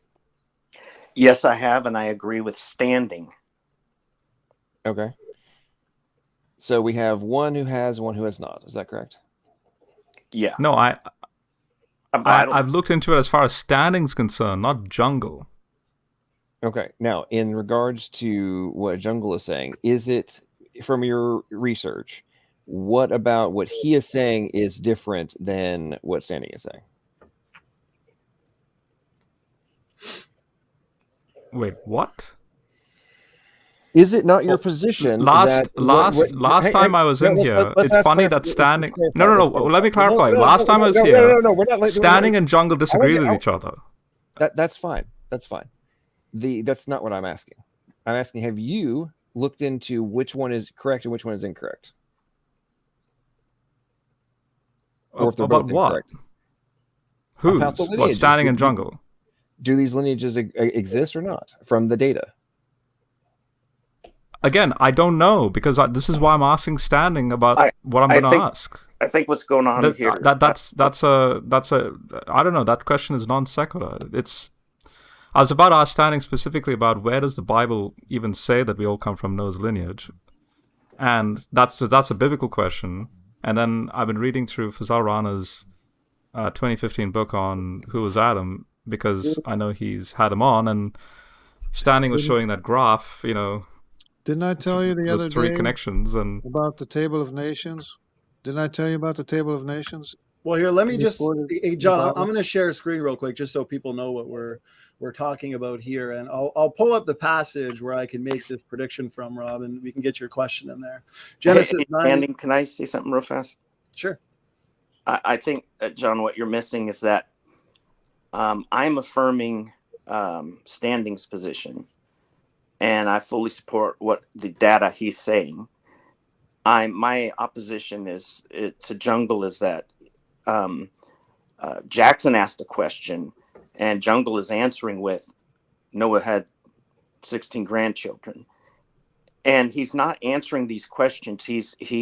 They're scientific questions, and he's answering them, ignoring the intent of the question, and then just quoting Bible at people that want scientific answers. That's my objection to what's going on here. That's funny. So if I could... Okay, well, before you respond, SOT, whether or not you think Jungle is right or wrong, I think that both you and Rob have been total fucking assholes in the way you've approached him. and I would expect a higher level of maturity from both of you. I beg to Just be differ. blunt. I Just be think blunt. Jungle's been the one that's been quite disrespectful whenever I've come into this room, or any of these online rooms. I mean, come on, Logical. Whenever I've come on, I've maintained a certain professionalism when I talk. I've heard more than a few derogatory comments levied towards Jungle. Whether you agree with them or don't agree with them is neither here nor there. But I didn't lose my shirt. It was more so Kenny, and I don't want to put Kenny under the bus there. But Kenny's the one that's sort of like I'll take lost his full patience about it. responsibility for it, and I'll state my reasons when it's appropriate. All right, go ahead, So, SFT. You like what I say then? No, I don't. I think you're an embarrassment to young Earth creationism. oh, You're that's the problem. embarrassing Okay. yourself because you're saying incoherent things. Some things are correct, but you're not you connecting didn't- all you the didn't- dots. And do you see how this devolves now? I came in just to didn't ask Standing a question, and look how it's just explain. devolved to this. You didn't explain what's wrong. Let's just get with back what I on said. track, guys. Go ahead. Yeah, Go ahead, yeah. Steve. Okay, my last word I'm going to say on that, because Rob just couldn't let it go, and neither could Kenny. The two of you, just keep your fucking mouth shut, and don't act like you're all innocent. Either one of you. Don't make me slap you, John. Oh my God. Listen, just because you got a ponytail doesn't mean I can't yank that shit out and you'll be bald like me. So just be aware. Hey, I take that threat seriously, so I'll shut up. All right, go ahead, SFT. You guys are funny. Let's all, you know what? Let's all start fresh here and just love each other. You know, a bunch of brothers, couple evolutionists, just all getting along. So here, let me make my point, and then I'm going to hand it to Rob for his assessment and if you had a question. So from here, this is what it says, and then we'll see your interpretation of it. Genesis 9:19. These are the three sons of Noah, Shem, Ham, and Japheth, of course. And of them was the whole earth overspread. Well, if from them the whole earth was overspread, obviously they didn't do it themselves. They needed some help with what's called females. Okay, so women. So their wives, and then we know that we get mitochondrial DNA from our mothers, Y chromosome from our father. So we can make a prediction from this. If the entire earth was overspread from this starting point, then we should, through mitochondrial DNA, be able to track this back to a starting point. And it just so turns out that starting point is three nodes, three major haplogroups, actually, L, M, and N. The line separating the three women, Beamsy was asking about this, would represent pre-flood history, right? That's why the lines are short. The lines radiating out from the three major haplogroups would reflect post-flood times. And the reason why these lines are short is because there's only a few DNA differences, and the lines radiating out from them are longer because there's more DNA differences, because there's been more time and more mutation accumulation since the time of the flood. So the point is, we take that plain reading of scripture and we test it with the scientific data, and the scientific data confirms it. So for me, I have no reason to question it or reinterpret it. It fits nicely. Go ahead. Okay. Now I'm going to share my screen, and this is going to be a very interesting comparison here. So, where's my screen? Oh, John, you're in charge of the screen, brother. May I say I just love raw mat. Okay. So let's see if this particular Richard Cranium can analyze Standing's observation here. I think he prefers penile chlorine or delectite. Let's see if that particular individual will appreciate that sass. By the way, I'm talking about someone else in the chat. So this originally RTB in 2005, they made this particular argument, and I found it quite interesting.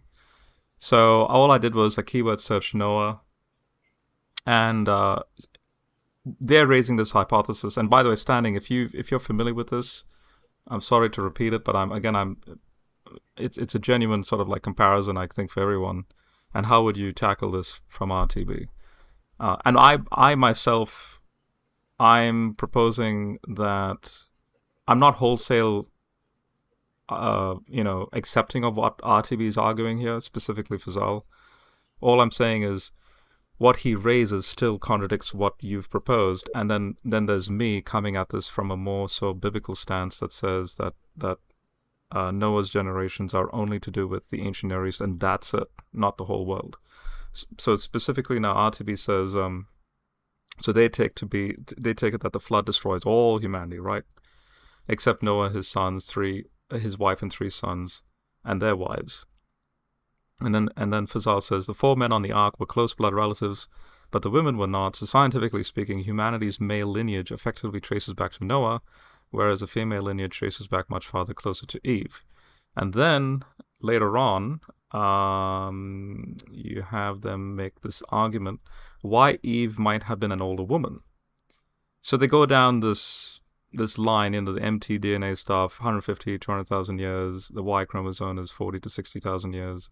So, but basically, Fazal in 2005 was saying, well, to explain this difference, scientists suggest that males living prior to Y, Adam, failed to pass along their genes and hence their genetic fingerprint. This lack of inheritance could occur if all their descendants had died out. Now, Fazal being a Christian, and he's like, hang on a second, RTB's human origins model actually predicts this discrepancy between the maternal and paternal dates. The most recent common ancestor for men traces to Noah, not Adam, because of the flood. So in contrast, women's common ancestor traces back closer to Eve because of the wives of Noah and his sons were probably not directly related to one another. And now I find this quite interesting, this argument that he's laid out. Then when you go to the 10-year update, he's like, okay, it's been 10 years, so what's new? And he's like, was the RTB model close in its original estimate? Was there indeed a genetic bottleneck at the flood of Noah, as the model maintained? And then when you go down here, under the, testing the models, so then this is in 2015, Fazal says this. So these results do force us to revise a key part of the RTB model. In 2005, we said that humanity's female lineage should trace back to an earlier date than the male lineage. We made the point that although all humanity came from Adam and Eve, scientific dating of humanity's origin using genetic markers specific to the female lineage should measure older than those specific to the male lineage. The discrepancy was not because Eve came first, but because the male line experienced a more severe bottleneck at the time of the flood. We believe the Bible teaches that the flood destroyed all humanity except Noah, blah, blah, blah, blah. The 4 men, but not necessarily the women, on the ark were blood relatives. Scientifically speaking, humanity's male lineage effectively traced back to Noah. At that time, we took this inconsistency as fulfillment of a key prediction of the RTB human origins model.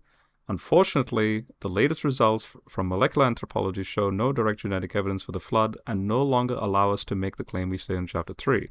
That prediction was the origin of female lineage, Eve, predates the origin of male lineage. We were wrong. And then, he clarifies and says, this does not mean there is no evidence for the flood. Then he goes into the flood stuff. The question arises at this point, are the new scientific dates compatible with the biblical date for the human origins? It must be emphasized that both scientific and biblical dates for human origins are inexact, to say the least. Even with improved accuracy, the uncertainties for the genetic dates of humanity's origin can be great as plus or minus 50,000 years. And so then he goes, the descriptions of the Garden of Eden and Noah's flood imply that both events occurred during an ice age. That's Kenny and my position and Kenny's, Persian Gulf stuff. The last ice age took place 13 to 112,000 years ago. So I hold to the 13,000 year mark for the, for the flood. So it is reasonable to assume both Noah and Adam might have lived within this period, or Noah only during the last ice age, but Adam and Eve during the preceding one at that range. So my question to you is, now, based on the chart that you're showing, you're saying, because according to your model, if you hold to a 6,000-year-old model, right? So Adam and Eve are 6,000 years ago, and Noah would be around 4,000 years ago. So that's splitting off as 4,000 years ago. How would you then respond to Fazal, who's saying, look, if we were to go back to a tracing back, but Fazal is saying, no, it's anywhere between 13 and 70,000 years is that flood range, right? For Noah, I'm saying 13. But Adam and Eve go way back because of that so-called genetic bottlenecking. So in other words, are you suggesting that there's a bottlenecking of only 2,000 years in your model versus the RTB model that says if you were to use that same chart that you're using, that goes back, say, 13,000 years, and then another, say, 50,000+ years for the Y chrome and the mtDNA. Right. Do you see what I'm? Do you see the? Yeah. Oh yeah. Yeah, I could definitely engage that data. First thing I'll say, and you said a lot there, I wrote down a few things based on some of your points.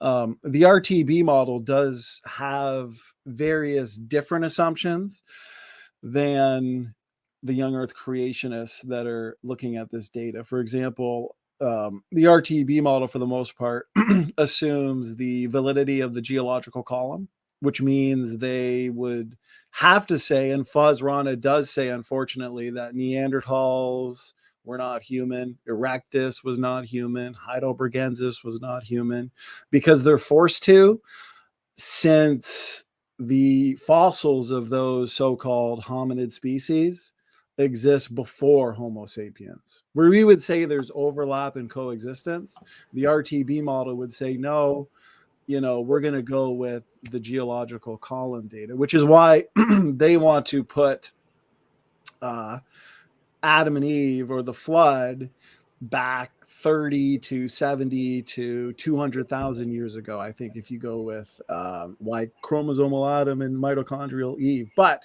what you were saying at the beginning, and here's the thing, we can test that. We can test those assumptions and that starting point with our assumptions and our starting point. I'm not even saying that that's wrong. Let's test it. Let's test it to the data.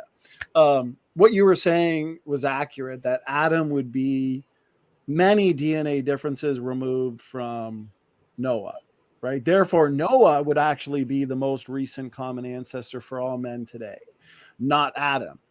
But what's fascinating is Dr. Jeanson looked at, from AIG, kind of losing my voice here, been talking for 5 hours, but I'll do my best. So he looked at high sequencing Y chromosomal data, and he found out that the Y chromosome mutates twice as fast as was ever assumed or predicted by the secular community, I guess you could say. So there's about 2 mutations in the Y chromosome every single generation, which means DNA diversity worldwide for the Y chromosome actually goes back just 4,500 years, which is fascinating because, sure, we would say the last Y chromosomal ancestor is Noah. For Eve would also be many mutations removed from Noah's 3 daughters-in-law. But remember, on the phylogenetic tree, I pointed out how the shorter lines connecting L, M, and N would reflect pre-flood history, and the lines radiating out from L, M, and N would reflect post-flood history. We would have to say that those mutations separating L, M, and N are pre-flood mutations, which would then go back to Eve. So yeah, our most recent mitochondrial DNA ancestors would be Noah's 3 daughters-in-law, just like our most recent Y chromosomal ancestor would be Noah. And that's why we're making the prediction, okay, maybe these 3 nodes are indeed the 3 daughters-in-law of Noah. And that's where Nathaniel Jensen said, you know what, I'm going to make a prediction then, that all of this DNA diversity being reflected on these phylogenetic trees, Y chromosome and mitochondrial DNA, if they really only go back 4,500 years to Noah and Noah's 3 daughters-in-law, I should be able to detect genetic signatures and genetic stamps in these DNA compartments to help me explain the history of civilization. And he's actually done a series on this. He's put out some recent papers on it, and he has a book coming out in a couple months called Trace, demonstrating that these predictions, at least some of them, have been fulfilled. The last thing I'll say is Fuzz Rana, he looks to coalescence theory. But coalescence assumes random mating, and we know humans existed in tribes all throughout history, and people married within those tribes. Okay, so that assumption of coalescence actually doesn't work, but it also doesn't work simply because the amount of DNA differences that are separating any 2 people worldwide in both Y chromosome and mitochondrial DNA, it's too few. The mutation rates are too fast. The DNA differences are too few. You've only got a couple hundred generations max in both of these DNA compartments. You can't push them back 200,000 years. So yeah, we see the bottleneck. We also see the bottleneck in animal species, but that's another story. And yeah, that's it. I think I addressed all of it, but go ahead. What are your thoughts, brother? Okay, so that's interesting. So now now that you've sort of like given that, so again, what's going through my mind is,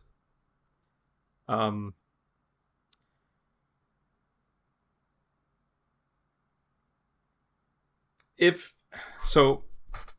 the flood, okay, so this is where it gets there's like 3 or 4 different things flowing in my mind at the moment. So if we go with the RTB model, they've had to upgrade the model, all right, because back in 05 they were making the prediction that although they held to a local flood view, and Hugh Ross has always done that, they're presuming that all humanity got affected in that one flooding. Now there's a little bit of a fudging of the data in the sense that not all humans are in that one locale in the Persian Gulf. That's the first point. So then they've had to upgrade their model in that sense. Now, my question to you is this. So your model is, even if the flood was local, your model is basically suggesting that if only 8 people survive, right? Noah, the 3 sons, wife, then that means in your model you're suggesting that all humans since then come from that 8, right? Basically that's what your model is arguing, right? That every single person today goes back to that small bottleneck? Yes. Yes. You're right. Right. And so then Fazal is basically saying, that slight little like variation in the timing, like see, Eve is that older woman. Right. That actually, I find it interesting. So, but then they've had to backtrack against that. So that's the point. So question number 1 is, why do you think they had to backtrack against that? If you are aware of that backtracking, and in other words, if you were in the same room with Fuzz, what would you recommend him do or investigate? In other words, is the backtracking meaning his, when he says we were wrong, are they admitting defeat too quickly? Could there be a blend between the RTB model and your model? Now, the second question is, I'm coming here from, say, now the biblical scholarship, who will point out that the table of nations mentioned, when it says, like when you're quoting Genesis 9:19 and also later on in Genesis 10, when it says all the nations were populated from Noah and his sons. But in that ancient Near Eastern lingo, and we can look at comparative ancient Near Eastern texts, it's only to do with literally the nations surrounding the Persian Gulf and the Arabian Peninsula. It has nothing to do with nations worldwide, because it actually gives the people groups associated with all the earth that was populated. So in other words, this is my model basically, that if the flood is local in the Persian Gulf and you only have people groups in that locale affected, that means, how do you explain, for example, the Nephilim surviving and repopulating in Canaan after the flood? How do you explain the so-called sea peoples, the Philistines, that are from the outside? They weren't originally part of this so-called Noah population and group. In other words, you have people suddenly out of the blue, they just pop in, and then, for example, in the book of Samuel, you have the sea peoples just coming out of the blue, and they call the sea peoples for that very reason, because they migrate across and then start attacking. And so yeah, like, and so in that sense, how would your model make sense? Because then all your model is doing in that sense, if I was to import your model into my model, then all I'd be arguing for is ironically the lineages only associated with that family group, not all the earth. So in that sense, I'm not really in the lineage of Noah, potentially. I could, in fact, as Joshua Solomon would say, I want to address this question. Yeah, go for it. And lots of good points, lots of good questions there. Definitely a lot. Firstly, I want to go back to why the RTB model has to, not saying it's a bad thing, but why they have to kind of backtrack on a lot of things, or just go back to the drawing board and say, let's rework the model a little bit.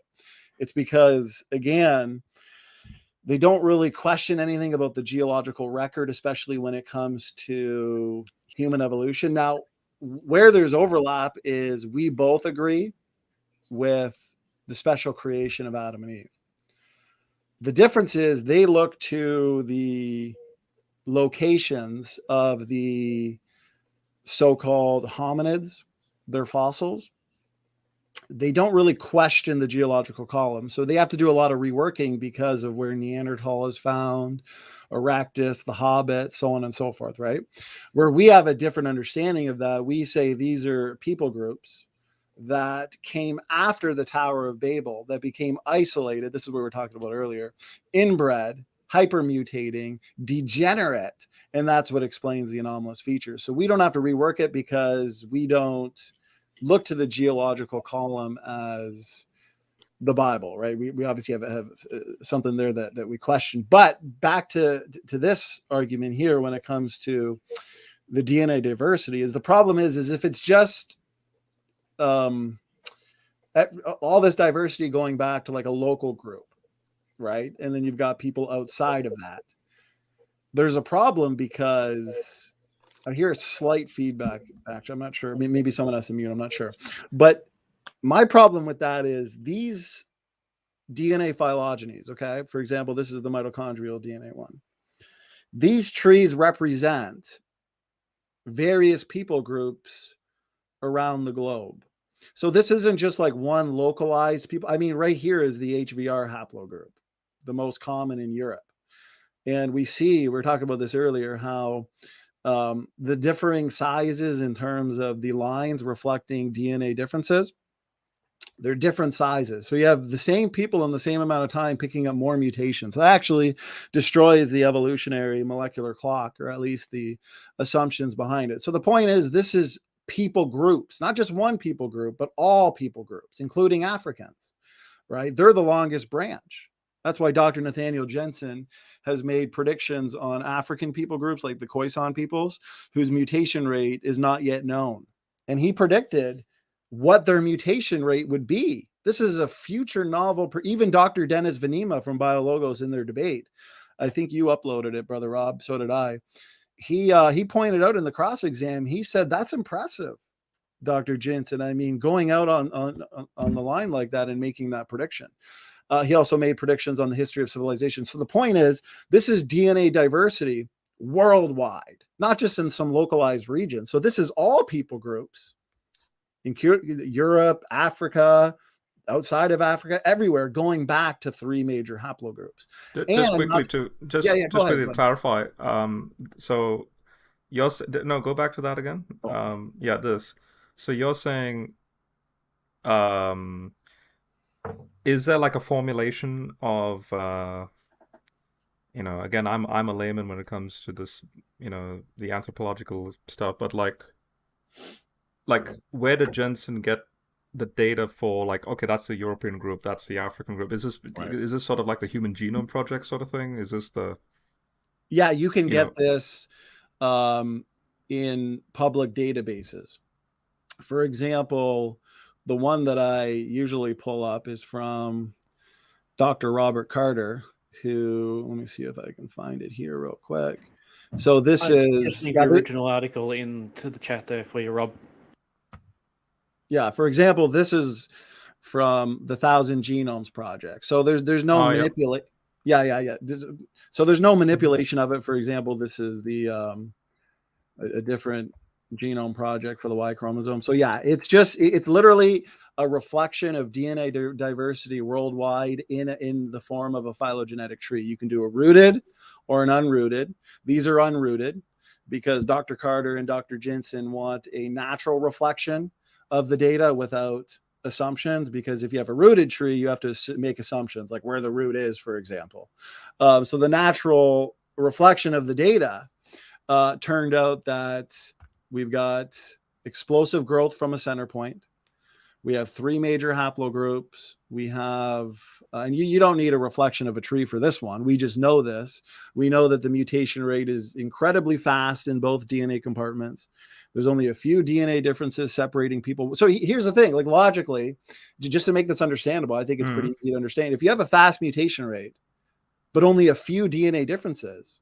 The whole point is it doesn't take long to accumulate those DNA differences. Does that make, like, if the mutation rate was really slow, then that would kind of make sense. Okay, it's going to take 10,000 generations to accumulate a few DNA differences. No, there's literally only a few DNA differences. So if you have a fast mutation rate, but low genetic that's how you can variation, time.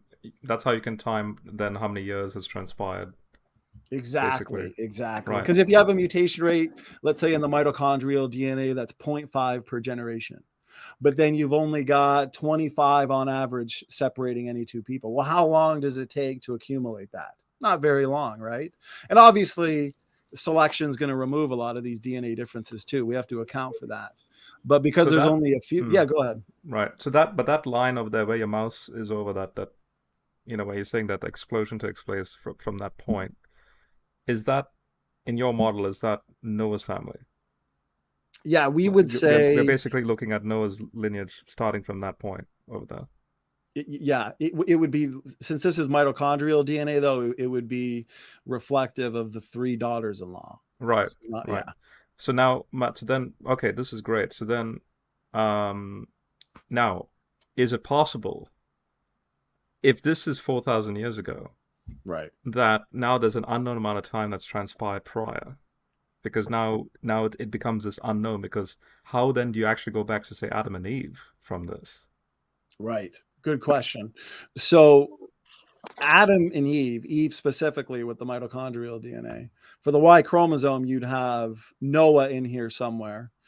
Y chromosome is a whole different story. It's tougher. I wouldn't expect 3 nodes on the Y chromosome, because there's something here called patriarchal drive, where if you have men who are living longer, then they're going to pass on more mutations. So one single generation, you can have an explosion of new variants, which could be interpreted as a long period of time when it's actually just one generation. But with the mitochondrial DNA, it's a little more simple, because you don't have what's called patriarchal drive. So to go to Dr. Nathaniel Jensen's prediction again, the 3 major haplogroups would be the Noah's 3 daughters-in-law, which are post-flood, but the lines connecting them would then have to be the DNA differences that are separating those women. So that would have to be mutations that were picked up pre-flood. So where is Eve there? I don't really know, and I don't know if we can know, because she wouldn't be the most recent common ancestor. It would be Noah's 3 daughters-in-law. Does that make sense? Yeah. No. Wouldn't Eve have to be on there, though? Well, I mean, her DNA differences would be somewhere connecting if this is pre-flood history, right here, we got Eve in the beginning. Population shrinks to 8 people. Noah, Noah's wife, 3 sons, 3 wives of Noah's sons. 3 boys get mitochondrial DNA from mom, and then it ends. Genesis 9 says, from these 3, the entire world was repopulated. We get our mitochondrial DNA from the 3 wives, and it goes back to 3 major haplogroups. Now, we don't know for sure if those are the 3 wives of Noah, or the 3 wives of Noah's sons. All we know is just 3 that bang, right, these, the population groups come out of. And exactly. So we don't know. But Dr. Jensen said, I'm going to predict that they are.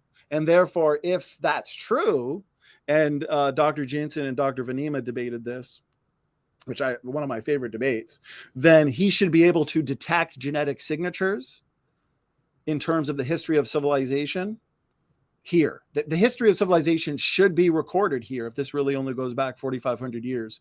So that's what he's doing right now. He's got an active research program. He's putting forth this, which is, I think, the R haplogroup, HVR. He's saying that's a post-Babel diversification event.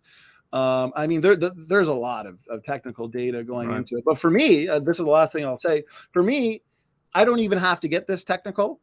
I usually just go to a basic representation. This is what we talked about last time, Rob. I just go to a basic representation here of the data. Dr. Rob Carter derived this from the 1,000 Genomes Project. Nothing fancy about this. No predictions really made from this tree. You've just got a very low variation and explosive growth from a center point, a fast mutation rate. To me, that's the bigger picture. And to me, that's the strongest evidence that humanity really only goes back a few thousand years. And coalescence theory, like I pointed out earlier, Fuzz Rana likes to talk about that. And I love Fuzz. I had Fuzz on for a 2-part series, Junk DNA, the guy's a genius. I just disagree with the assumptions behind coalescence theory, because they assume random mating. But all throughout history, humans existed in tribes, and most people married within those tribes. So random mating to me, yeah. Go ahead. Take your But time. just quickly, so the coalescence one, is that Fazal's I don't know, ace up his sleeve, so to speak, with respect to him pushing the dates back more than 6,000 years or 4,000 years in your case with the flood? Like, in other words, because it's more randomly distributed, you know, that's why the dating calculations go I back don't more. think he would say it's his ace. Like where does Fuzz get the 13th? I mean, apart from other tests for ages, right? You know, geological evidence, blah blah. But I'm talking purely the genetics here. Yeah. Yeah. Yeah, he would go with, for example, the coalescence is not really an ace. I don't think he would say it's an ace. The coalescence is really just to say that it would naturally, mitochondrial DNA and Y chromosome would go back to one person. Like, as in, it would just happen naturally, is what coalescence is, right? Eventually, you go back far enough, you're going to reach two people that we've all descended from. You know, the evolutionists coined them Y chromosomal atom, mitochondrial Eve, but they say that they went back a couple 100,000 years ago. They're part of a population because that's just what's expected. Coalescence, you know what I mean? But like I said, that assumes random mating. Dr. Rana, I believe, would probably go back to the phylogenetic assumptions, as assume what's being said in the geological record, and then therefore have to make what's called guesses or calibration. He'd have to calibrate the fast mutation rate and the low diversity with archaeology, the geological column, things like that. While we don't make those assumptions, we just say, okay, here's the mutation rate. Here's how many DNA differences separate people worldwide. And here's a reflection of DNA diversity through phylogenetic trees. And that's it. We don't really make assumptions on the geological record and archaeology and things like that because, you know, that's kind of outside the scope.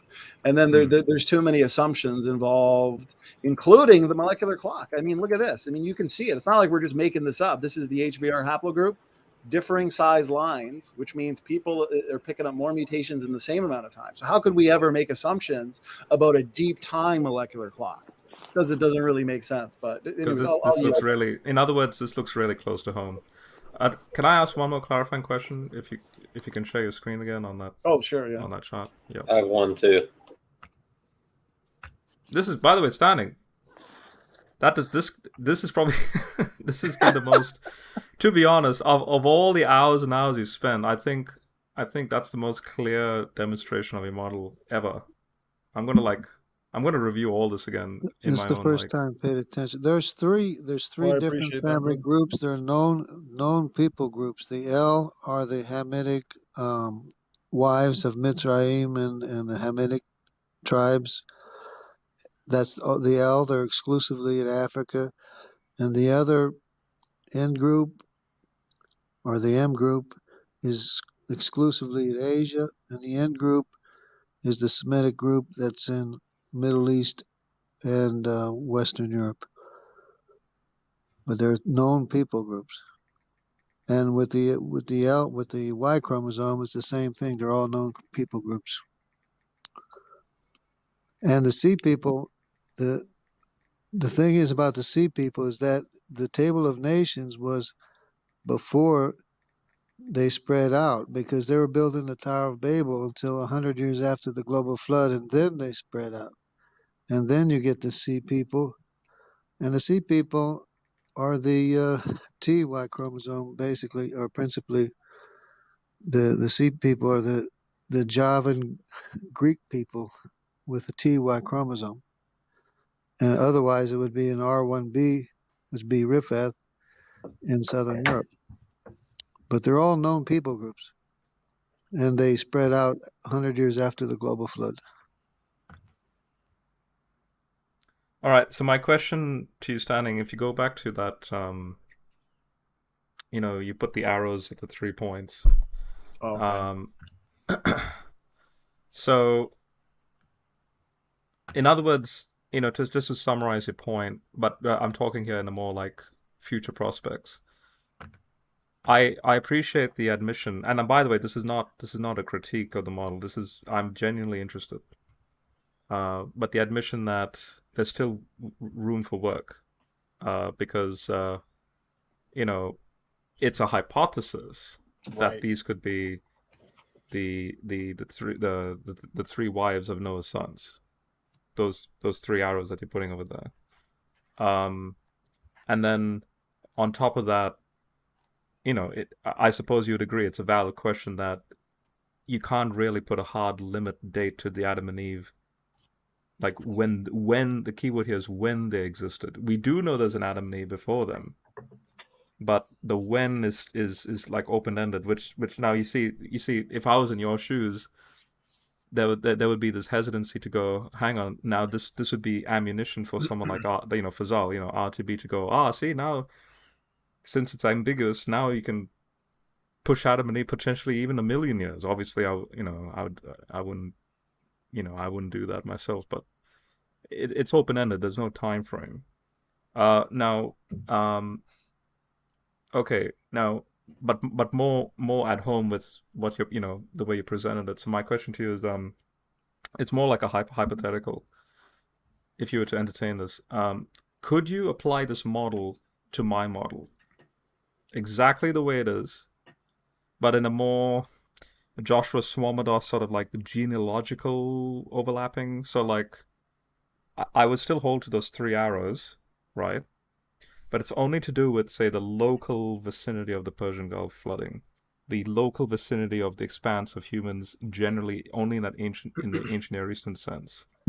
And so, in other words, I may be genealogically related to those three women, but I'm not directly related. Is that a possibility? That's a good question. And what you said before was interesting as well, and some good points.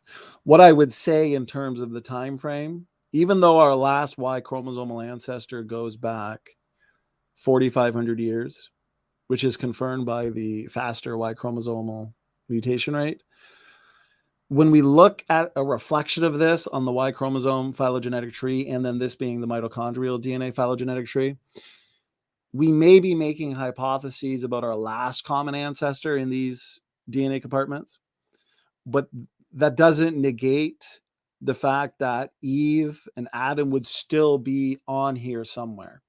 As in, this is still DNA diversity in people groups worldwide. I mean, like, everybody. Like, if right. we The very fact you have the three arrows is in itself DNA diversity. Exactly. Right. Like this is the African branch. This is a European. I mean, it's people groups worldwide going back to three major haplogroups, which means if these three major haplogroups are Noah's three daughters-in-law, these DNA differences separating them, these three lines, would be pre-flood genetic diversity and DNA differences. So it still is a reflection of post and pre-flood. It just so turns out that if this hypothesis is true, DNA diversity worldwide goes back to Noah's three daughters-in-law rather than Eve herself.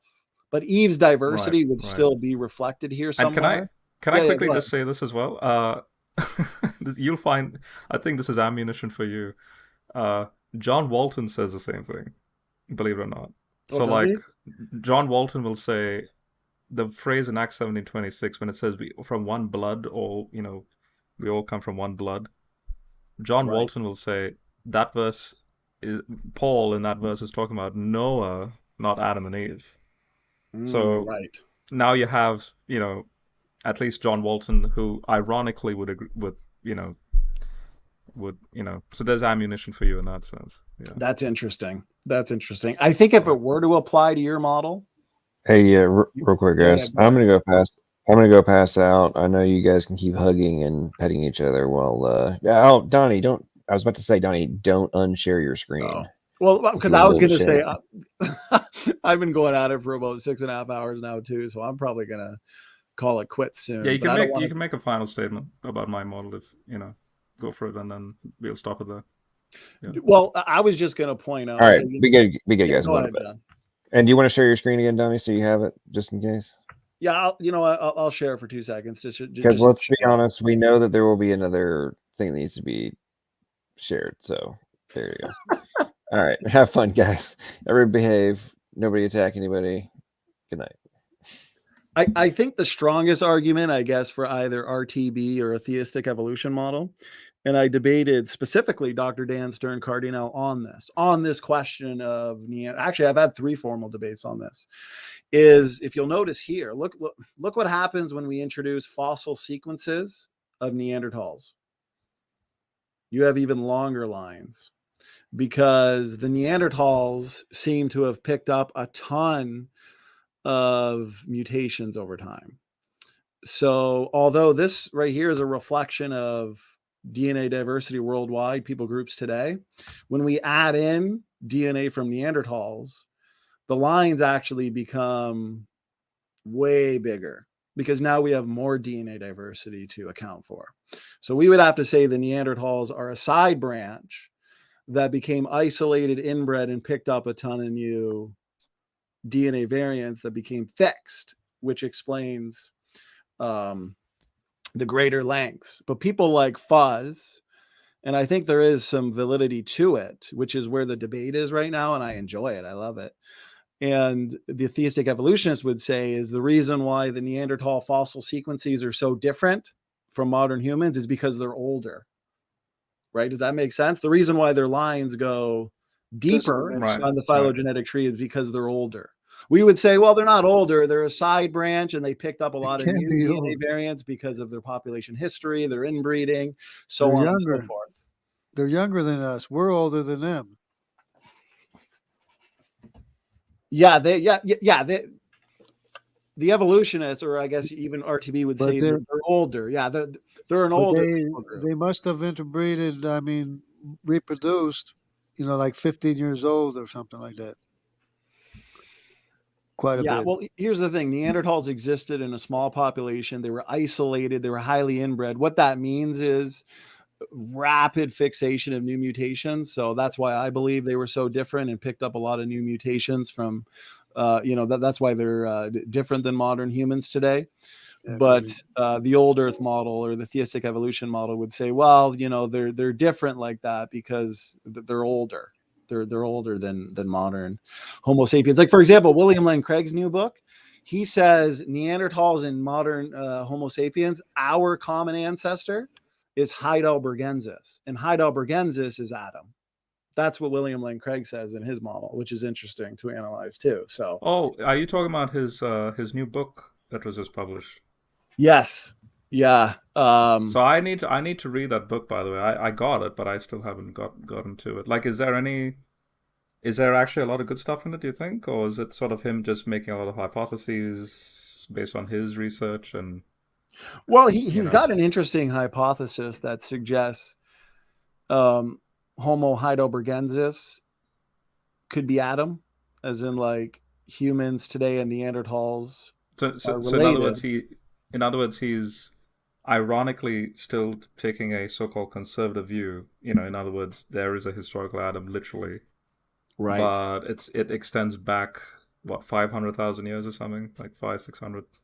Yeah, even further back than Neanderthals. And he'll say, which I agree with, and he makes some good arguments for it, that Neanderthals, Heidelbergensis, are both humans, where the RTB model says they're not humans, like they're just animals. Yeah. And Joshua Swamidas, I believe, disagrees with William Lane Craig on that. I think he also believes Neanderthals and Heidelbergensis are animals and not humans. So I would agree with William Lane Craig on that, actually. That's why he pushes Adam back to about 500,000 to 700,000 years to Heidelbergensis, because William Lane Craig, like me, sees the evidence for humanity in Neanderthals. I think we talked about this before, that the evidence they buried their dead, purposeful navigation, they were into cosmetics, so on and so forth.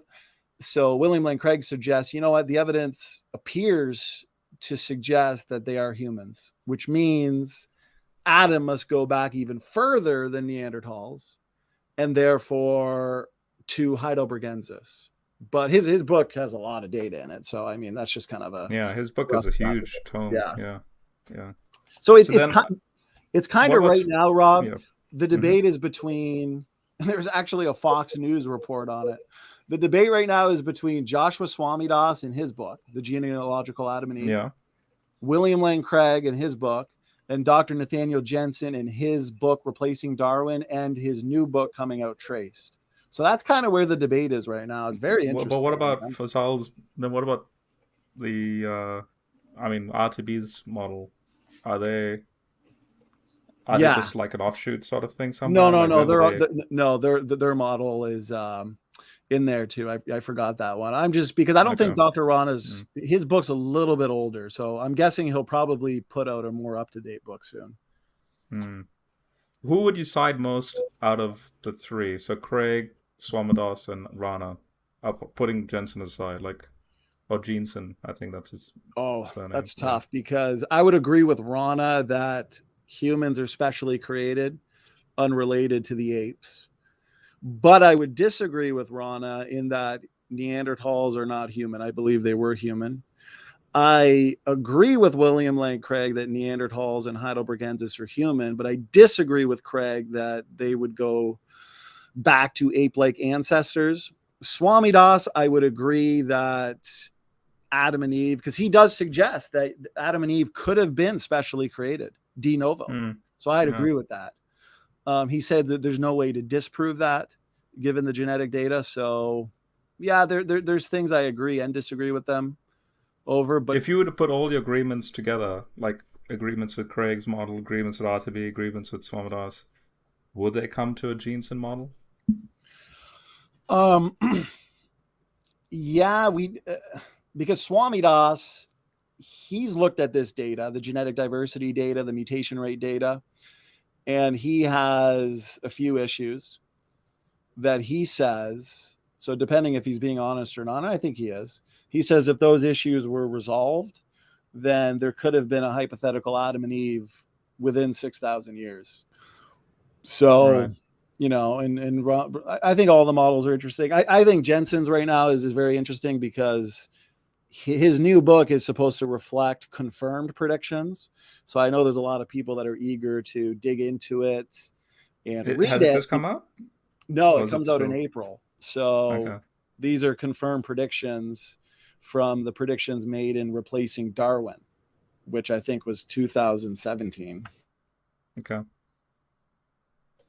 Hey, I have a comment. All right. Thank you for that, Standing. Yeah, I understand you're tired, but Go ahead, Jackson. that's going to give me some more research points to look into.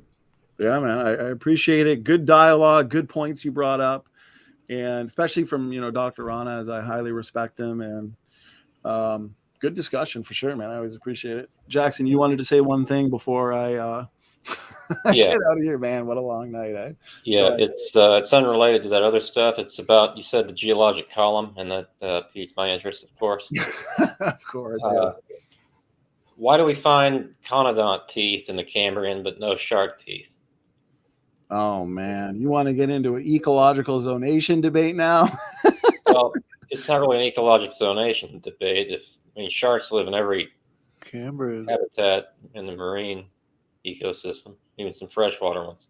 Well, the marine ecosystems pre-flood would have been different than the post-flood marine ecosystems, right? Maybe, I don't know. Because we don't want to look at ecosystems today, which have been essentially derived from different migration and settlement patterns than the pre-flood world. It's not like once the flood happened and then all the animals migrated and settled in different parts of the globe. It's not like they all went back to the exact same locations they were in pre-flood, because the entire real estate would have been rearranged. Now, I do have a more detailed answer for you with slides, but maybe we'll save that for our debate next week. Some of them did generally. Some of them generally went to the same locations, but not exactly like you said. It wasn't even the same world after the flood. Right. Because a lot of people don't realize that the ocean also has different ecosystems, right? Yeah. It's not just the land. You have different marine ecosystems too, different ecosystems for flying creatures, birds and say pterodons or pterodactyls. You'd have different ecosystems.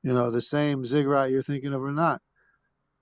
But they refuse to spread out, and they only spread out in the days of Peleg, when the earth was divided and they start speaking different languages. Then they spread out 100 years, and that was 100 years after the global flood. Then they spread out to all the places all around the world. All right. I'm going to head out. Thanks, guys. Make sense? And Nope. then you have the Greek Sea people. Doesn't make sense at all. You have the Greek Sea people with the TY chromosome, and the LY chromosome would be the Thracians. And the R1b is the Southern Europeans, Ripeth. And the K is Tubal in Italy. Hey guys, I gotta head out soon. I know I didn't have any time to talk. I came in late, but I didn't see the debate. I've been busy. Does anyone want to tell me how it went real quick before I go? Oh, it was which debate was it? It was it was between this guy, what was his name? Was it Jonathan? Yeah, Jonathan. Yeah, Jonathan was debating with Kent Hovind, right? Yeah. But it was kind of a disconnect. Is like Jonathan is like basically not a believer that in anything, or not much of a believer in God, or doesn't really know what evolution is. It just trusts scientists. Whatever they say goes. Whatever they say is good, and really wasn't much of a debate, but it was all right. Yeah, I stopped by there for a second and I just heard him say like something about trusting the experts or something like that. Yeah, that was basically the whole thing. He almost sounded like a little bit of a troll, but I didn't get enough of an Well, impression really to, yeah, that's what they were saying. But he did say that he had a Christian upbringing in a certain church, and his dad spoke in tongues and stuff. So he he has been exposed to some churches of some kind, But Yeah, he well, does. I'll just have to go back and rewatch it. I was just wanting to join the chat before it got shut down. I know it's been going for a while, so Yeah, I noticed you there. I didn't know who you were or anything, but yeah, That's because we're having a big heated discussion, big discussion. I mean about the genetics and stuff. After we got talking to Jonathan, after we got done talking to Jonathan. yeah, he was in the hangout at the beginning, wasn't he? Yeah, he was. Okay. It's a shame I missed him, but I don't know. Maybe he'll have another debate with Kent at some point. I know Kent is really he's really eager to accept new debates. So Yeah, as long as people follow the format, stuff, he doesn't mind. He likes talking. Yeah. Which is good. It's what we should be doing, like engaging people. Yeah, I agree. It's really good to have dialogue with people or non-believers or people who are not creationists. It's good for us to make our case, and to do so boldly and present the facts. And that's what we need to do if we want to win. We got to show everybody, the evidence. Yeah, that's true. Well, I'm you don't need to a be little bit quiet. tired. I'm a little bit tired myself, unless you had something. Yeah, well, I gotta go soon, so I don't know if the other person in the chat, Candace, I don't know if she is. I don't know if she's still there or not, but Yeah, I don't know. But yeah, I'm gonna have to go pretty soon. Something came up, so okay. Yeah, I'm getting a little bit tired. What is it? Oh, that's not too bad. It's 2:30. All right. Nice meeting you, though. yeah, nice meeting you too. All right, see you later. All right. All right. Bye. Bye.